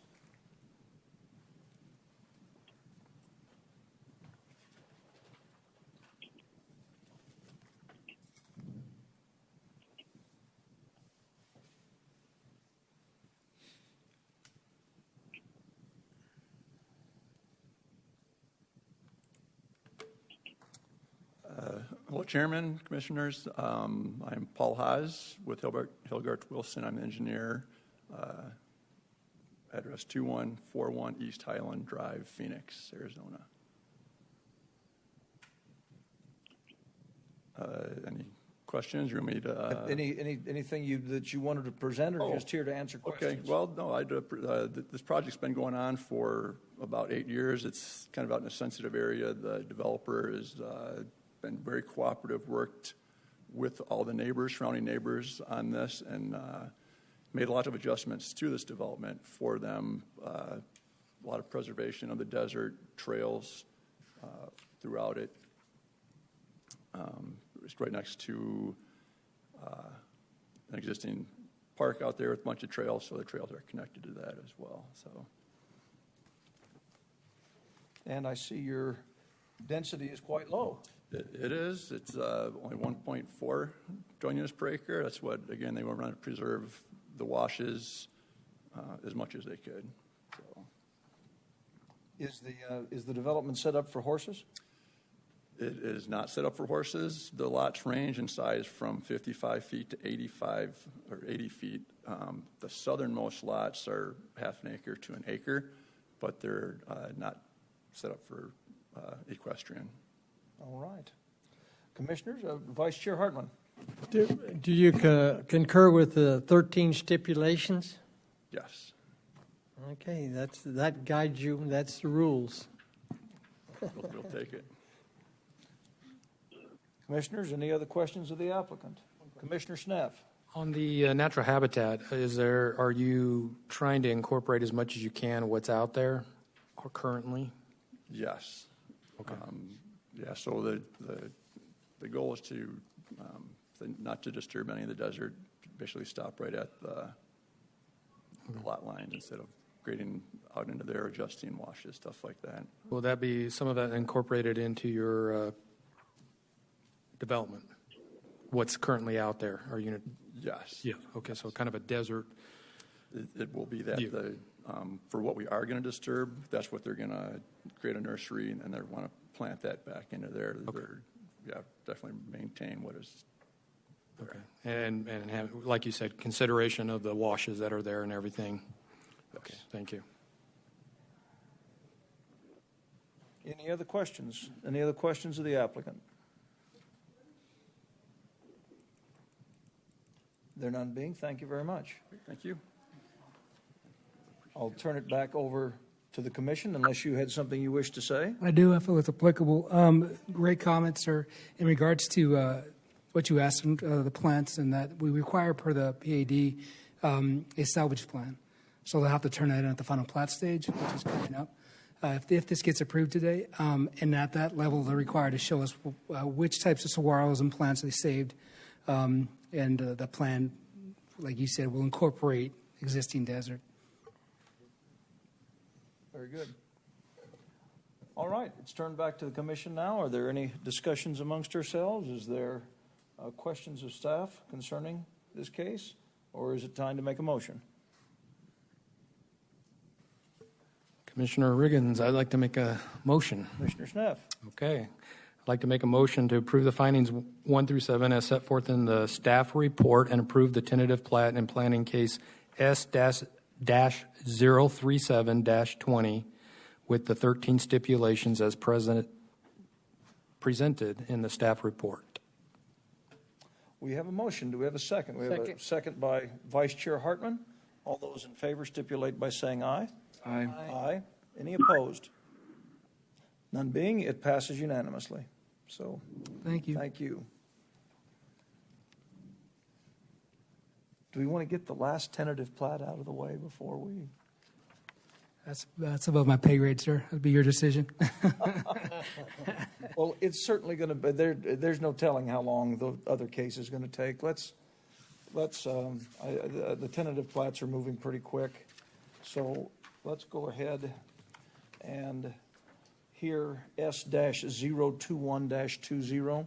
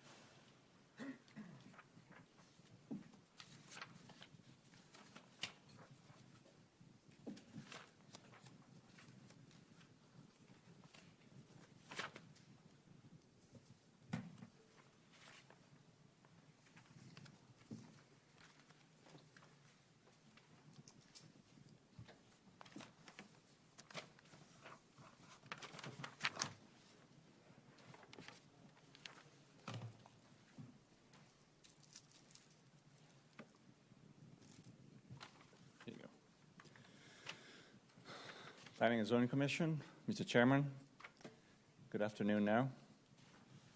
And this is a tentative plat case up on Hunt. It's the reserve at Lookout Mountain.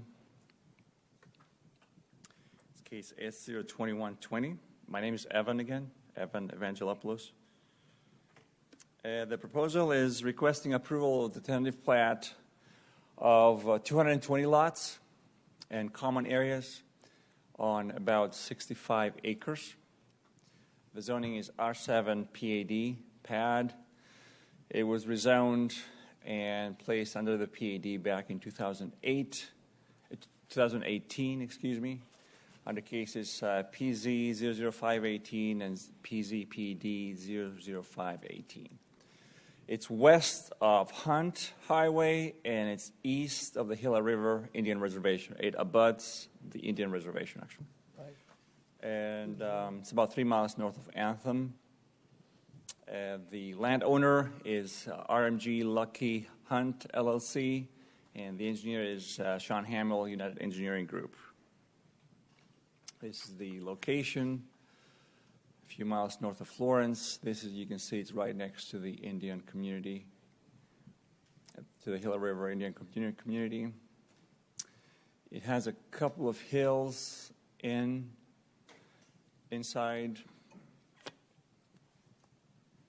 and this is the development area with the zoning. It's GR to the north, R7 to the south, and R7 also, R7 pad is this tentative plat.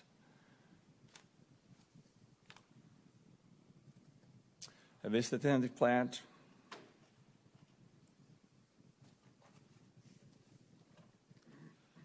And this is the typical lot. It's R7 pad.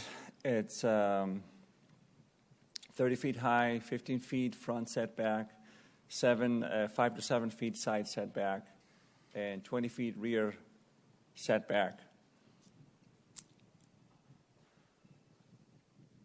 And this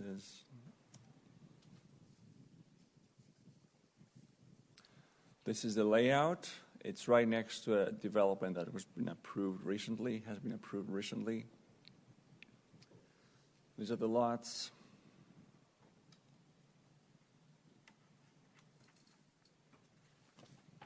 This is the second entry exit to the development. And these are the two hills in the open space. This is looking north. There are some tires and trash on the site right now. Looking south, east towards Hunt. There was some construction there the other day. These are the hills that will be part of the site, and looking west towards the Indian Reservation.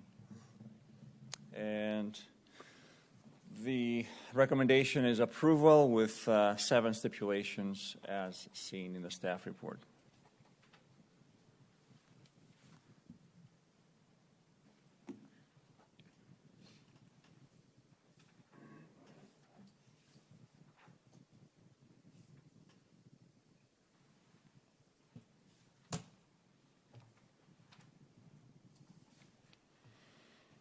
Any questions on this tentative plat?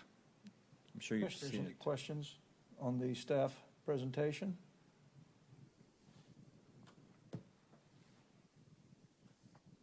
Any questions?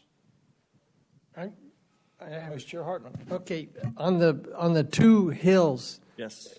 I don't know. Well, my question is, what are they going to do with the two hills? They're preserving them. You can see on the plan.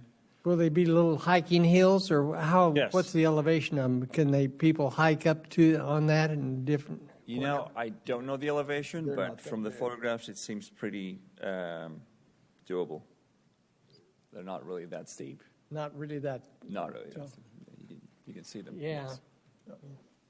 So, yeah, you'll be able to hike. Plus, they are providing a hiking path around also. Not totally around, but partially. Okay, that we need to know. Thank you. Yes, that's very important. I agree with you. Okay, there it shows.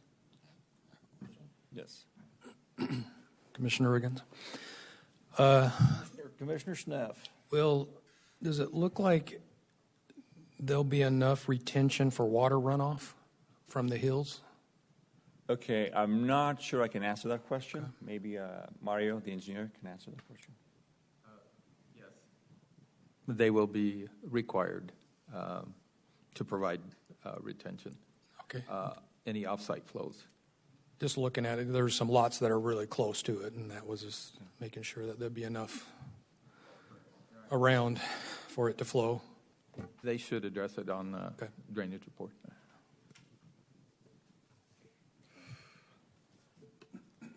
Any other questions? Thank you. We'll ask the applicant to step up. Get his presentation that he'd like to make. If you could please remember to put your name and address down on the log and give that to us.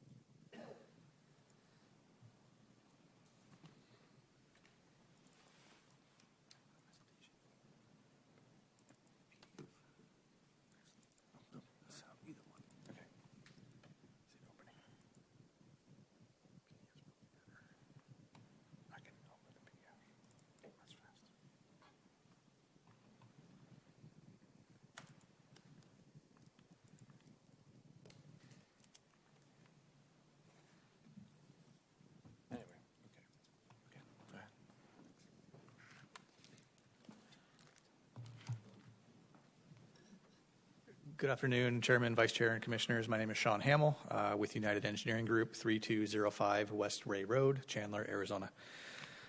Thank you for taking the time this afternoon to hear this tentative plat. I just have a real quick presentation. Let me start this here. What are we doing? How do we get full screen? There we go.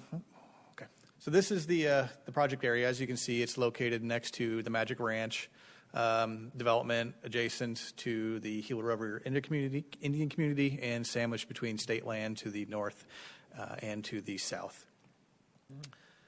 This particular area, I've been in front of you many times over the last several months, redoing the Lookout Mountain tentative plats, PADs. We were just in front of you, I think, in December for this particular PAD for the reserve at Lookout Mountain. I know the case reads, the zoning case reads 2018, but it was a lengthy process to get that one through. But we did, and here we are.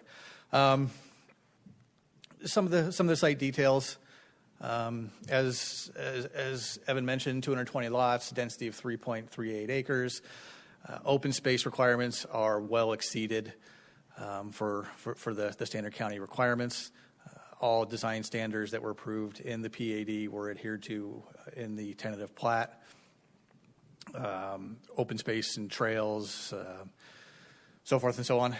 The development standards, setbacks, all adhered.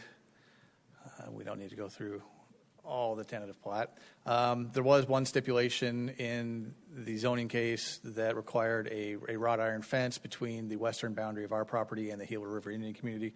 Though that is not addressed on the tentative plat, we did discuss with staff that most certainly will be continued to be addressed in the final construction documents for the landscape plans.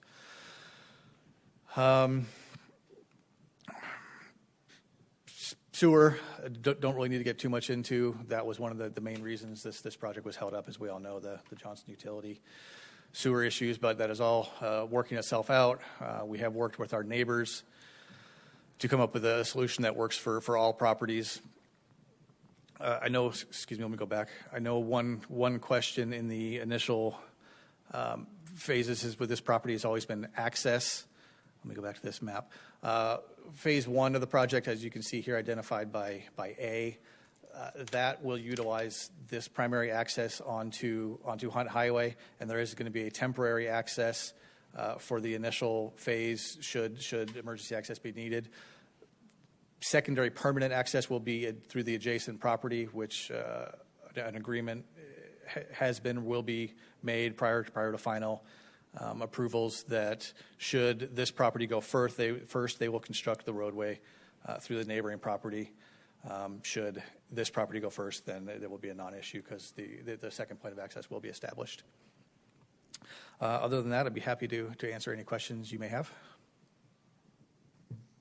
Commissioners, questions of the applicant?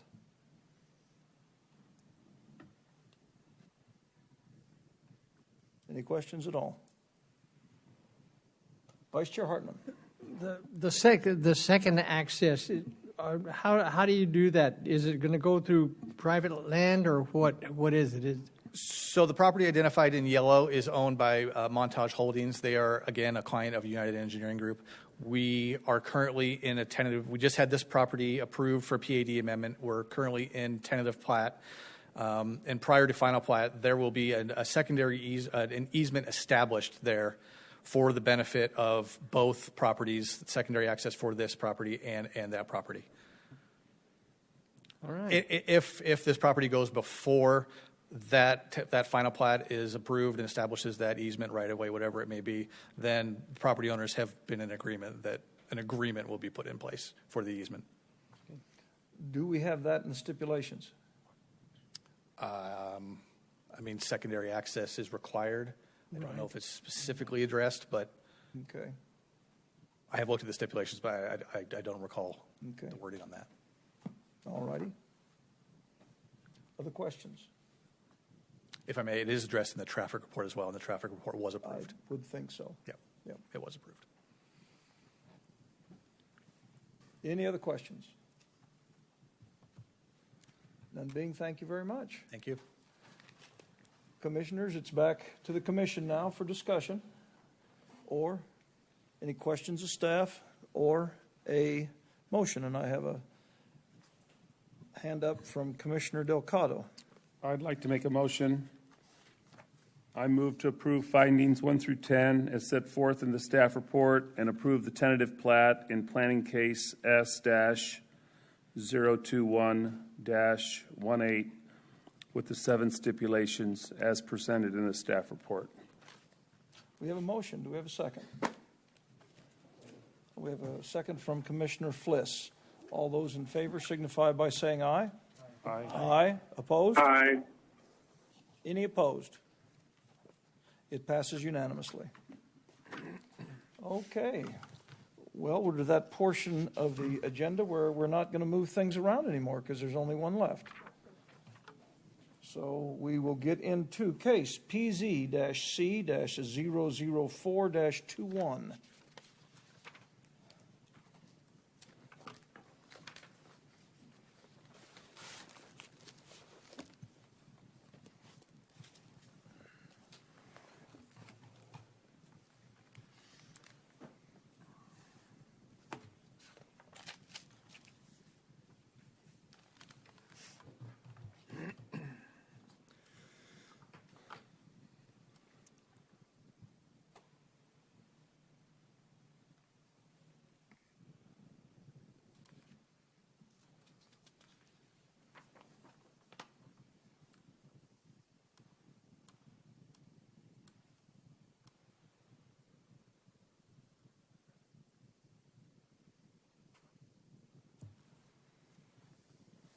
Okay. Planning and Zoning Commission, Mr. Chairman. Again, Evan Evangelopoulos with Planning. This is a text amendment case. PZC 00421. It's a text amendment to Chapter 2.360 CMP, Multi-Purpose Community Master Plan Zoning District. This is something that was created back when ATESA was coming through. And so this is an attempt to make it more flexible for other similar projects throughout the county. So it's county-wide. It's the applicant is the Arizona State Land Department. And obviously there's plenty of Arizona land, State Department land throughout the county. The topic areas, 3 sections are being modified, are being recommended for modification. 360, 010, 020, and 030. Yeah, three sections. 3 sections of the chapter, yes. To consider, in summary, the minimum number of certain characteristics for large multi-purpose developments, the extent and type of the central component of such developments. The central component is something that repeats itself through this chapter. The types of uses and the minimum required number of different uses. The extent of comprehensive plan employment land use designations included within a project. the distance from single-family residential, and other changes or considerations directed from the Board of Supervisors or the Planning and Zoning Commission. So, the neighborhood meeting was on July 1st, and hardly anybody showed up at the meeting. We held it here at the Community Development Building. Actually, no one showed up at the meeting, at the neighborhood meeting. It was advertised. The Board of Supervisors work session was on July 7th. The Commission public hearing is today. And the BOS, the Board of Supervisors public hearing, the adoption will be on August 25th. And it will be effective if it's adopted on September 24th. So during the neighborhood meeting, we hosted a neighborhood meeting at the Ocotillo room of the New Development Services Building on Thursday, July 1st from 6 to 7:30 to discuss a new zoning code text amendment, take comments, and answer questions. The meeting had no attendees. These are the changes. This is in section 010. There's 4 requirements. At least it's added at least 3 of the following characteristics need to be included in any project within this zoning district.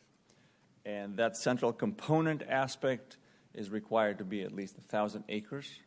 That could involve sporting, recreation, or open space, entertainment, amusement, cultural, industrial, or transportation facility, planned multimodal transportation systems, coordinated residential, commercial, industrial, and or exemplary examples of innovative design. So these are the first changes on section 010. The next one is still in the same section. Ensure that larger multi-purpose plan developments or employment centers is added as an integrated community option. The next one is in section 020. Employment combined with the primary airport or secondary airport designations, and along with commerce and other public services. This change requires from 75% previously required of employment, now it requires 50% of the total project area to be employment. So it drops it down to 50%. And finally, the last section, 030. It eliminates the distance, the 1 mile requirement distance from a single family residential. And it simply,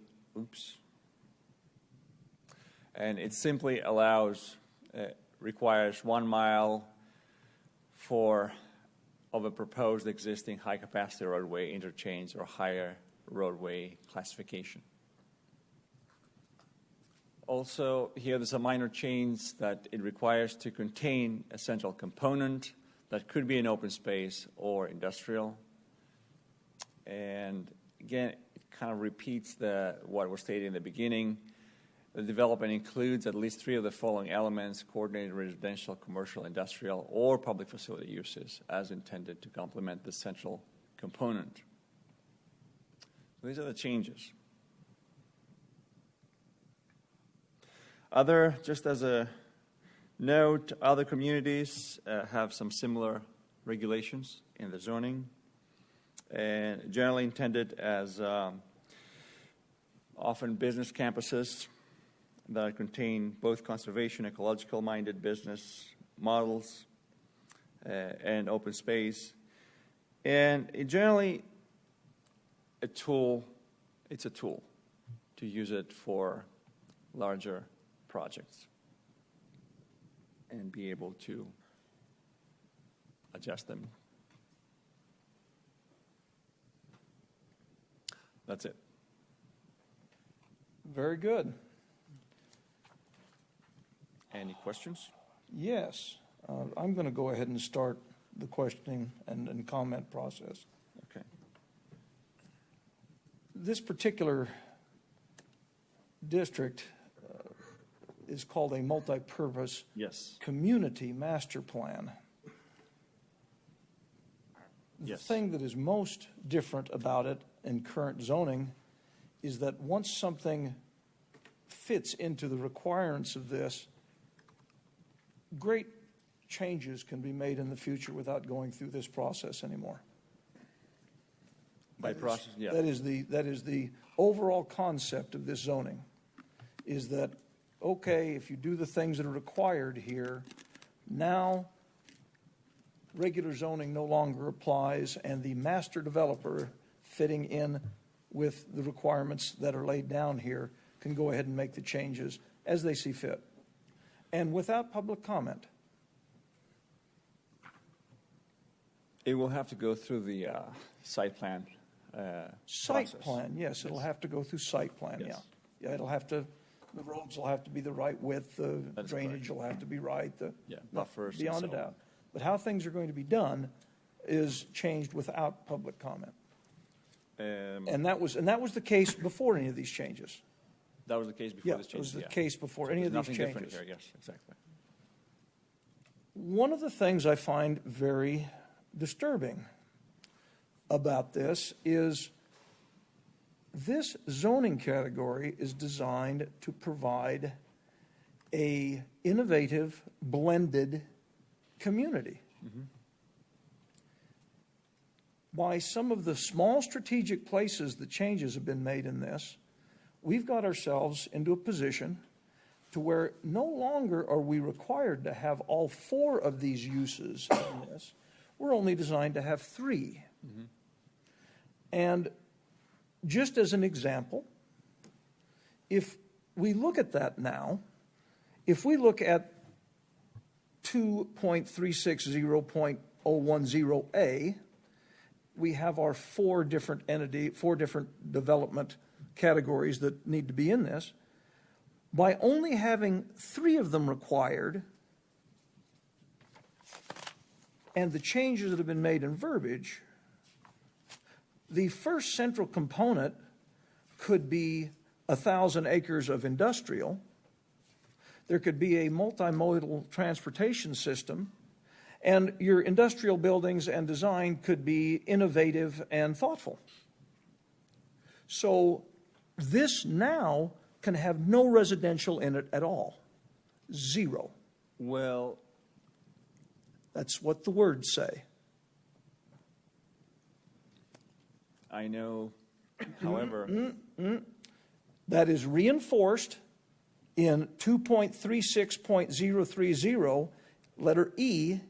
The development includes at least 3 of the following elements: coordinated residential, commercial, industrial, or public facility. Residential doesn't have to be there at all, not a bit. What's been done here, we've changed the fabric of this zoning category 100%. This was designed to be an innovative design of multiple concepts of development, and because they were so thoughtfully thought out that the master developer could then do pretty much whatever they wanted from time forth that this is accepted.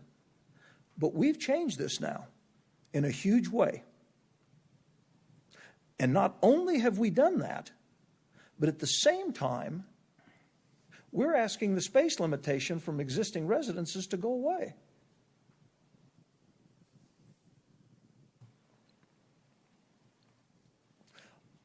I see very much how this serves anyone who wants to use this purposes.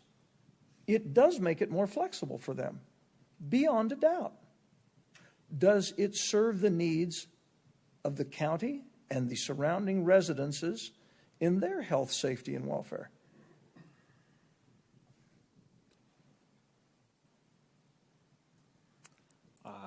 At this point, I'm going to have to let Which is Okay. fine. I Okay. understand that.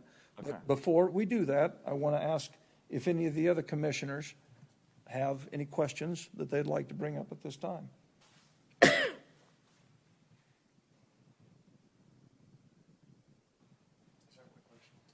Commissioner Fliss.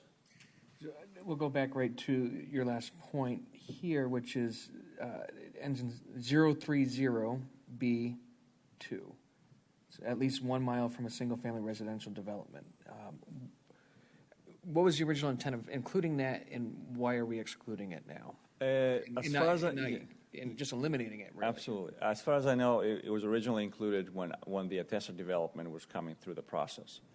So that this code was specifically created for that development, as far as I know.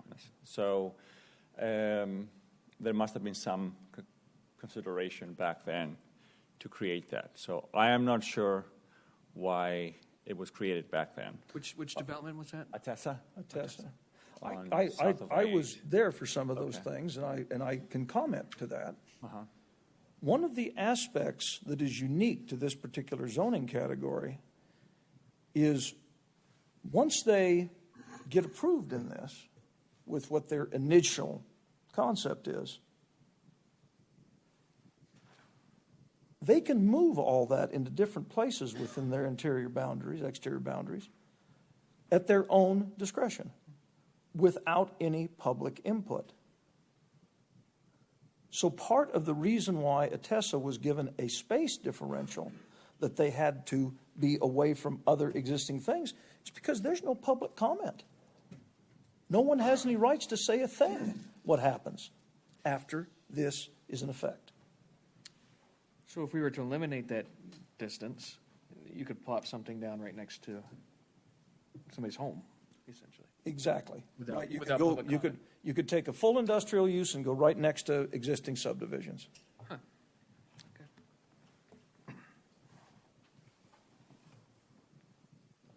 Mr. Chairman, if it's okay, if I can address your point. Please. Himanshu Patel, Deputy County Manager, Pinal County. It might be helpful if you can see the ordinance in its entirety, because although Evan did a good job explaining to you the requested changes to the MPCMP by the applicant, there is, to provide further clarification, although the desire of this particular zoning district several years back at the request of the applicant at that time, Atessa, was to create an environment to where you have a mixed use, but the fundamental aspect is you had to have a central component district.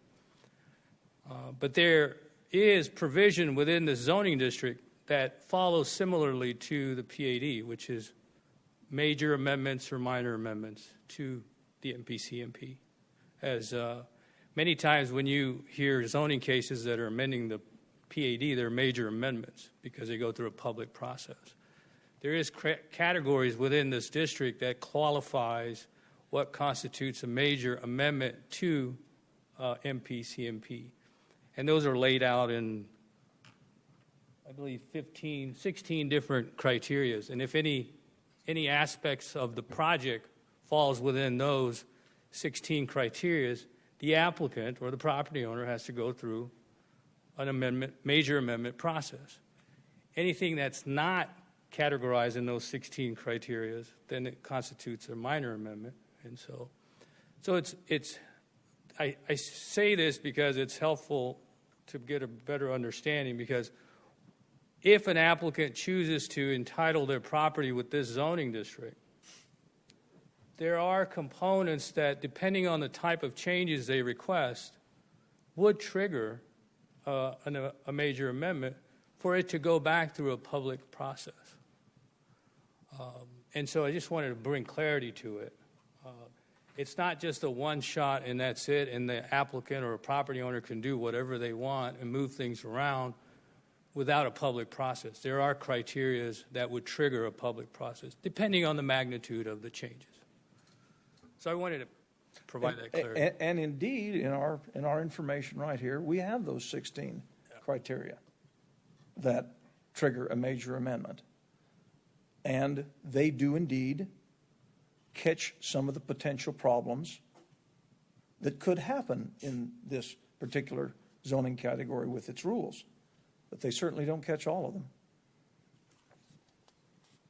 And that may be the case, but the point is, I don't want to make sure everyone is clear that it's not an issue where once it's approved, they can do whatever they want. It does trigger, depending on the type of changes, a public process again. Would you not agree with the way that this is proposed? It allows a flexibility to an applicant far in excess of any other zoning category that we have in the books in Pinal County without public process.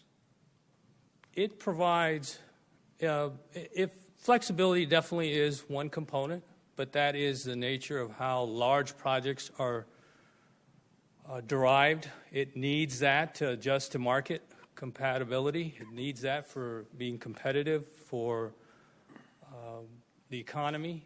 And that's why this, as I mentioned at the last discussion that I came before you, is somewhat of a companion district to what we're attempting to do as an applicant, as staff on the residential side. This is more derived from the non-residential side. And so it does provide the latitude to create a substantial amount of ability to adjust to the market. In a controlled environment that still has a staff review component and a public component depending on the type of changes.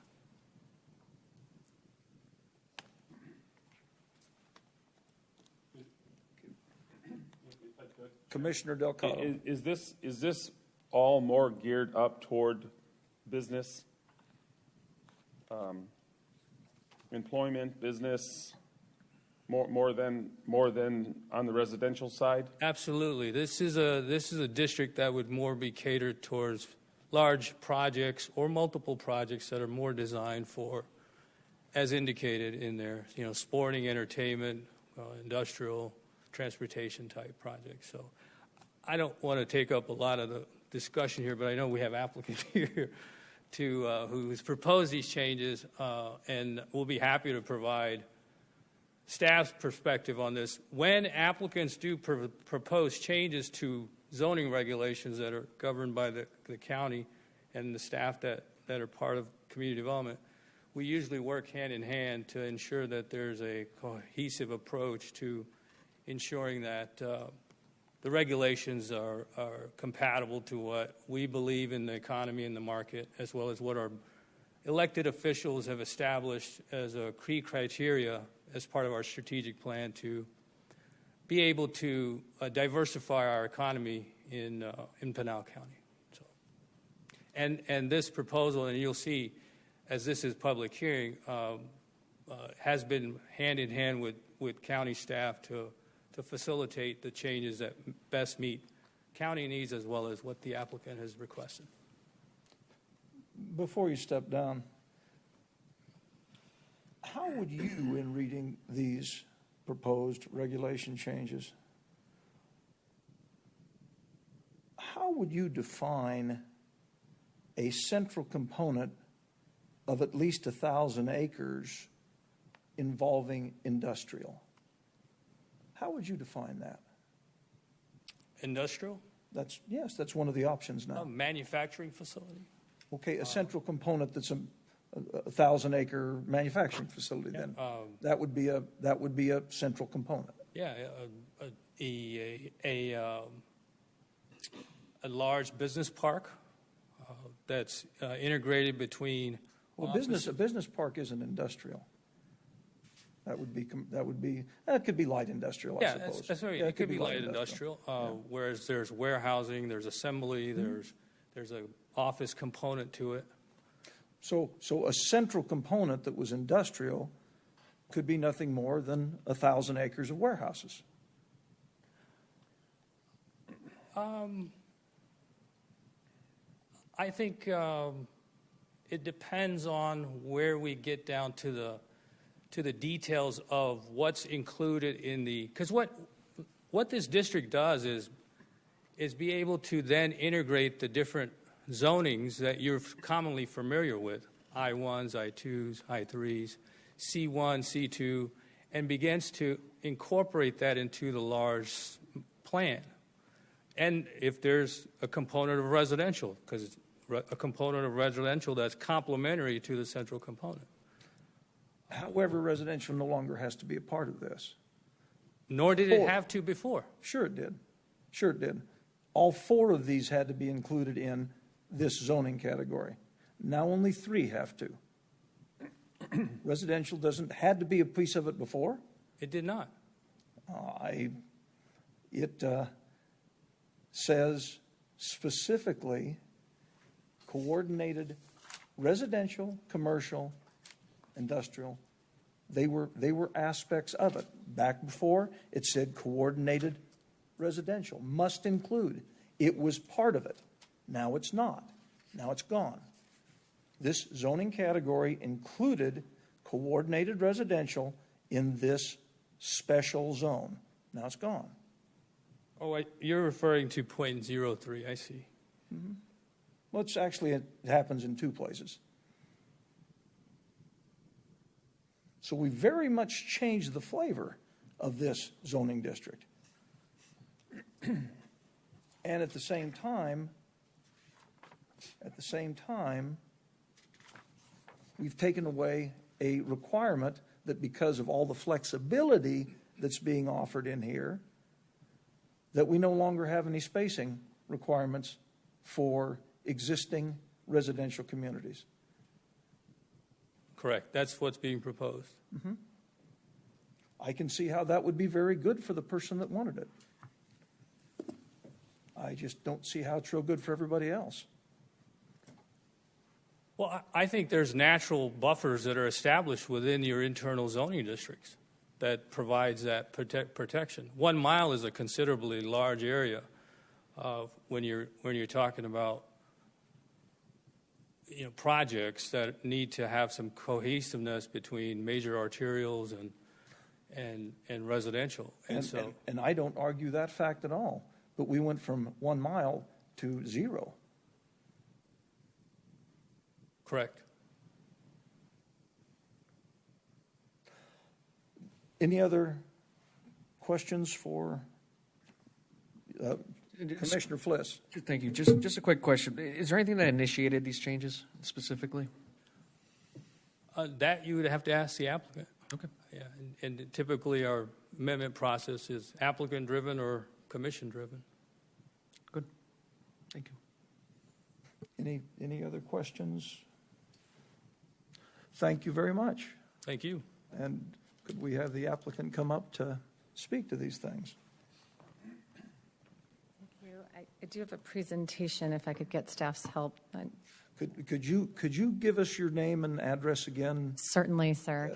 Yes. This is a different case. It is. I am the same person, slightly less caffeinated, Carolyn Oberholzer, 4343 East Camelback with the law firm of Bergen Frakes, Smalley and Oberholzer, on behalf of the State Land Department again for this case. Steve loaded it earlier. I believe it's probably this one. The first one? No, the second one. Is that yours? This is mine, yeah. Yeah, I do have the flash drive. Okay. Let's What was the one from earlier? Okay. let's have the flash drive. The last one? Should be here. It's okay. The desktop? Oh, it's on the desktop. Okay. Which one? Text amendment. Thank you. Great. Okay. Thank you for that technical situation. So the application is made by the State Land Department. Why? So as I mentioned earlier today, I help the State Land Department occasionally on projects throughout the state.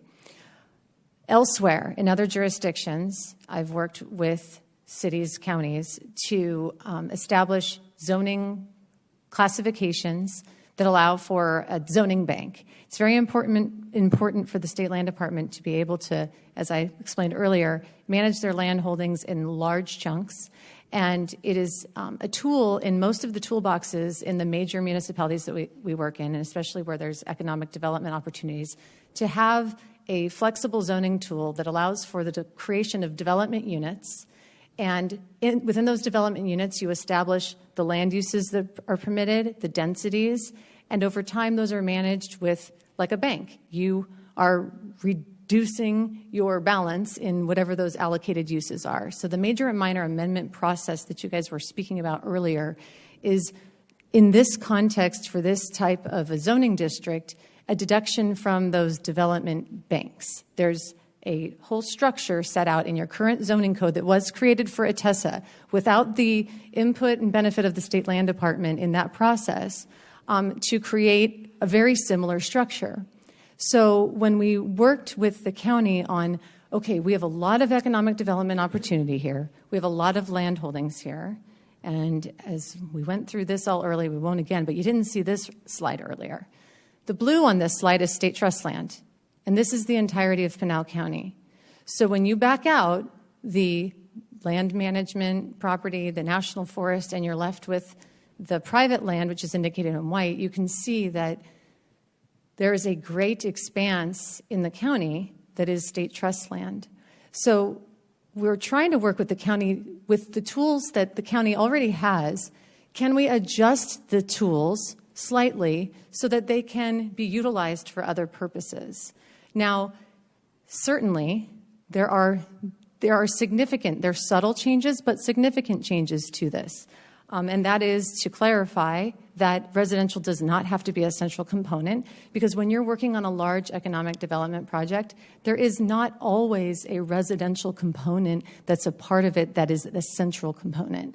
To highlight the importance of the central component, we established a 1,000-acre minimum, and there is still the 2,000-acre minimum to even be eligible to apply for this district. So the idea is that you're at least half something central, and the balance is coordinated development around that central component. But to predetermine that residential has to be a part of it is potentially something that would impede our use of this category in state trust land. So the idea here is not to say that residential is precluded, but it is not a requirement, number one. But number two, even where it is a requirement, when we looked at this, the idea that you had to have a 1 mile separation to existing residential is a snapshot in time, and that changes over time. And that requires, in many instances, a leapfrog. And the importance of connecting infrastructure and just saying a mile without real good reason, we didn't see that that was necessary because of when you get into the meat of the application components and the density transfer limitations and where the placement of uses are managed in maximums, we can create development units where certain maximums cannot be exceeded. And if you look at, let's just say, a 5,000-acre bubble, if there's residential all around it, you can put this central component in the middle, and you fan out the development units from there with transition of density and uses. And there, within the project, you can create your buffer, but not require a 1 mile leapfrog before you can even be eligible to apply for the project. So it is not to say it's disregarded. It's just not a precursor to be able to apply for it. I am certain that in every case that would ever come before you all and the Board of Supervisors, that if there were not appropriate limitations on uses in the exterior where you were remotely approaching residential, that you would want us to account for that. You guys spend a lot of your free time here and through lunch today, and you are very committed to every application. I saw you carefully consider everything that came before you today, regardless of maybe your hunger pains. So I am confident that if we have a tool like this in our toolbox and we come before you with an application, that you will ensure that the tool is not abused and that you will, with staff's help, also, there will be a great amount of vetting in terms of how that application moves forward. But today, we don't have a tool. that we can utilize for a major economic development project here that requires some flexibility in that thousands of acres scope. Again, minimum acreage here involved is 2,000 acres. So what we tried to do is touch the text that you have as little as possible. And I'll get it back up here again if you guys would like to scroll through it. We do have the complete text of your ordinance in this presentation. I think you guys have it as well.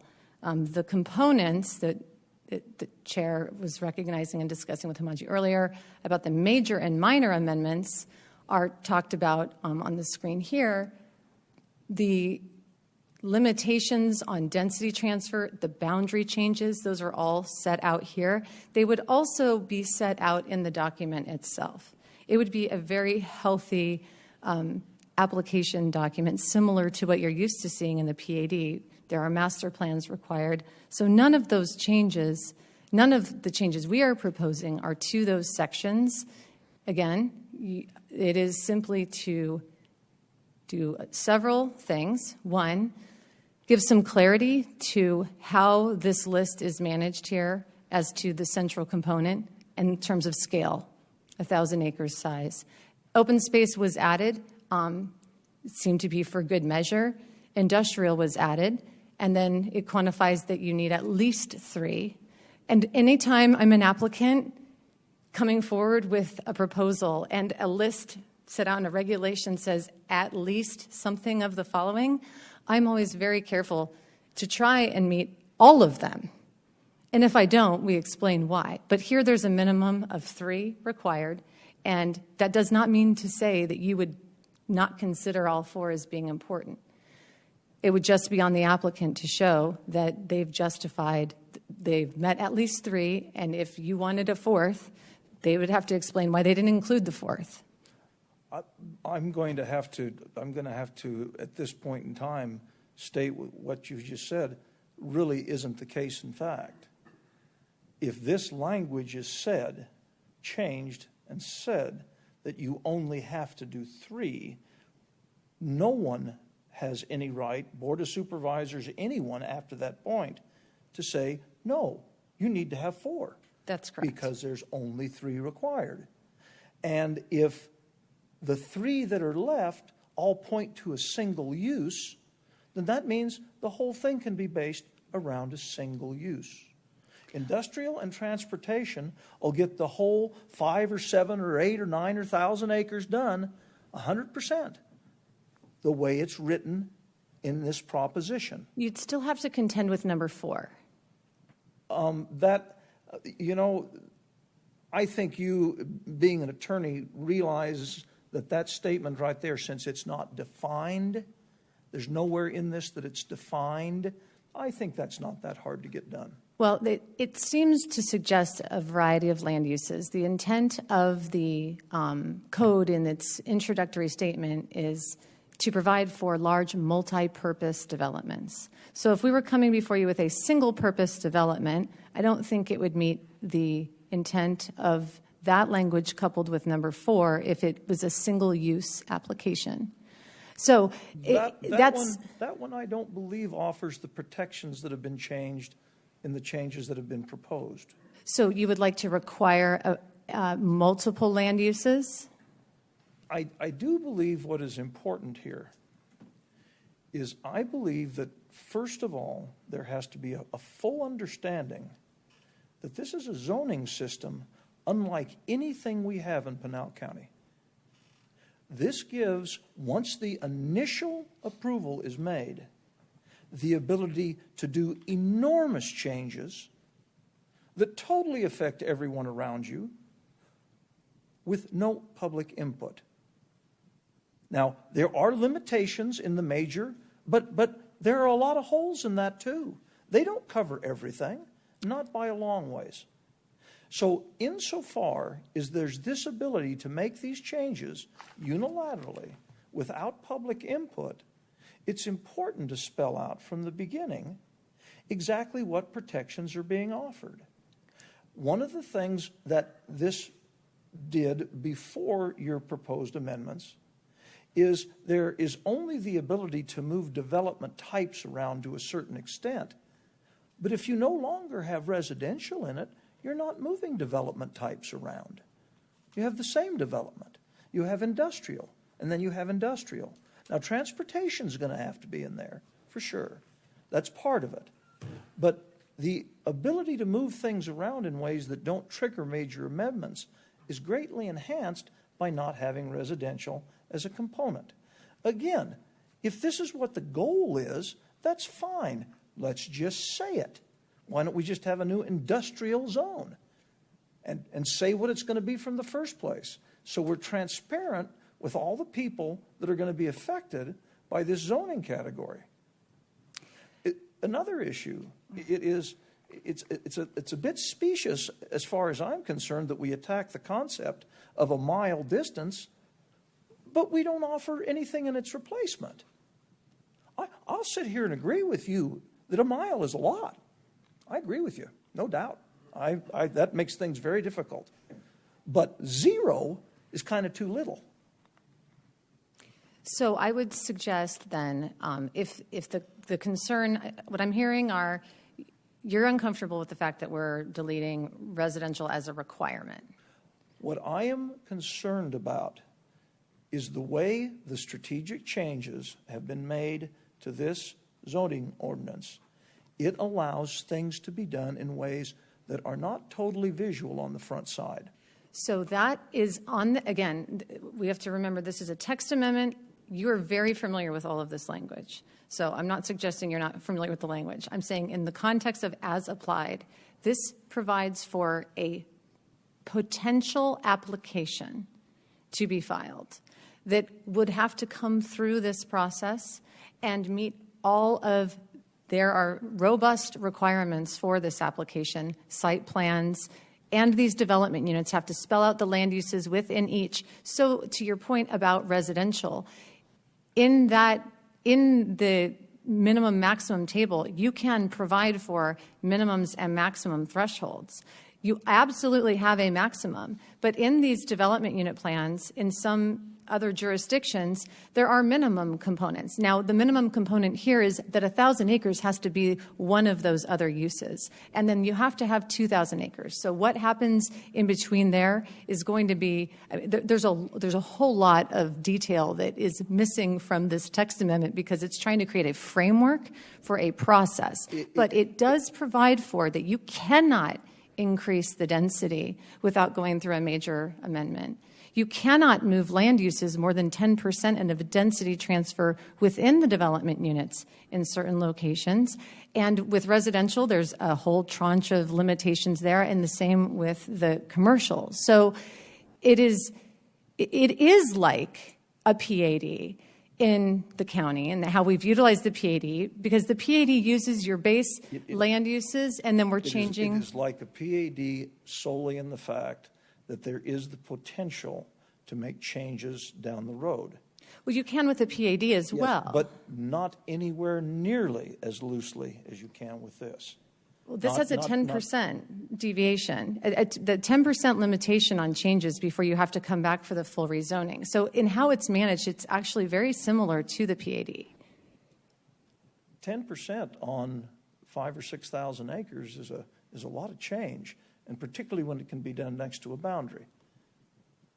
So yeah, there's limitations on where you can do it next to a boundary, and in the dwelling unit transfers in subsection 6 speaks to the non-residential intensity transfers and those limitations.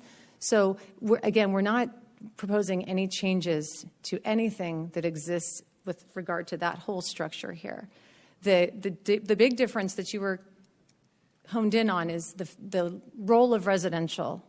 And it was required before. It is not required now. It was designed. This was given the ability to have this flexibility because it had the ability to create integrated communities. Right. Now we're not talking about an integrated community. We're talking about a very large industrial area. You're still would this be an avenue to put in a great deal of solar? That's an industrial use. The one other component here is that you have to be eligible in order to have this application today in your code. You have to have the employment designation in the comp plan, That's or some combination of employment with the airport. With transportation. Right. So this wasn't really intended to be a residentially focused tool, because you have to have the employment designation in the comprehensive plan in addition to 2,000 acres to utilize this tool. So this is, and that language is on the screen. So again, why did the land department ask for this change here? We didn't want to create an entirely new category for you to consider because it wasn't necessary. You have a really good tool in this toolbox. With some tweaking, it would enable the land department to manage and enable future zoning applications potentially to utilize this tool. So when we talk about people want more detail in cases and they need to see what these cases will unfold to look like, we don't have the tool yet to be able to facilitate those cases. There is not something in the county's ordinance that can facilitate a development of that scale. It's just not how it was structured, and that's not entirely unusual. As I said, we work with many jurisdictions on doing this. We have a lot of successful examples of it in other places. But you're right, it is not in the county exactly as proposed yet. That's why we're here. But something very close is. And this, again, I don't think this was ever intended to be a residentially utilized category, because you wouldn't do that in employment because you can't. It was designed to give flexibility for the quid pro quo of an integrated community zoning category. It wasn't designed to create a very flexible industrial-only category. You've changed it to that. Mr. Chairman, Commissioners, again, we're looking for flexibility. That is an avenue, that is a possibility that there would be an industrially focused community, because jobs are part of a community. Community does not always require residential as a central component, and that wasn't a required central component in the original iteration of this. The original iteration of this had the central component including sporting, recreational, entertainment, amusement, cultural, or transportation facility as the central component. It wasn't intended to be built around a residential community. It is intended... No, it was supposed to have some sort of a special draw. Right, and so we're adding to the list of the special draw. But now there does not have to be a special draw. Now it can be an entirely industrial zone. So the absolute fabric of this zoning category has been changed. So if we added a limitation on this central component, so I think what I'm understanding is that we added 1,000 acres as the minimum central component is kind of irrelevant, and your concern is more... why the 1,000 acres, because since these things aren't fully defined, it's a little bit of smudge either which way to call it 1,000 acres. Well, one thing that did is that totally got rid of a lot of these things, because who's going to build a 1,000-acre entertainment complex? Now all of a sudden you can't have that. Who's going to build a 1,000-acre amusement complex? You can't have that. And so I think that the 1,000 acres was introduced after talking with staff about lessons learned after the Atessa project came through, and this category hasn't been used by anybody else since. I believe it was discussed that the central component was a little bit nebulous for them to manage. How do I define what a central component is? Now, I don't think that we would be compliant with this, or any applicant would be, if their central component was the only component. So it can't be all industrial, because central means that you're surrounded by something else and not all. But if there is additional language between now and when we arrive at the Board of Supervisors, we can develop a limit on the central component, a framework so that it requires more than one. I think that's what I'm hearing, is that this is an issue around now it can just be industrial and that's all it can be, and that's certainly not the intent. This is now written in such a fashion that the surrounding areas to this are no longer adequately protected in health, safety, and welfare by the zoning ordinances of Pinal County. Before, there were parts of this that caused a spread out, caused things not to be particularly intensive in one direction. This strategic wordage changes have taken all of that away. It's all gone now. Now it can be used as a single purpose entity with less oversight over time than any other category would offer. That's what this is. Like I say, great for the applicant, not so great for everybody around. So, Mr. Chair, I don't think I'm going to be able to address your issues today because they're I think fundamentally that's core probably to, right, they're fundamental, there's a fundamental, what we're trying to do, you are expressing that you don't support that direction. By no means. By no means. You're incorrect in that assertion. Okay. You have taken all the protections out. You've left virtually nothing in place. The things that made this what it was originally designed for are gone 100%. Yes, the major plan amendment category changes are still there, but there's holes that can be worked all around through that. When this gets put down in this fashion, and again, I don't know exactly why the 1,000-acre central component came into place, because that means there's just a couple of 3 things that can be the central component. The other things that are on this list are gone. What sporting facility is 1,000 acres? What recreational facility, other than open space, is 1,000 acres? What entertainment? What amusement? What cultural? There's 1,000 Mr. Chair, acres is a lot of space. I get your point to that, and it was not the intent to make that a barrier to entry for those uses. I think that as we move forward, we can adjust that acreage downward.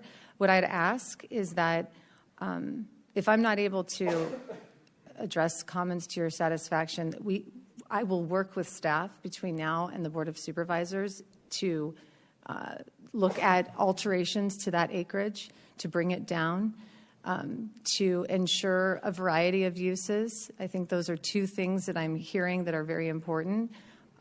But to say that we're gutting it of its intended purpose, again, if you go to the intended purpose being that you have to have the employment land use designation, by adding industrial in here as an eligible central component, it still was in there as number 3. It's intended to provide for coordinated residential, commercial, industrial, and public facility uses. Industrial appears throughout, and it's within the employment category. So we wanted to provide industrial as a central component because that seems to be exactly in the employment category of the comprehensive plan where we want that use.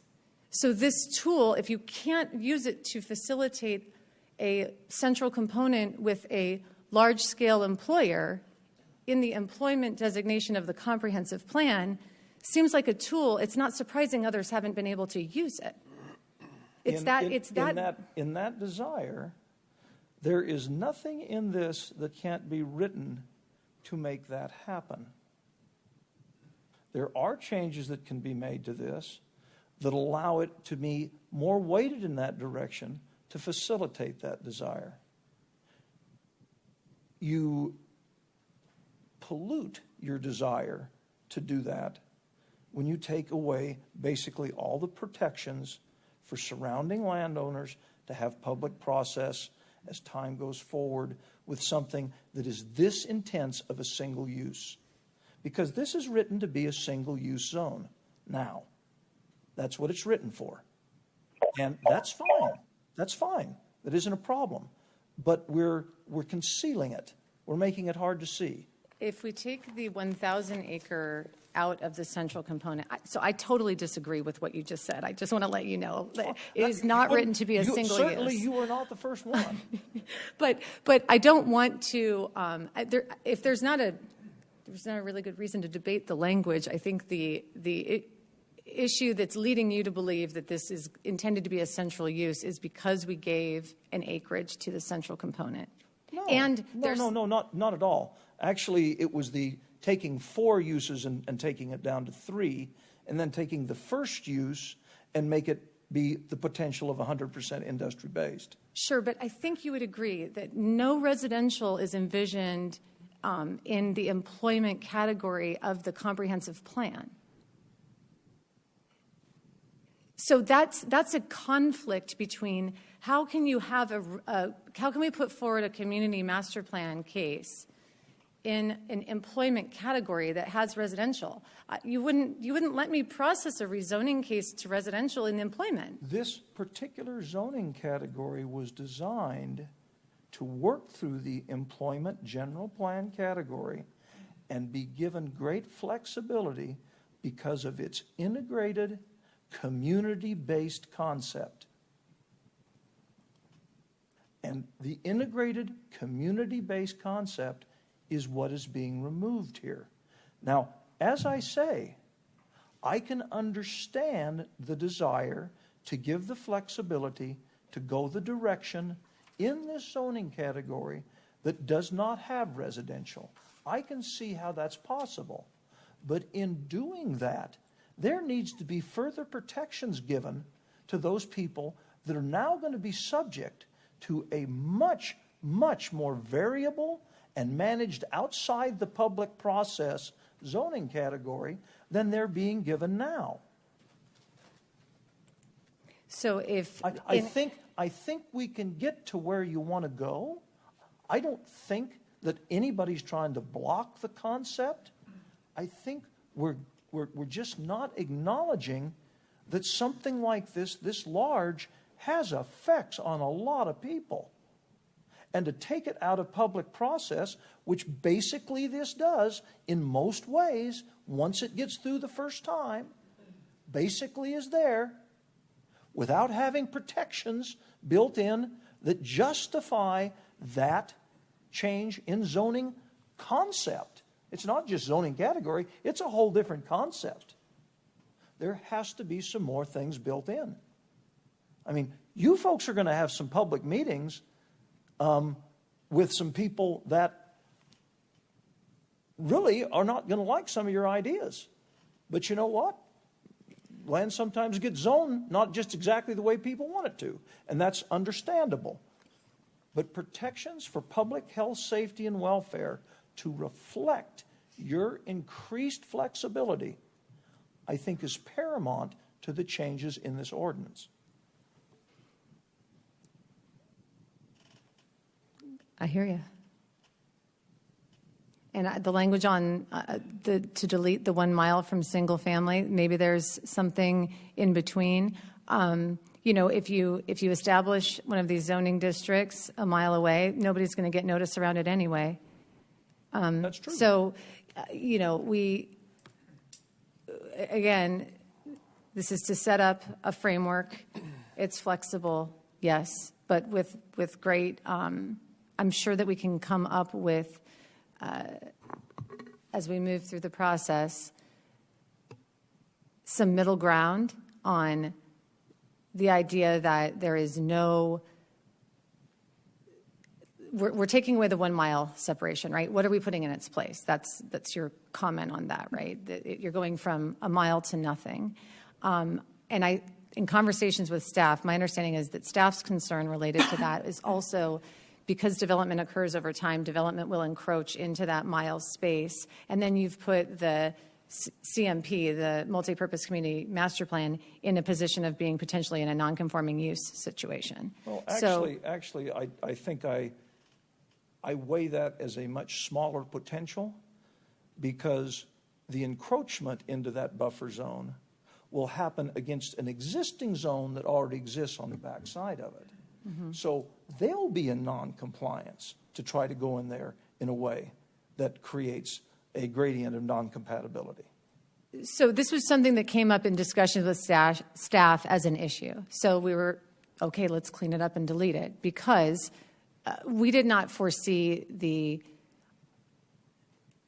concept for the community master plan, again, is always going to look at transitions and development units that have the land uses that are permitted in the middle. If there is residential over here, not necessarily the same land uses that would be permitted in the development units by the residential.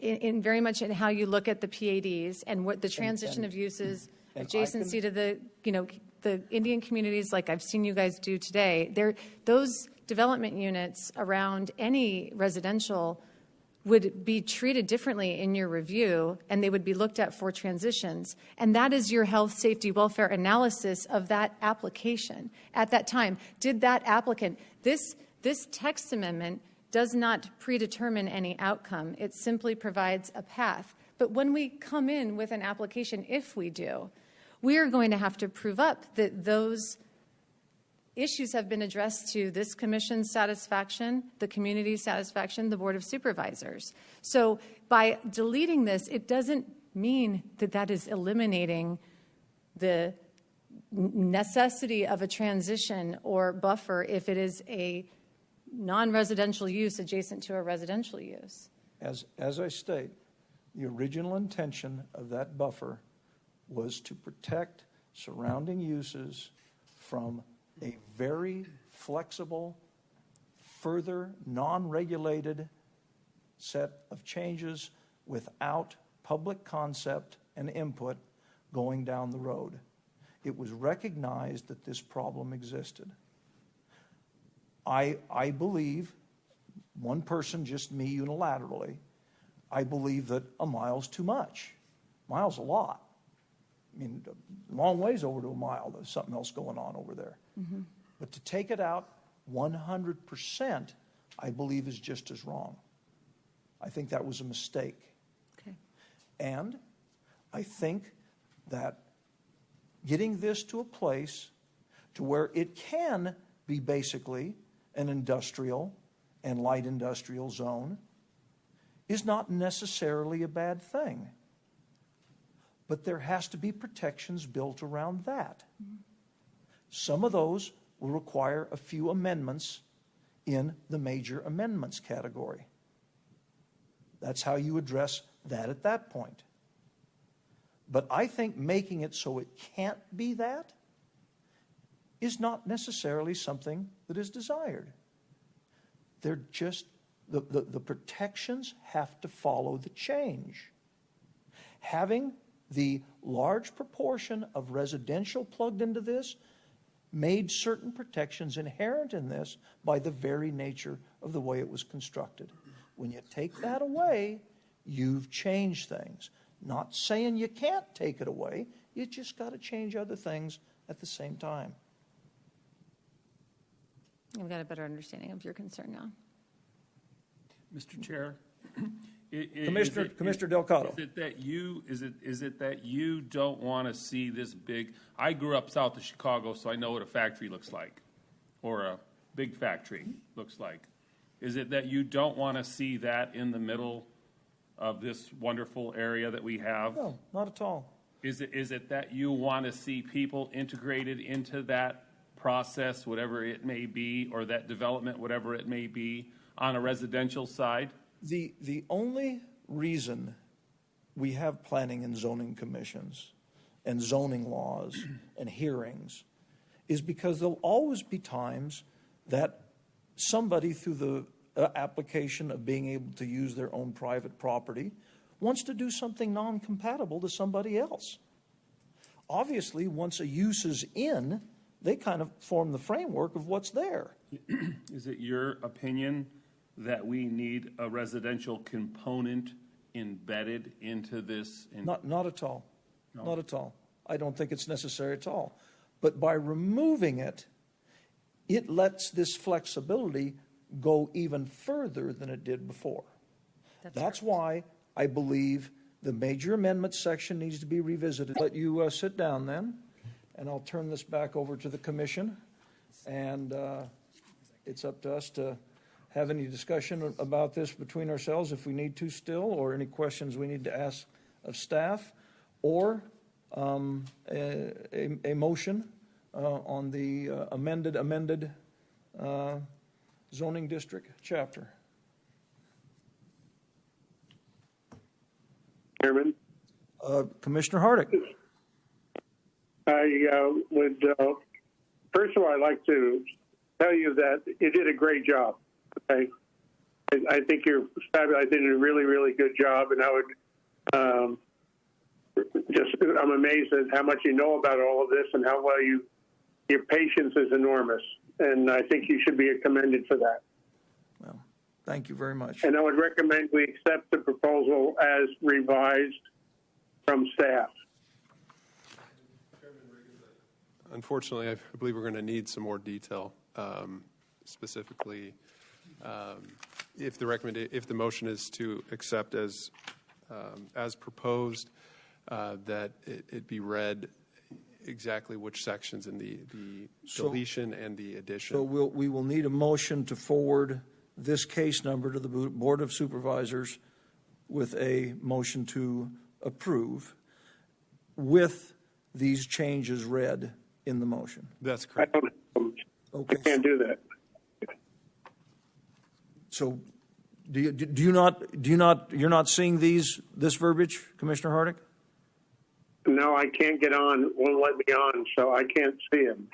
Okay.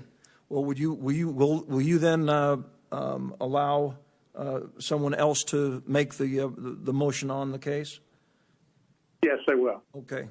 So the first motion is agreed, rescinded by the maker, and I will ask if someone who has this verbiage in front of them would like to make the motion on this case.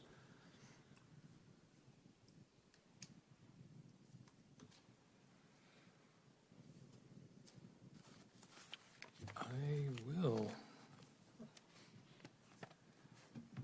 So that was, before I go, that was 2.3.60.0.10. And what was the other? Was there another? The 2, right? The 030.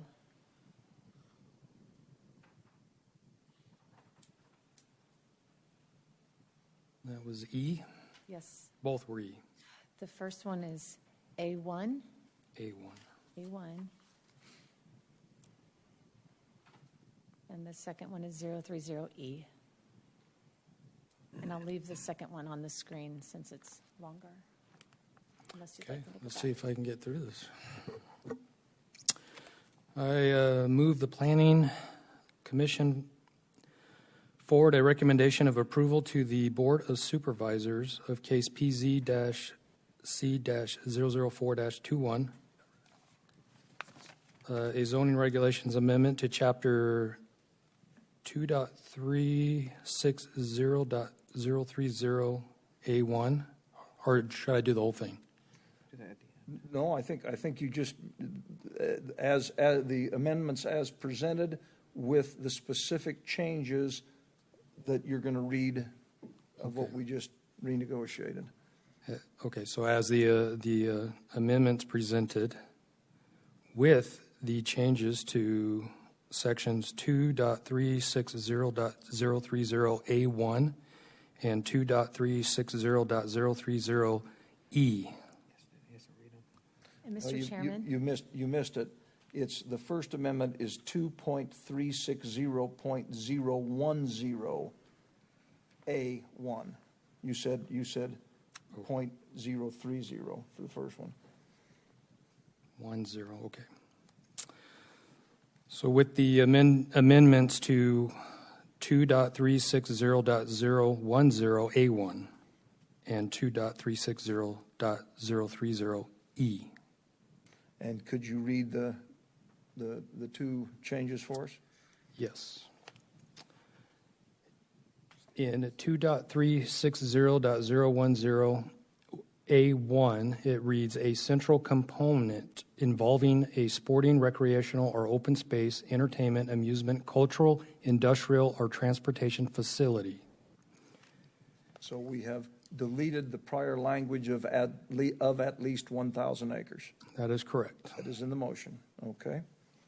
And in section 2.360.030 in E, it reads, the development includes at least 3 of the following elements: coordinated residential, commercial, industrial, or public facility uses intended to complement the central component, except that industrial uses must be located at least 660 feet from the property boundary of an existing residential use or platted subdivision exterior to the MP-CMP on the date the zoning district is established.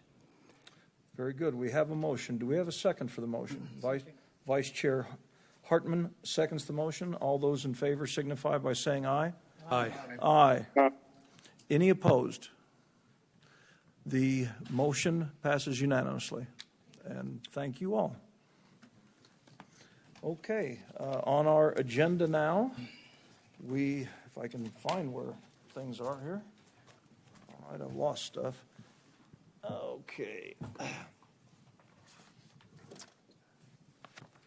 All right, I do believe that all we have left is a call to the commission, current events only. Does anybody have anything after talking all day that they wish to say? In that case, I'll ask for a motion for adjournment. So moved. I have a motion. Do I have a second? Second. I have a second from Commissioner Schneff. All in favor signify by saying aye. Aye. The ayes have it. Thank you all. We'll see you all next week. Or next month, I should say. Thank you.